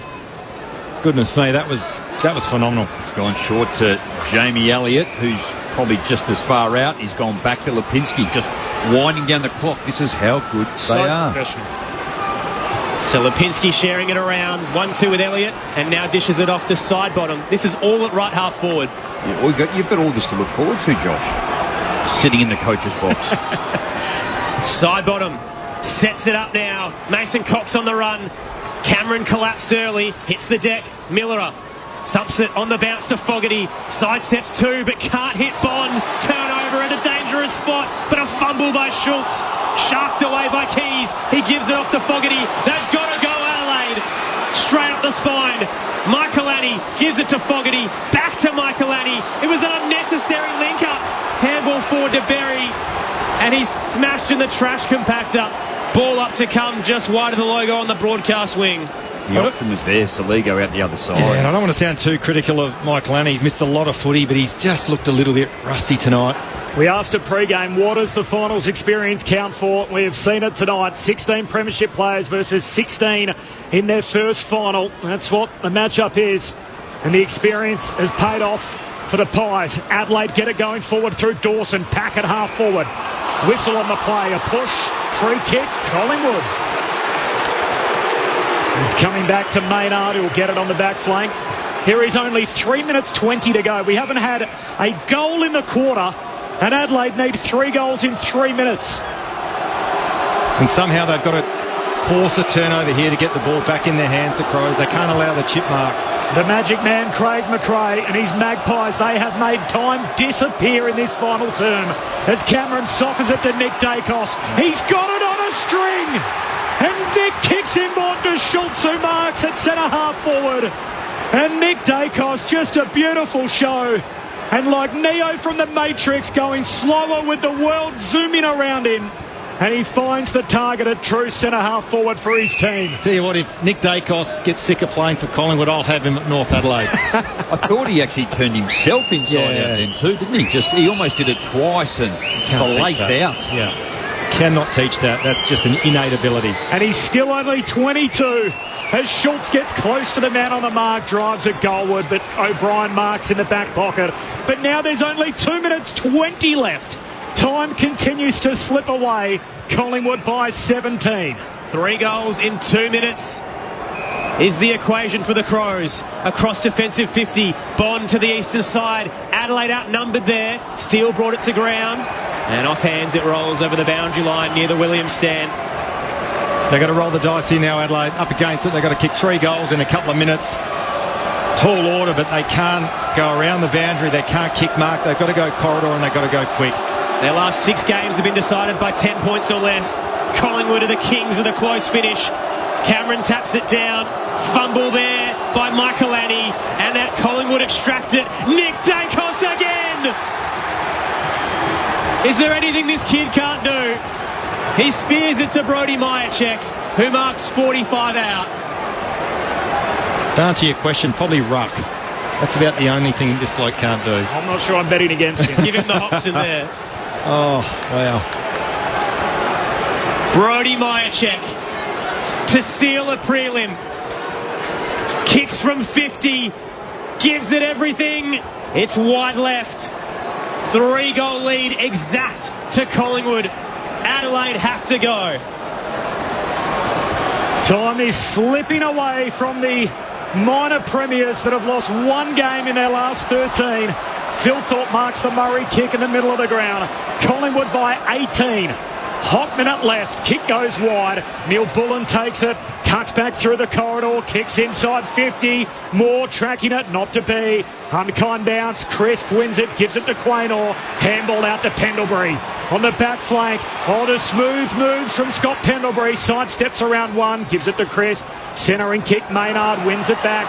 Handball away to McCreery. He's off and running down the wing and off to Nick Dacos. Back to McCreery. He's got a paddock in front of him. Open real estate. McCreery screws it central to Elliott. Cut off by Keane. Couldn't control it. Elliott with the volley to seal a prelim. Jamie Elliott has 4 in the qualifying final. He loves to punish the Crows. And he's the match winner once again. Collingwood continue to haunt Adelaide. They've owned them for a decade. And the Crows will fall short at home. Collingwood by 24 points in the final stages of the final term. It's finals footy on ABC Sport. Collingwood look locked in for the penultimate weekend of the season. Home final too, isn't it? MCG. Wow. just incredible what they've been able to do, particularly off their last, we've highlighted their last 7 games. They've won 2 of them. 2 out of 7. Have not beaten the top 18 since May. Didn't beat a single side in the winter months in the top 8.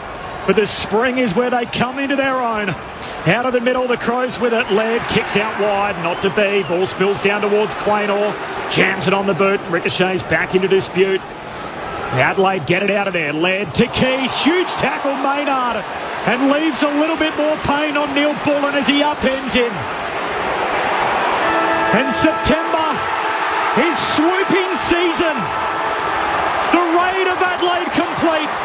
The home prelim secured for the September club. The Pies are into the Final Four.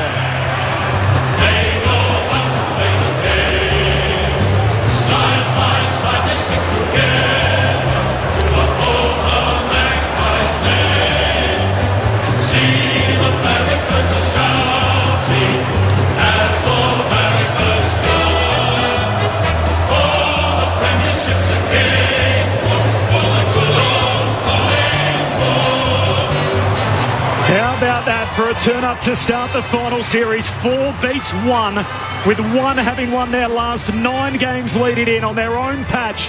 4 lead changes in the first half. It was the blitz to start the second half that decided the game. Collingwood kicking 5 goals in the space of 13 minutes. 7 in a row either side of the long break. And in the end, like the true master he is, Craig McRae and his Magpies navigate the minutes. In the final term, they win by 4 goals.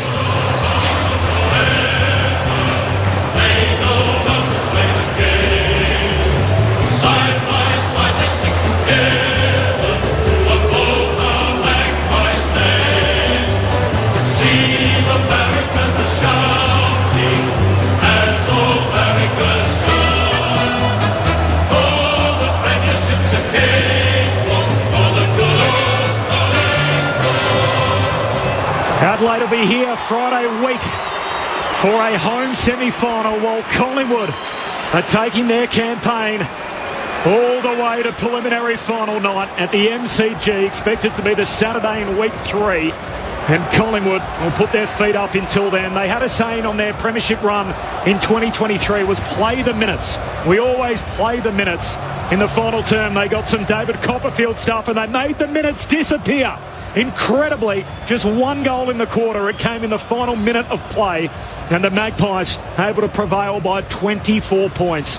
They are the first team through to the preliminary final. They led by 2 points at quarter time, 6 at the half, 19 at three-quarter time, and 24 in the finish. They win every quarter in front of 52,187. And the Crows, with 16 guys featuring in their first final, and it'll be one they'll be hoping to forget. All of that to pull apart, and we've got it all here for you on ABC Sport. Another 40 minutes reaction from the rooms to come. But for now, the initial thoughts of Josh Franco and Rod Jamieson on ABC Sport. Collingwood into the prelim. They win by 4 goals. Well, Gemmo, firstly on Collingwood, an unbelievable performance. I thought their pressure all over the ground for the entire 4 quarters was outstanding. Never really gave Adelaide any time or space to breathe. Metaphorically speaking, when they had their ball in the hands of whoever it was, whether it was from a stoppage, whether it was their defenders, they lacked composure, Adelaide. They hacked the ball forward. They looked a shell of what we've seen throughout the home and away series, which is obviously really disappointing. We'll talk more about that as the post-match unfolds. But Adelaide will be really disappointed with what they were able to, or the level they were able to play to or not play to, based on everything that we've seen throughout the home and away series. But you've got to hand it to Collingwood. Their stars stood up when it counted 3 or 4 weeks ago. People were writing them off. We were writing them off. Too old, too slow. And to come out and dish that performance up, unbelievable. So for the heat between the two teams, Collingwood make it there for the Guard of Honour, and Taylor Walker is going to be cheered off. After his 300th game, he becomes the 5th Crow to reach the milestone tonight. He kicked 2 goals in the first half. He kicked 2 behinds in the second half. And it's not the way, I'm sure, when he thought he would have been leaving Adelaide Oval. And we'll get another look at it with his Magpies with his Crows next week. He thanks the Magpies, gives them a thumbs up. And the Pies will be sticking around to celebrate with their fans. They've really locked out 3 blocks, haven't they, Jammer, on that outer side of the ground next to the race. And it is heaving. And as is for insult to injury for Taylor Walker as he's walking off with young Louis. And Louis got a Collingwood jumper on. Of course, he's a Nick Dacos fan. And he's hopping around holding his dad's hand. And Louis Walker with his Magpies jumper on. And now he's going to walk down into the rooms with Dad and the Crows. I'd make him walk home. As if it doesn't hurt enough, with the number 35 on his back, the Magpies by 24, they're into the prelim. Bit of feeling in the postscript as well. So Ben Keys made a beeline for Braden Maynard, who didn't instigate the affair. A little bit of war of words, but Scott Pendlebury escorted his star defender away pretty quickly. And then Mark Keane sought out Isaac Quaynor after their dispute at half-time, but this was a lot more friendly, where I think Keane had just come to apologise and they embraced and moved on. Well, I think the Keys one, he was obviously disappointed or annoyed with the treatment Maynard gave Neil Bullen in that last tackle, which was all part of fair play. But wow, I'll tell you what, Collingwood, blow me away. They still have it. Yeah. And like I keep saying, the Pendlebury side bottom kicked 3 goals, Pendlebury 23 touches. Degoe was unbelievable, got going after quarter time. Nick Dacos, he continues to just get better and better. And the influence that he has on games is unbelievable. Chris Maynard, all their guns stood up, all their senior players stood up. And then, as you said, it begs the question, we did mention it and talk about it pre-game, around the experience versus the non-experience. Is that a factor? Was that a factor? Yeah. You'd have to sit here now, hand on heart, and say it was. It's amazing when you have a dominant team and they have a home ground advantage, but they've lost once all year. Yeah. And yet, for Adelaide, with a 9-game winning streak, as soon as the draw came out and Collingwood knew they were playing the Crows, they thought, great, this is awesome. This is a match-up for us. They felt like it was a game that they could come here and win. They got a good record at the ground. They got a good record against the opponents. And gee, it was a professional performance, Jamo, where they felt like they sucked all the life out of the game. They took the crowd out of it. And really, apart from a few fits and starts here where the Crows were able to get their game going, they kicked... the only goals they kicked in the game, by the way, were a 3-minute burst where they kicked 2 goals in the first quarter, a 5-minute burst where they kicked 3 goals in the second quarter, and then the final sort of red time moments of the third quarter where they kicked 3 unanswered goals. And apart from that, they didn't have any other scoring opportunities, and Collingwood just completely took the life out of the game. Well, 66 more disposals for the game, and their kicking efficiency was at 67% overall. They were able to maintain possession, and that's what they did. We saw just going forward, going back, going sideways, or transition from one side to the other. All the Collingwood players now running around the ground just thanking, and all the Collingwood supporters that have come here. There's a big bay of them at the northern end directly behind the goals, but then you look over under the grandstand on the, I guess, the eastern side of the ground. There's probably 3 or 4 bays of black and white. There's probably as many Collingwood supporters I've ever seen here. Well, I think they were outside the gather round. They were anticipating around 15,000. It feels like even more than that, doesn't it? With the big clumps that they've got in certain sections. Gee, they travel well, the Magpie Army, and what a treat they've seen tonight. And look, I know it's all about Collingwood at the moment, but I think Adelaide fans would walk away really disappointed. I reckon their coaching staff would be really disappointed in the way that the Crows were unable to execute what they've been doing all year. They were safe with the ball. They didn't really look to take risks. They didn't change angles. Their method inside forward 50 was almost non-existent. They blasted it forward.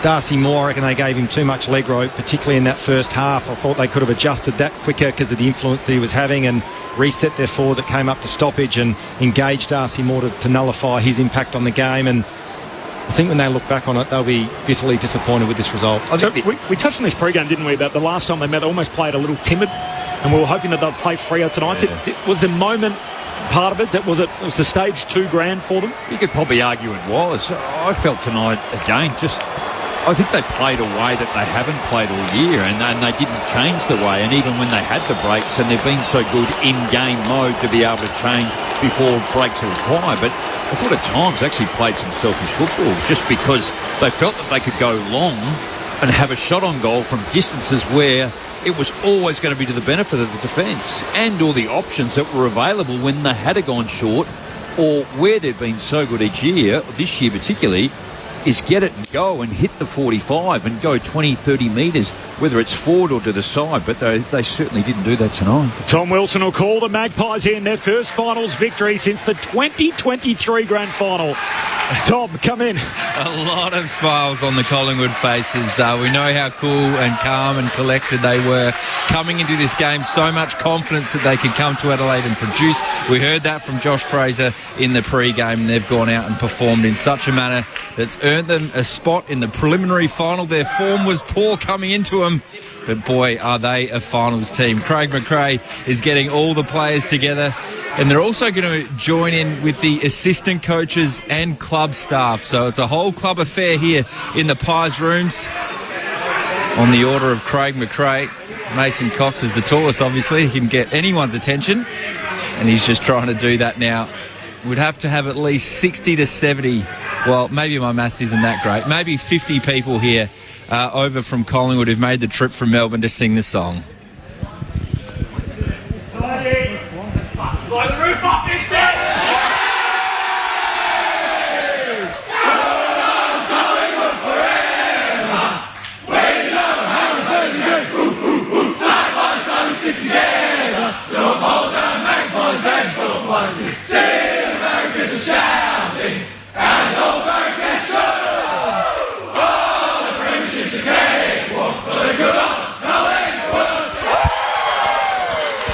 It was certainly worth the wait for the Pies fans, and led by the veteran Steele side bottom, we're going to have the other veteran of the side, Scott Pendlebury, when he's ready to go. Corbin. How good is that? Thanks, Tom. Appreciate your work throughout the night, and we'll check in with you in a few moments. But a 30-second final tonight for Scott Pendlebury takes him fourth all-time equal with Tom Hawkins. The all-time record is Joel Selwood out on front with 40 finals played, so he's all of a sudden in the ballpark and showing no signs of slowing down. Off the SMS, excellent work by the Pies from a Hawks supporter. Pendlebury has the Fred Flintstone twinkle toes from Phil from Central Victoria. Paul says, still on the Greek Islands, love the call, fellas, go the Pies. I look forward to seeing the Fremantle Dockers beat Collingwood at the MCG in 2 weeks from Dean. Are they even on the same side of the draw? I think can that work that way? I'm not sure. We'll have to put it through our little finals picture, which is starting to take shape. So Collingwood, they are into a home prelim. Meanwhile, for the Adelaide Crows, they will find themselves in a home semi-final. That'll be Friday night. Next week, they will play either GWS or Hawthorn. So that's a tough second-round draw. The Adelaide Crows will get another go at it. It also means the Rankin Dream's alive for another week. So obviously, if they made the way through or around the mountain the other way, and gee, a penny for his thoughts tonight. I'm sure what an unusual experience, knowing that the only way for him to play in a grand final is if his team goes the long way round the mountain. That is what Adelaide will have to do. Collingwood far too good for them tonight. They won every quarter, 2 points at quarter time, 6 at the half, 19 at three-quarter time, and 24 in the finish. We saw this to a lesser extent with the Magpies going back a couple of years ago, where they went on a little bit of a dip leading into the finals. They didn't lose top spot. They were still able to finish one, and ultimately the advantages that come with it. But then they came out and they showed on preliminary final night on qualifying final night what they were capable of, and won through obviously from there with that first up win over Melbourne a couple of years ago. Tonight it sort of makes you feel like the same thing, where you think, well, what was the last 5 or 7 weeks of the season worth, where they only had 2 wins in the last 7 weeks, didn't beat a top 8 team, and yet ultimately the regular season, as we know, Josh, is a qualifying period. All you got to do is get to the start line, and Collingwood saved one of their best performances of the season for the night that it mattered most. Well, they sure did. And I think the goal of any side is primarily and initially to finish top 4, so you get the double chance. And then if you're not able to finish in the top 2, then you put everything into that first final. And as Collingwood have done, they've got over the line, they get the weekend off, and they get the home prelim. So it's the absolute perfect run for them moving forward now. What did you like about them tonight? Everything. Yep. Like everything. And the thing that probably stood out for me is just their senior players. They're the ones that actually stood up. And again, I know it's not all about disposals, but DeGoey, the Dacos brothers, Pendlebury, Maynard, Crisp, they're the ones that you want putting their hands up when they're under the most pressure and playing in the big games. They did that tonight. Still side bottom kicked 3 goals. He was hugely influential and almost turned the game at the start of that third quarter. So that's what I really liked about him. The other thing I like, and obviously internally, their narrative and what they talk and the message from the senior players and Craig McRae, they deflect all the external noise. 3 weeks ago, too old, too slow. They come out and dish that up tonight. Phenomenal performance. Amazing. Yeah. They got DeGoey right at the right time of the year. He's hardly played the whole way through the campaign. He had his 10th game. best performance of the year in round 24, and then he comes out and betters it tonight. He was strong. He was powerful. His clearance work in that second quarter, I think it was brilliant. I think the intercept marks was enormously telling. 28 to Collingwood, 11 to Adelaide. Darcy Moore took 9 of those. I reckon Adelaide have missed that one, to be honest with you. You could see that unfolding in the first quarter, in the first half. The second quarter, I think he had 6 or 7 to half-time. He finished with 9, but I think they adjusted after half-time, but I reckon Adelaide were too slow on the uptake there. Totally. We saw it up here, and I reckon they had to pull a trigger and reset that forward, compromise some stoppage losses, but they had to engage Darcy Moore and they didn't. So only 3 guys tonight played their first final for Collingwood. One was Will Parker, who came in as a specific choice. Obviously dropped after the last the last Adelaide game, played that role, and Ben Keys came back in tonight and did another fine job for them. Was only subbed out late in the piece. Roan Steele, who was the sub and barely played only came on in the waning moments. And then the other one was Ned Long, and we saw his night tonight where he had a boatload of contested possessions. You compare that to the 16 first timers that Adelaide had out there tonight. And you could certainly see the differences around this time of year. How much... and we talk about it all the time. It's been really the big knock on the Crows is their final experience going to show up, particularly when they share the top 4 with the last 3 premiers. You got Collingwood from 2022, the Pies from the year after that, and then Brisbane from last year. So it's not only that they haven't got it, their main competition does. Yeah. Well, again, the disappointing thing for me from Adelaide's point of view, when you've got the ball in your hand, you dictate what happens. Obviously, stuff has to go on off the ball to provide options for the kicker, but there was clearly, whether they were rabbit in headlights or it was instruction, that we don't want to change angles and we don't want to test the opposition because we're worried potentially about turning it over and getting scored against the other way. But they didn't take any risks at all, Adelaide. They, as I said, I reckon they dropped the mark or missed the mark on the Darcy Moore matchup or non-matchup in that first half, but their ball movement, they never really tested Collingwood out. That's what I was really frustrated with, and I know and sense Jamo's frustration as well. That's why we say that they were a shell of themselves from what we've seen in the first 24 rounds of this season, home and away series. Yeah. Collingwood's defence was tremendous. Yeah, it was. Uncontested possessions, so 13 in Adelaide's forward 50 to Collingwood 39. Intercept possessions, 29 to Collingwood, 2 to Adelaide in Adelaide's forward 50. Yeah. They were just incredible. Yeah. And that goes to the fact that how Adelaide continued to play pretty much for the 4 quarters, and it just played straight into the arms of how Frampton was aggressive. Darcy Moore was outstanding. Quaynor just hit the contest incredibly hard. So, really, really frustrating and actually probably really disappointing from Adelaide's perspective tonight, because that's not what we've seen all year. And the other thing from Collingwood's perspective as well, when you give them a +1, these guys these days are so good at being able to use that +1 with hands, and we saw that numerous times. You talk about those disposals inside Adelaide's D50 from Collingwood's point of view. Once again, to allow them the extra, and it was hurting Adelaide for so long. I'm not sure that was probably what they were after. It's a backline without Jeremy Howe as well, which makes it even more impressive. He's a key cog in the Collingwood machine and was obviously absent tonight. See a chance to get back. He won't play prelim, or he could? No, he could play the prelim. He's listed as a groin 1 to 2 weeks away, so perfect. Gives him a chance to have a week off and work out what happens next. And then obviously the other one's Bobby Hill, who that's a fascinating coaching decision. So this is a guy that has barely been at training, and as you guys I'm sure have experienced at various times in your playing career and coaching journeys, where how do you weigh up, yes, he makes us a better team, you put him out there and they're a slightly better side, but how do you weigh that up with upholding standards and everything else that goes into being part of a broader football club? And if you do rush him back, someone else misses out, and what that does for team culture at the pointy end of the year. Well, I think the two at the moment is McStay and how difficult it would be if he is unable to make it based on his history too. But I thought Will Parker in his 9th game tonight was really serviceable. And then you look at the format and how they played and why they brought in Mason Cox. Yeah. Absolutely generated that option in that third quarter where Collingwood kicked 5 goals, 6 in that third quarter just alone, and they just kept going straight down the middle. Clearance work. Mason Cox probably didn't take a mark in the forward 50, did he? He just kept throwing it down. Looked threatening, yeah.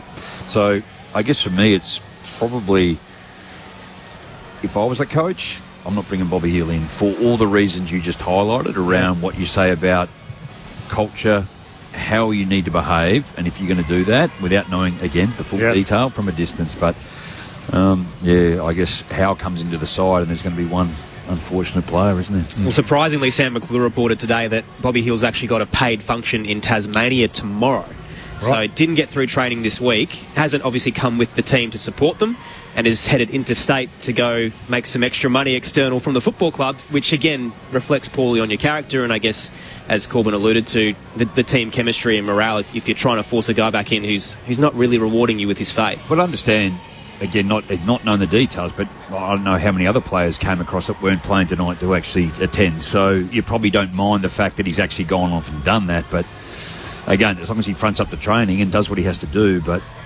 Pies into a home prelim. They win by 24 points, complete the raid at Adelaide Oval. Let's get back to the winners' rooms. Tom Wilson. Yes, I've got veteran Jack Crisp with me, mate. Congratulations on the win. Tough run into the finals, but it was the true Collingwood performance tonight, wasn't it? Yeah, no, it definitely was. And we feel like our brand of football, the way we play football, is finals-like.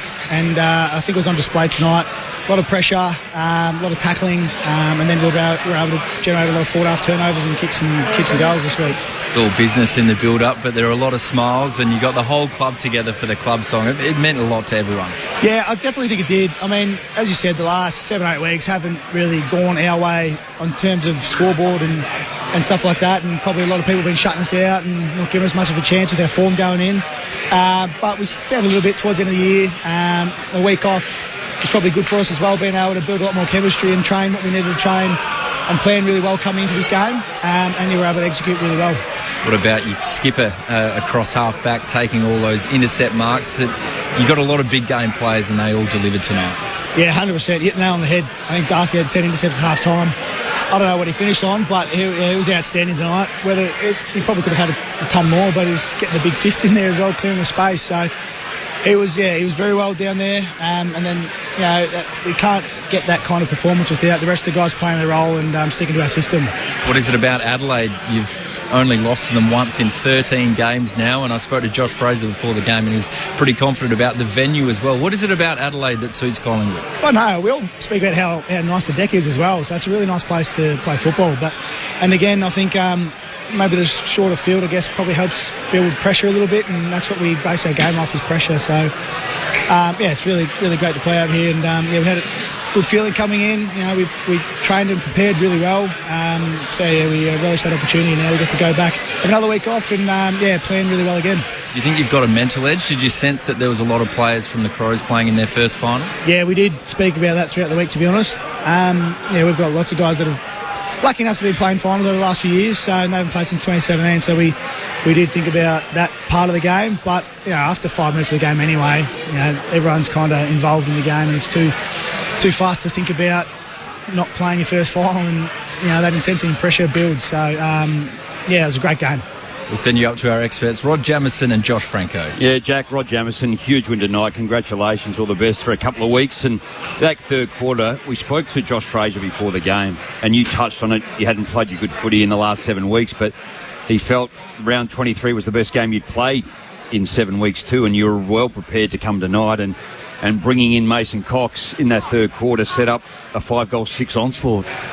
Yeah, it was great to see the big fella come in, play with a bit of confidence, I guess. Sorry, I've just lost you a little bit. Yeah, cool. But I think, to come in and have a pivotal role for us in the ruck and then be a strong aerial presence was first class. Because I think last time we had so many inside 50s, but we couldn't connect inside 50 with our keys or get a contest, and Adelaide was just working it out pretty easy. So he played his role tonight, took some really strong contested grabs, and we were able to flow off that. Your contests work in the centre and around the ground, but your ability to be able to win it and get it out either backwards or forwards to open up the game, it's clearly an area that you'd worked on, but you did so well tonight. Yeah, it all comes down to starting positions, I guess, and probably the last 2 or 3 weeks we've been going quite well at stoppages, but now it's just about how we can use our numbers and navigate going forward to find best shot going inside 50, because we have had games where we dominated inside 50 but couldn't finish off our work with our forwards. Jack, congratulations on the win tonight in your game. A few weeks ago, round 22 against Hawthorn, coming out of the back of that, the narrative was Collingwood's too old, too slow. What do you do as a group, as a collective, to deflect that negative sort of energy or vibe in terms of the external noise? To be honest, guys don't really let it bother them too much. Like, we might mention here and there for a bit of a gag throughout the week. But again, you can use that as motivation. But we just see it as experience. We've got a lot of guys that have played a lot of football, a lot of finals. So that experience comes down to, I guess, how you can connect on field as well. So that's probably where we didn't have was a bit of chemistry and blokes playing out of role a little bit. But we've kind of nailed down to roles and making sure you're diligent in that, and then we'll connect in system, and things should start flowing. And while we're on the theme of old people, Pendlebury and Sidebottom, how good were they tonight? Yeah, again, first class. I think Pendles is always fantastic in the middle, still finds time and space somehow when you shouldn't. And then Steele just kicked 3 goals, could have had 4 or 5. He just keeps turning up the right spots, right time. Both very, very clever footballers. The AFL's Iron Man, Jack Crisp, with us on ABC Sport. Collingwood, the first team through to the preliminary final. Jack, the theme that Collingwood have in this final series or across the course of 2025, can you give us a little insight? A couple of years ago, you famously had, of course, Take the Steps, and Craig McRae in the pre-season took you to the MCG, and you had to climb every step, obviously, to win the premiership. What have we got this year? I don't know if I can do that because we're still kind of using it as our tool to get forward. So maybe if we win the flag, we'll give you a bit more insight. But nonetheless, it's been effective for us, and we'll keep coming back to that as our theme and keep moving forward. More closely guarded this time around. The Isaac Quaynor tonight, who was obviously roundly jeered every single time he got the footy. Yeah. Why was that? I presume it's from a couple of weeks ago, but it's clearly unfair on him. We're just trying to make our game a better place for everybody. And he's out here playing some really strong football, and he stood up tonight and did that really well, even though he was getting booed by so many people, which I thought was quite uncalled for. Yeah, so calls out homophobia, and basically that's the response that he gets when he walks into an opposition venue. Yeah, unfortunate. That's how it went tonight, but we'll move on. We got the win, which is fantastic, so we'll regroup, stick together as a team. Did you notice it out there? Yeah. It's hard not to notice when you got 40,000, maybe 30,000. I think we had a lot of Collingwood supporters here tonight, which is awesome. But he stood up, did really well, and we stayed connected as a team and played some really good football. Has developed into a great modern rivalry, though, Jack, in terms of Adelaide and Collingwood, and it was pretty feisty out there at some times. Mark Keane, your former teammate, getting stuck into Isaac at one point, and then Ben Keys towards the end to Braden Maynard. Can you take us into the heat of the battle tonight? Yeah, obviously everyone knows there's a lot of chirpy guys out there. They give it out and they get it back, but I know Checkers was telling me him and Keeney were just ripping into each other all night. That's the kind of bloke Keeney is, though. You wear your heart on your sleeve, and he's happy to wear it as well the other way, so it's good to see. But that's what happens in finals as well. It's real competitive. Blokes just trying to get that little mental edge, I guess, as well as the physical edge if you can. It's all part of the game, as long as it's all in the rule books and everyone still goes their ways at the end and then shakes hands. Can you understand him?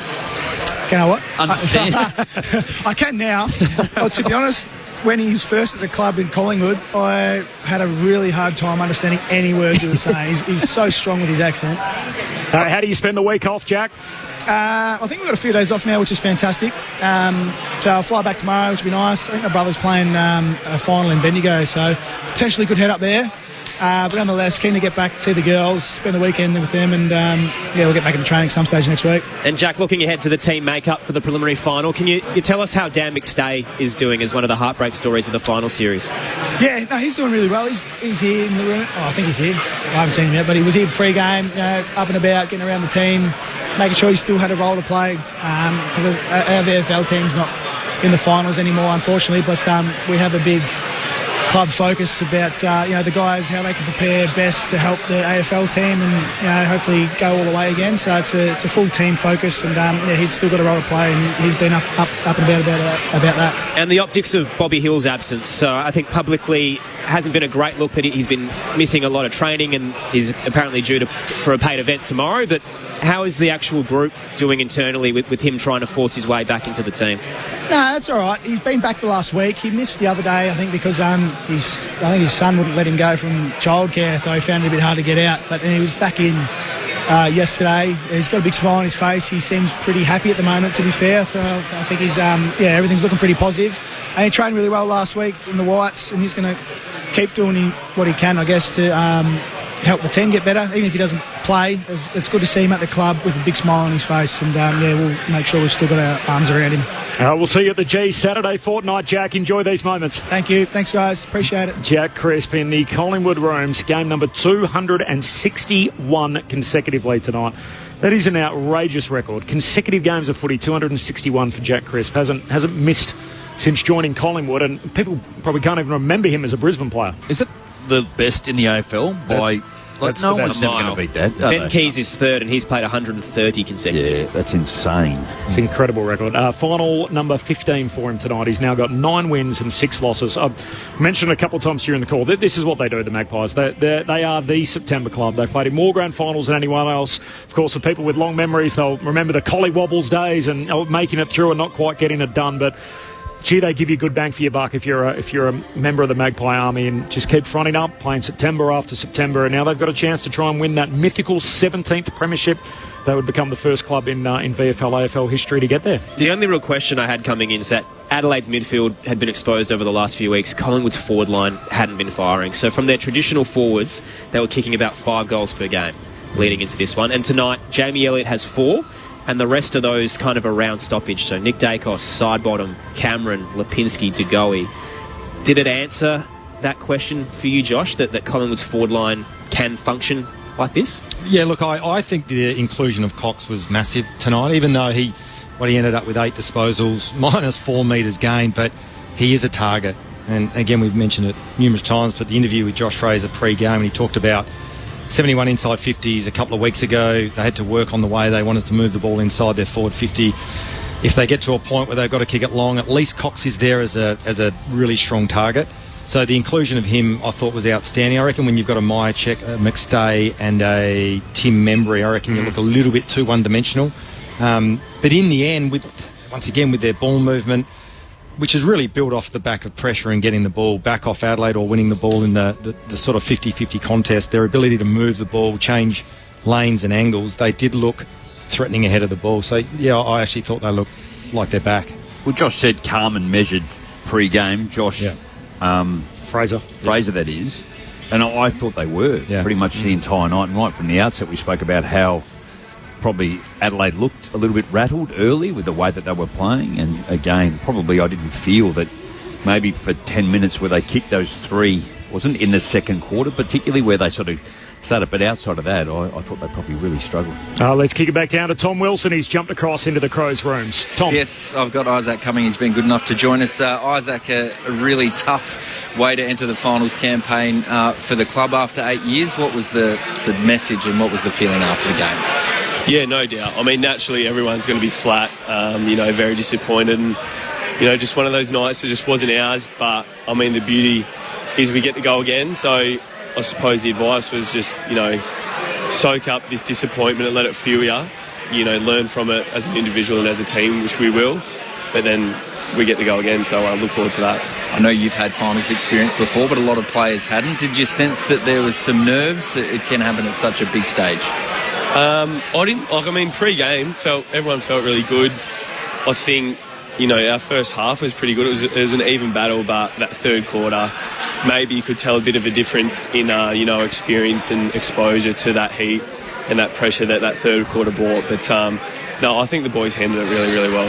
Someone who's got the most experience was Taylor Walker in game 300. I know he's a Broken Hill boy as well. He got the players together. What did he say after the game? Well, pretty much exactly what I alluded to before. Let this disappointment soak in, and naturally you're going to have that. But we get to go again next week. Our season's not over. But yeah, I wish we could have got the win for the big fella. I'll send you up to our experts, Rod Jamieson and Josh Franco. Yeah, Isaac, Rod Jamieson, commiserations. Is it fair to say tonight, I didn't feel you changed the way that you continually went forward, and I guess that typifies that they had 28 intercept marks to 11 and Darcy Moore had 9. You just felt like you went into the forward 50 the same way? Yeah, I mean, that number hurts. I don't think you're going to win too many football games with that number, but we obviously one of our weapons as a team is getting it forward to our big boys, and we didn't want to lose that. But the way they play, they do have a +1 for a lot of the night, and they obviously took advantage of that and cleaned up a lot of marks. Obviously, I think it was Luke Pedler tonight. 3 goals, stepped up. Yeah, unbelievable. He was one of the shining lights. I think first game back, cracked in, stood up in some really big moments, and I think Alex Neil-Bullen's in that conversation as well. He was unbelievable. So I think you can sort of tell, there were boys that were trying to get us on their back, and unfortunately some of us couldn't. Zach, would it be fair to say as well that your the overall ball movement that we've become so familiar with throughout the home and away series, it just looked like the players were a little bit like rabbits in headlights. They played it safe. We didn't see any dare. We didn't see any risk-taking. They just seemed to play sort of straight lines and not take the game on like we've seen Adelaide this year. Would that be fair to say? Yeah, absolutely. That'd be fair to say. I think 28 intercept marks, is going to come off the back of playing pretty straight line footy. If we change angles and move the ball how we have in the past, I think that number is significantly lower. So, we addressed that. In the fourth quarter, we had no choice but to try and take it on. But I think we just sort of need to have the attitude to have that from the start of the game. So I guess the next question, difficult to answer, I get, but so why does that happen in a big game like this? Why do you go away from what you're so used to and have been so effective with? Well, I think just naturally, everyone's going to feel the pressure in a different way. Maybe some blokes felt it a little bit more than others tonight, but, I'm guilty of it as well. There was times where I was a bit, hesitant with the ball in hand. Not that I had it that much, but, I think naturally you want to say, let's play the way we play, but unfortunately sometimes the pressure gets the best of us, and, it happened in moments to us tonight. Isaac coming with us on ABC Sport after Collingwood's 24-point victory in the qualifying final. Isaac, Sarah Bryant's here. I've got to ask you about the loss of Isaac Rankin, I guess mentally for the group, but also structurally how you set up around the ball. Have you been able to at least attempt to fill the void of what he provides? Yeah, of course. I think, we were very confident going in that, Peds obviously came back in and played that role, and you can see what he did tonight. Ranks is obviously a very, very special player. But, Ranks isn't going to win a final, himself. It's going to take a team win and a team effort. We thought we were going to be able to do that tonight. Unfortunately, just couldn't. How was the week with Isaac coming back and apologising to the group, and then tonight being in the rooms where, losing keeps his season alive, but it doesn't help your trajectory towards a grand final? No, it was so good to have him back. We missed him very, very much.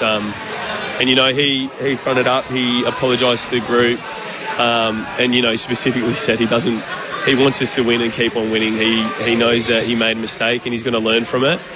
But, the silver lining is maybe we get him back, maybe not. But, it was bloody good to have him back at the footy club. Did everyone at the club get the lessons out of the Rankin episode, Isaac? Yeah, I would have thought so. I don't think we'll be having an incident like that again anytime soon. So, we'll see. Hawthorn and GWS, you'll play the winner of that next Friday back here at Adelaide Oval in a sudden death semi. Simple question, who would you rather, your old mob or the Hawks? I tell you what, I've been asked that about 6 times, but I don't have an answer just yet. But no, it'd be good to see the boys again, but obviously it'd be a highly emotional game, so we'll just wait and see how we go. Rest up well. Appreciate your time after a loss tonight, and we'll see you back here next week. Thank you, gents. Cheers. Isaac coming inside the Adelaide Crows rooms. It was a 24-point win for the Magpies. 4 lead changes in the first half, and yet Collingwood ended up winning every quarter. They led by 2 points at quarter time, 6 at the half, 19 at three-quarter time, 24 in the finish, and really it was the blitz either side of half-time that did it for Collingwood. They kicked 7 straight goals and then able to professionally drain time out of the game in that final term with the match on the line. Off the SMS, Andy from Wodonga, Tex and others who miss goals, kills. Incredibly important. There was missed opportunities, but I think Brody Mychek, what did he have? 4 missed? 5 behinds. Yep, one in the first, 2 in the second, third and fourth. So 5 behinds, and it was Taylor Walker with 2 goal 3 tonight. Yeah. Do the Pies play Friday or Saturday from Terry? My understanding is, Terry, that it'll be reseeded.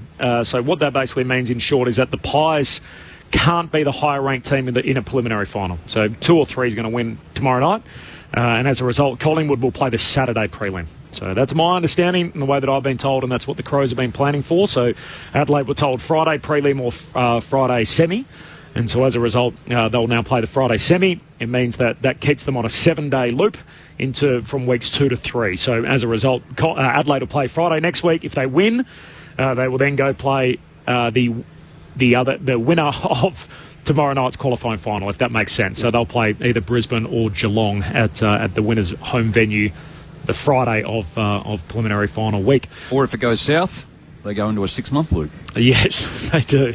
Meanwhile, the Magpies will find themselves in the same bracket now, so follow along here. They'll get the loser of Geelong and Brisbane. So whoever loses is in Collingwood's quarter, and the winner of Gold Coast and Fremantle. So they all of a sudden become one pool.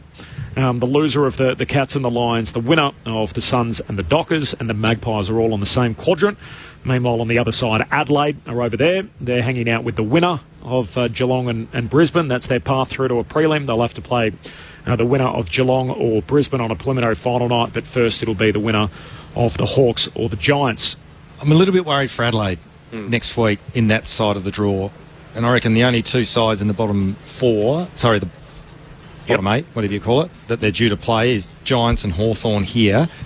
I'm a little bit worried on how can they bounce back from tonight, because their confidence would have taken a massive hit.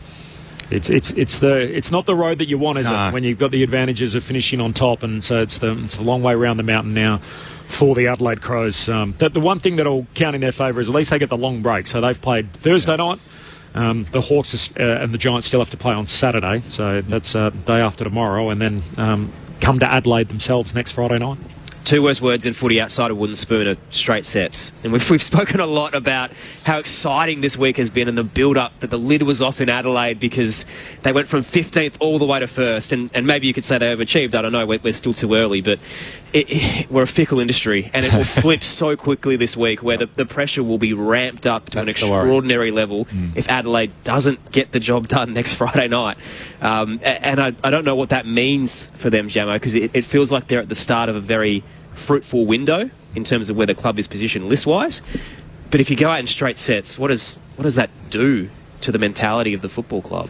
Well, it certainly doesn't guarantee you're going to play finals again next year either. That's they get a couple of key injuries and, the odd game. Again, we spoke about the amount of games that they had won, particularly in the closer games, and there was 5 of them. Yeah. 8 wins, under 14 points as well too. So if it doesn't go your way, which it didn't a couple of years ago because they lost the close ones, and Collingwood again, they've managed to win their fair share, but they've also lost their fair share, probably more than they have in recent years too. So on the other side of it for the Crows, we spoke about this pre-game. That was the heaviest defeat tonight, 24 points. Yeah. And heaviest loss all year. And that's the thing, and that's the hard thing. I think even after I heard Matty Nix after the Kangaroos game, albeit I think everyone was disappointed in terms of how they went, and they'd only just marginally got over the top. You had to sort of go, hey, Corb, you just finished top. So you've actually got to pinch yourself in terms of where you're at. Look, they would be bitterly disappointed. I'm disappointed, not because of my history or background with the footy club, but it just wasn't the way that they played.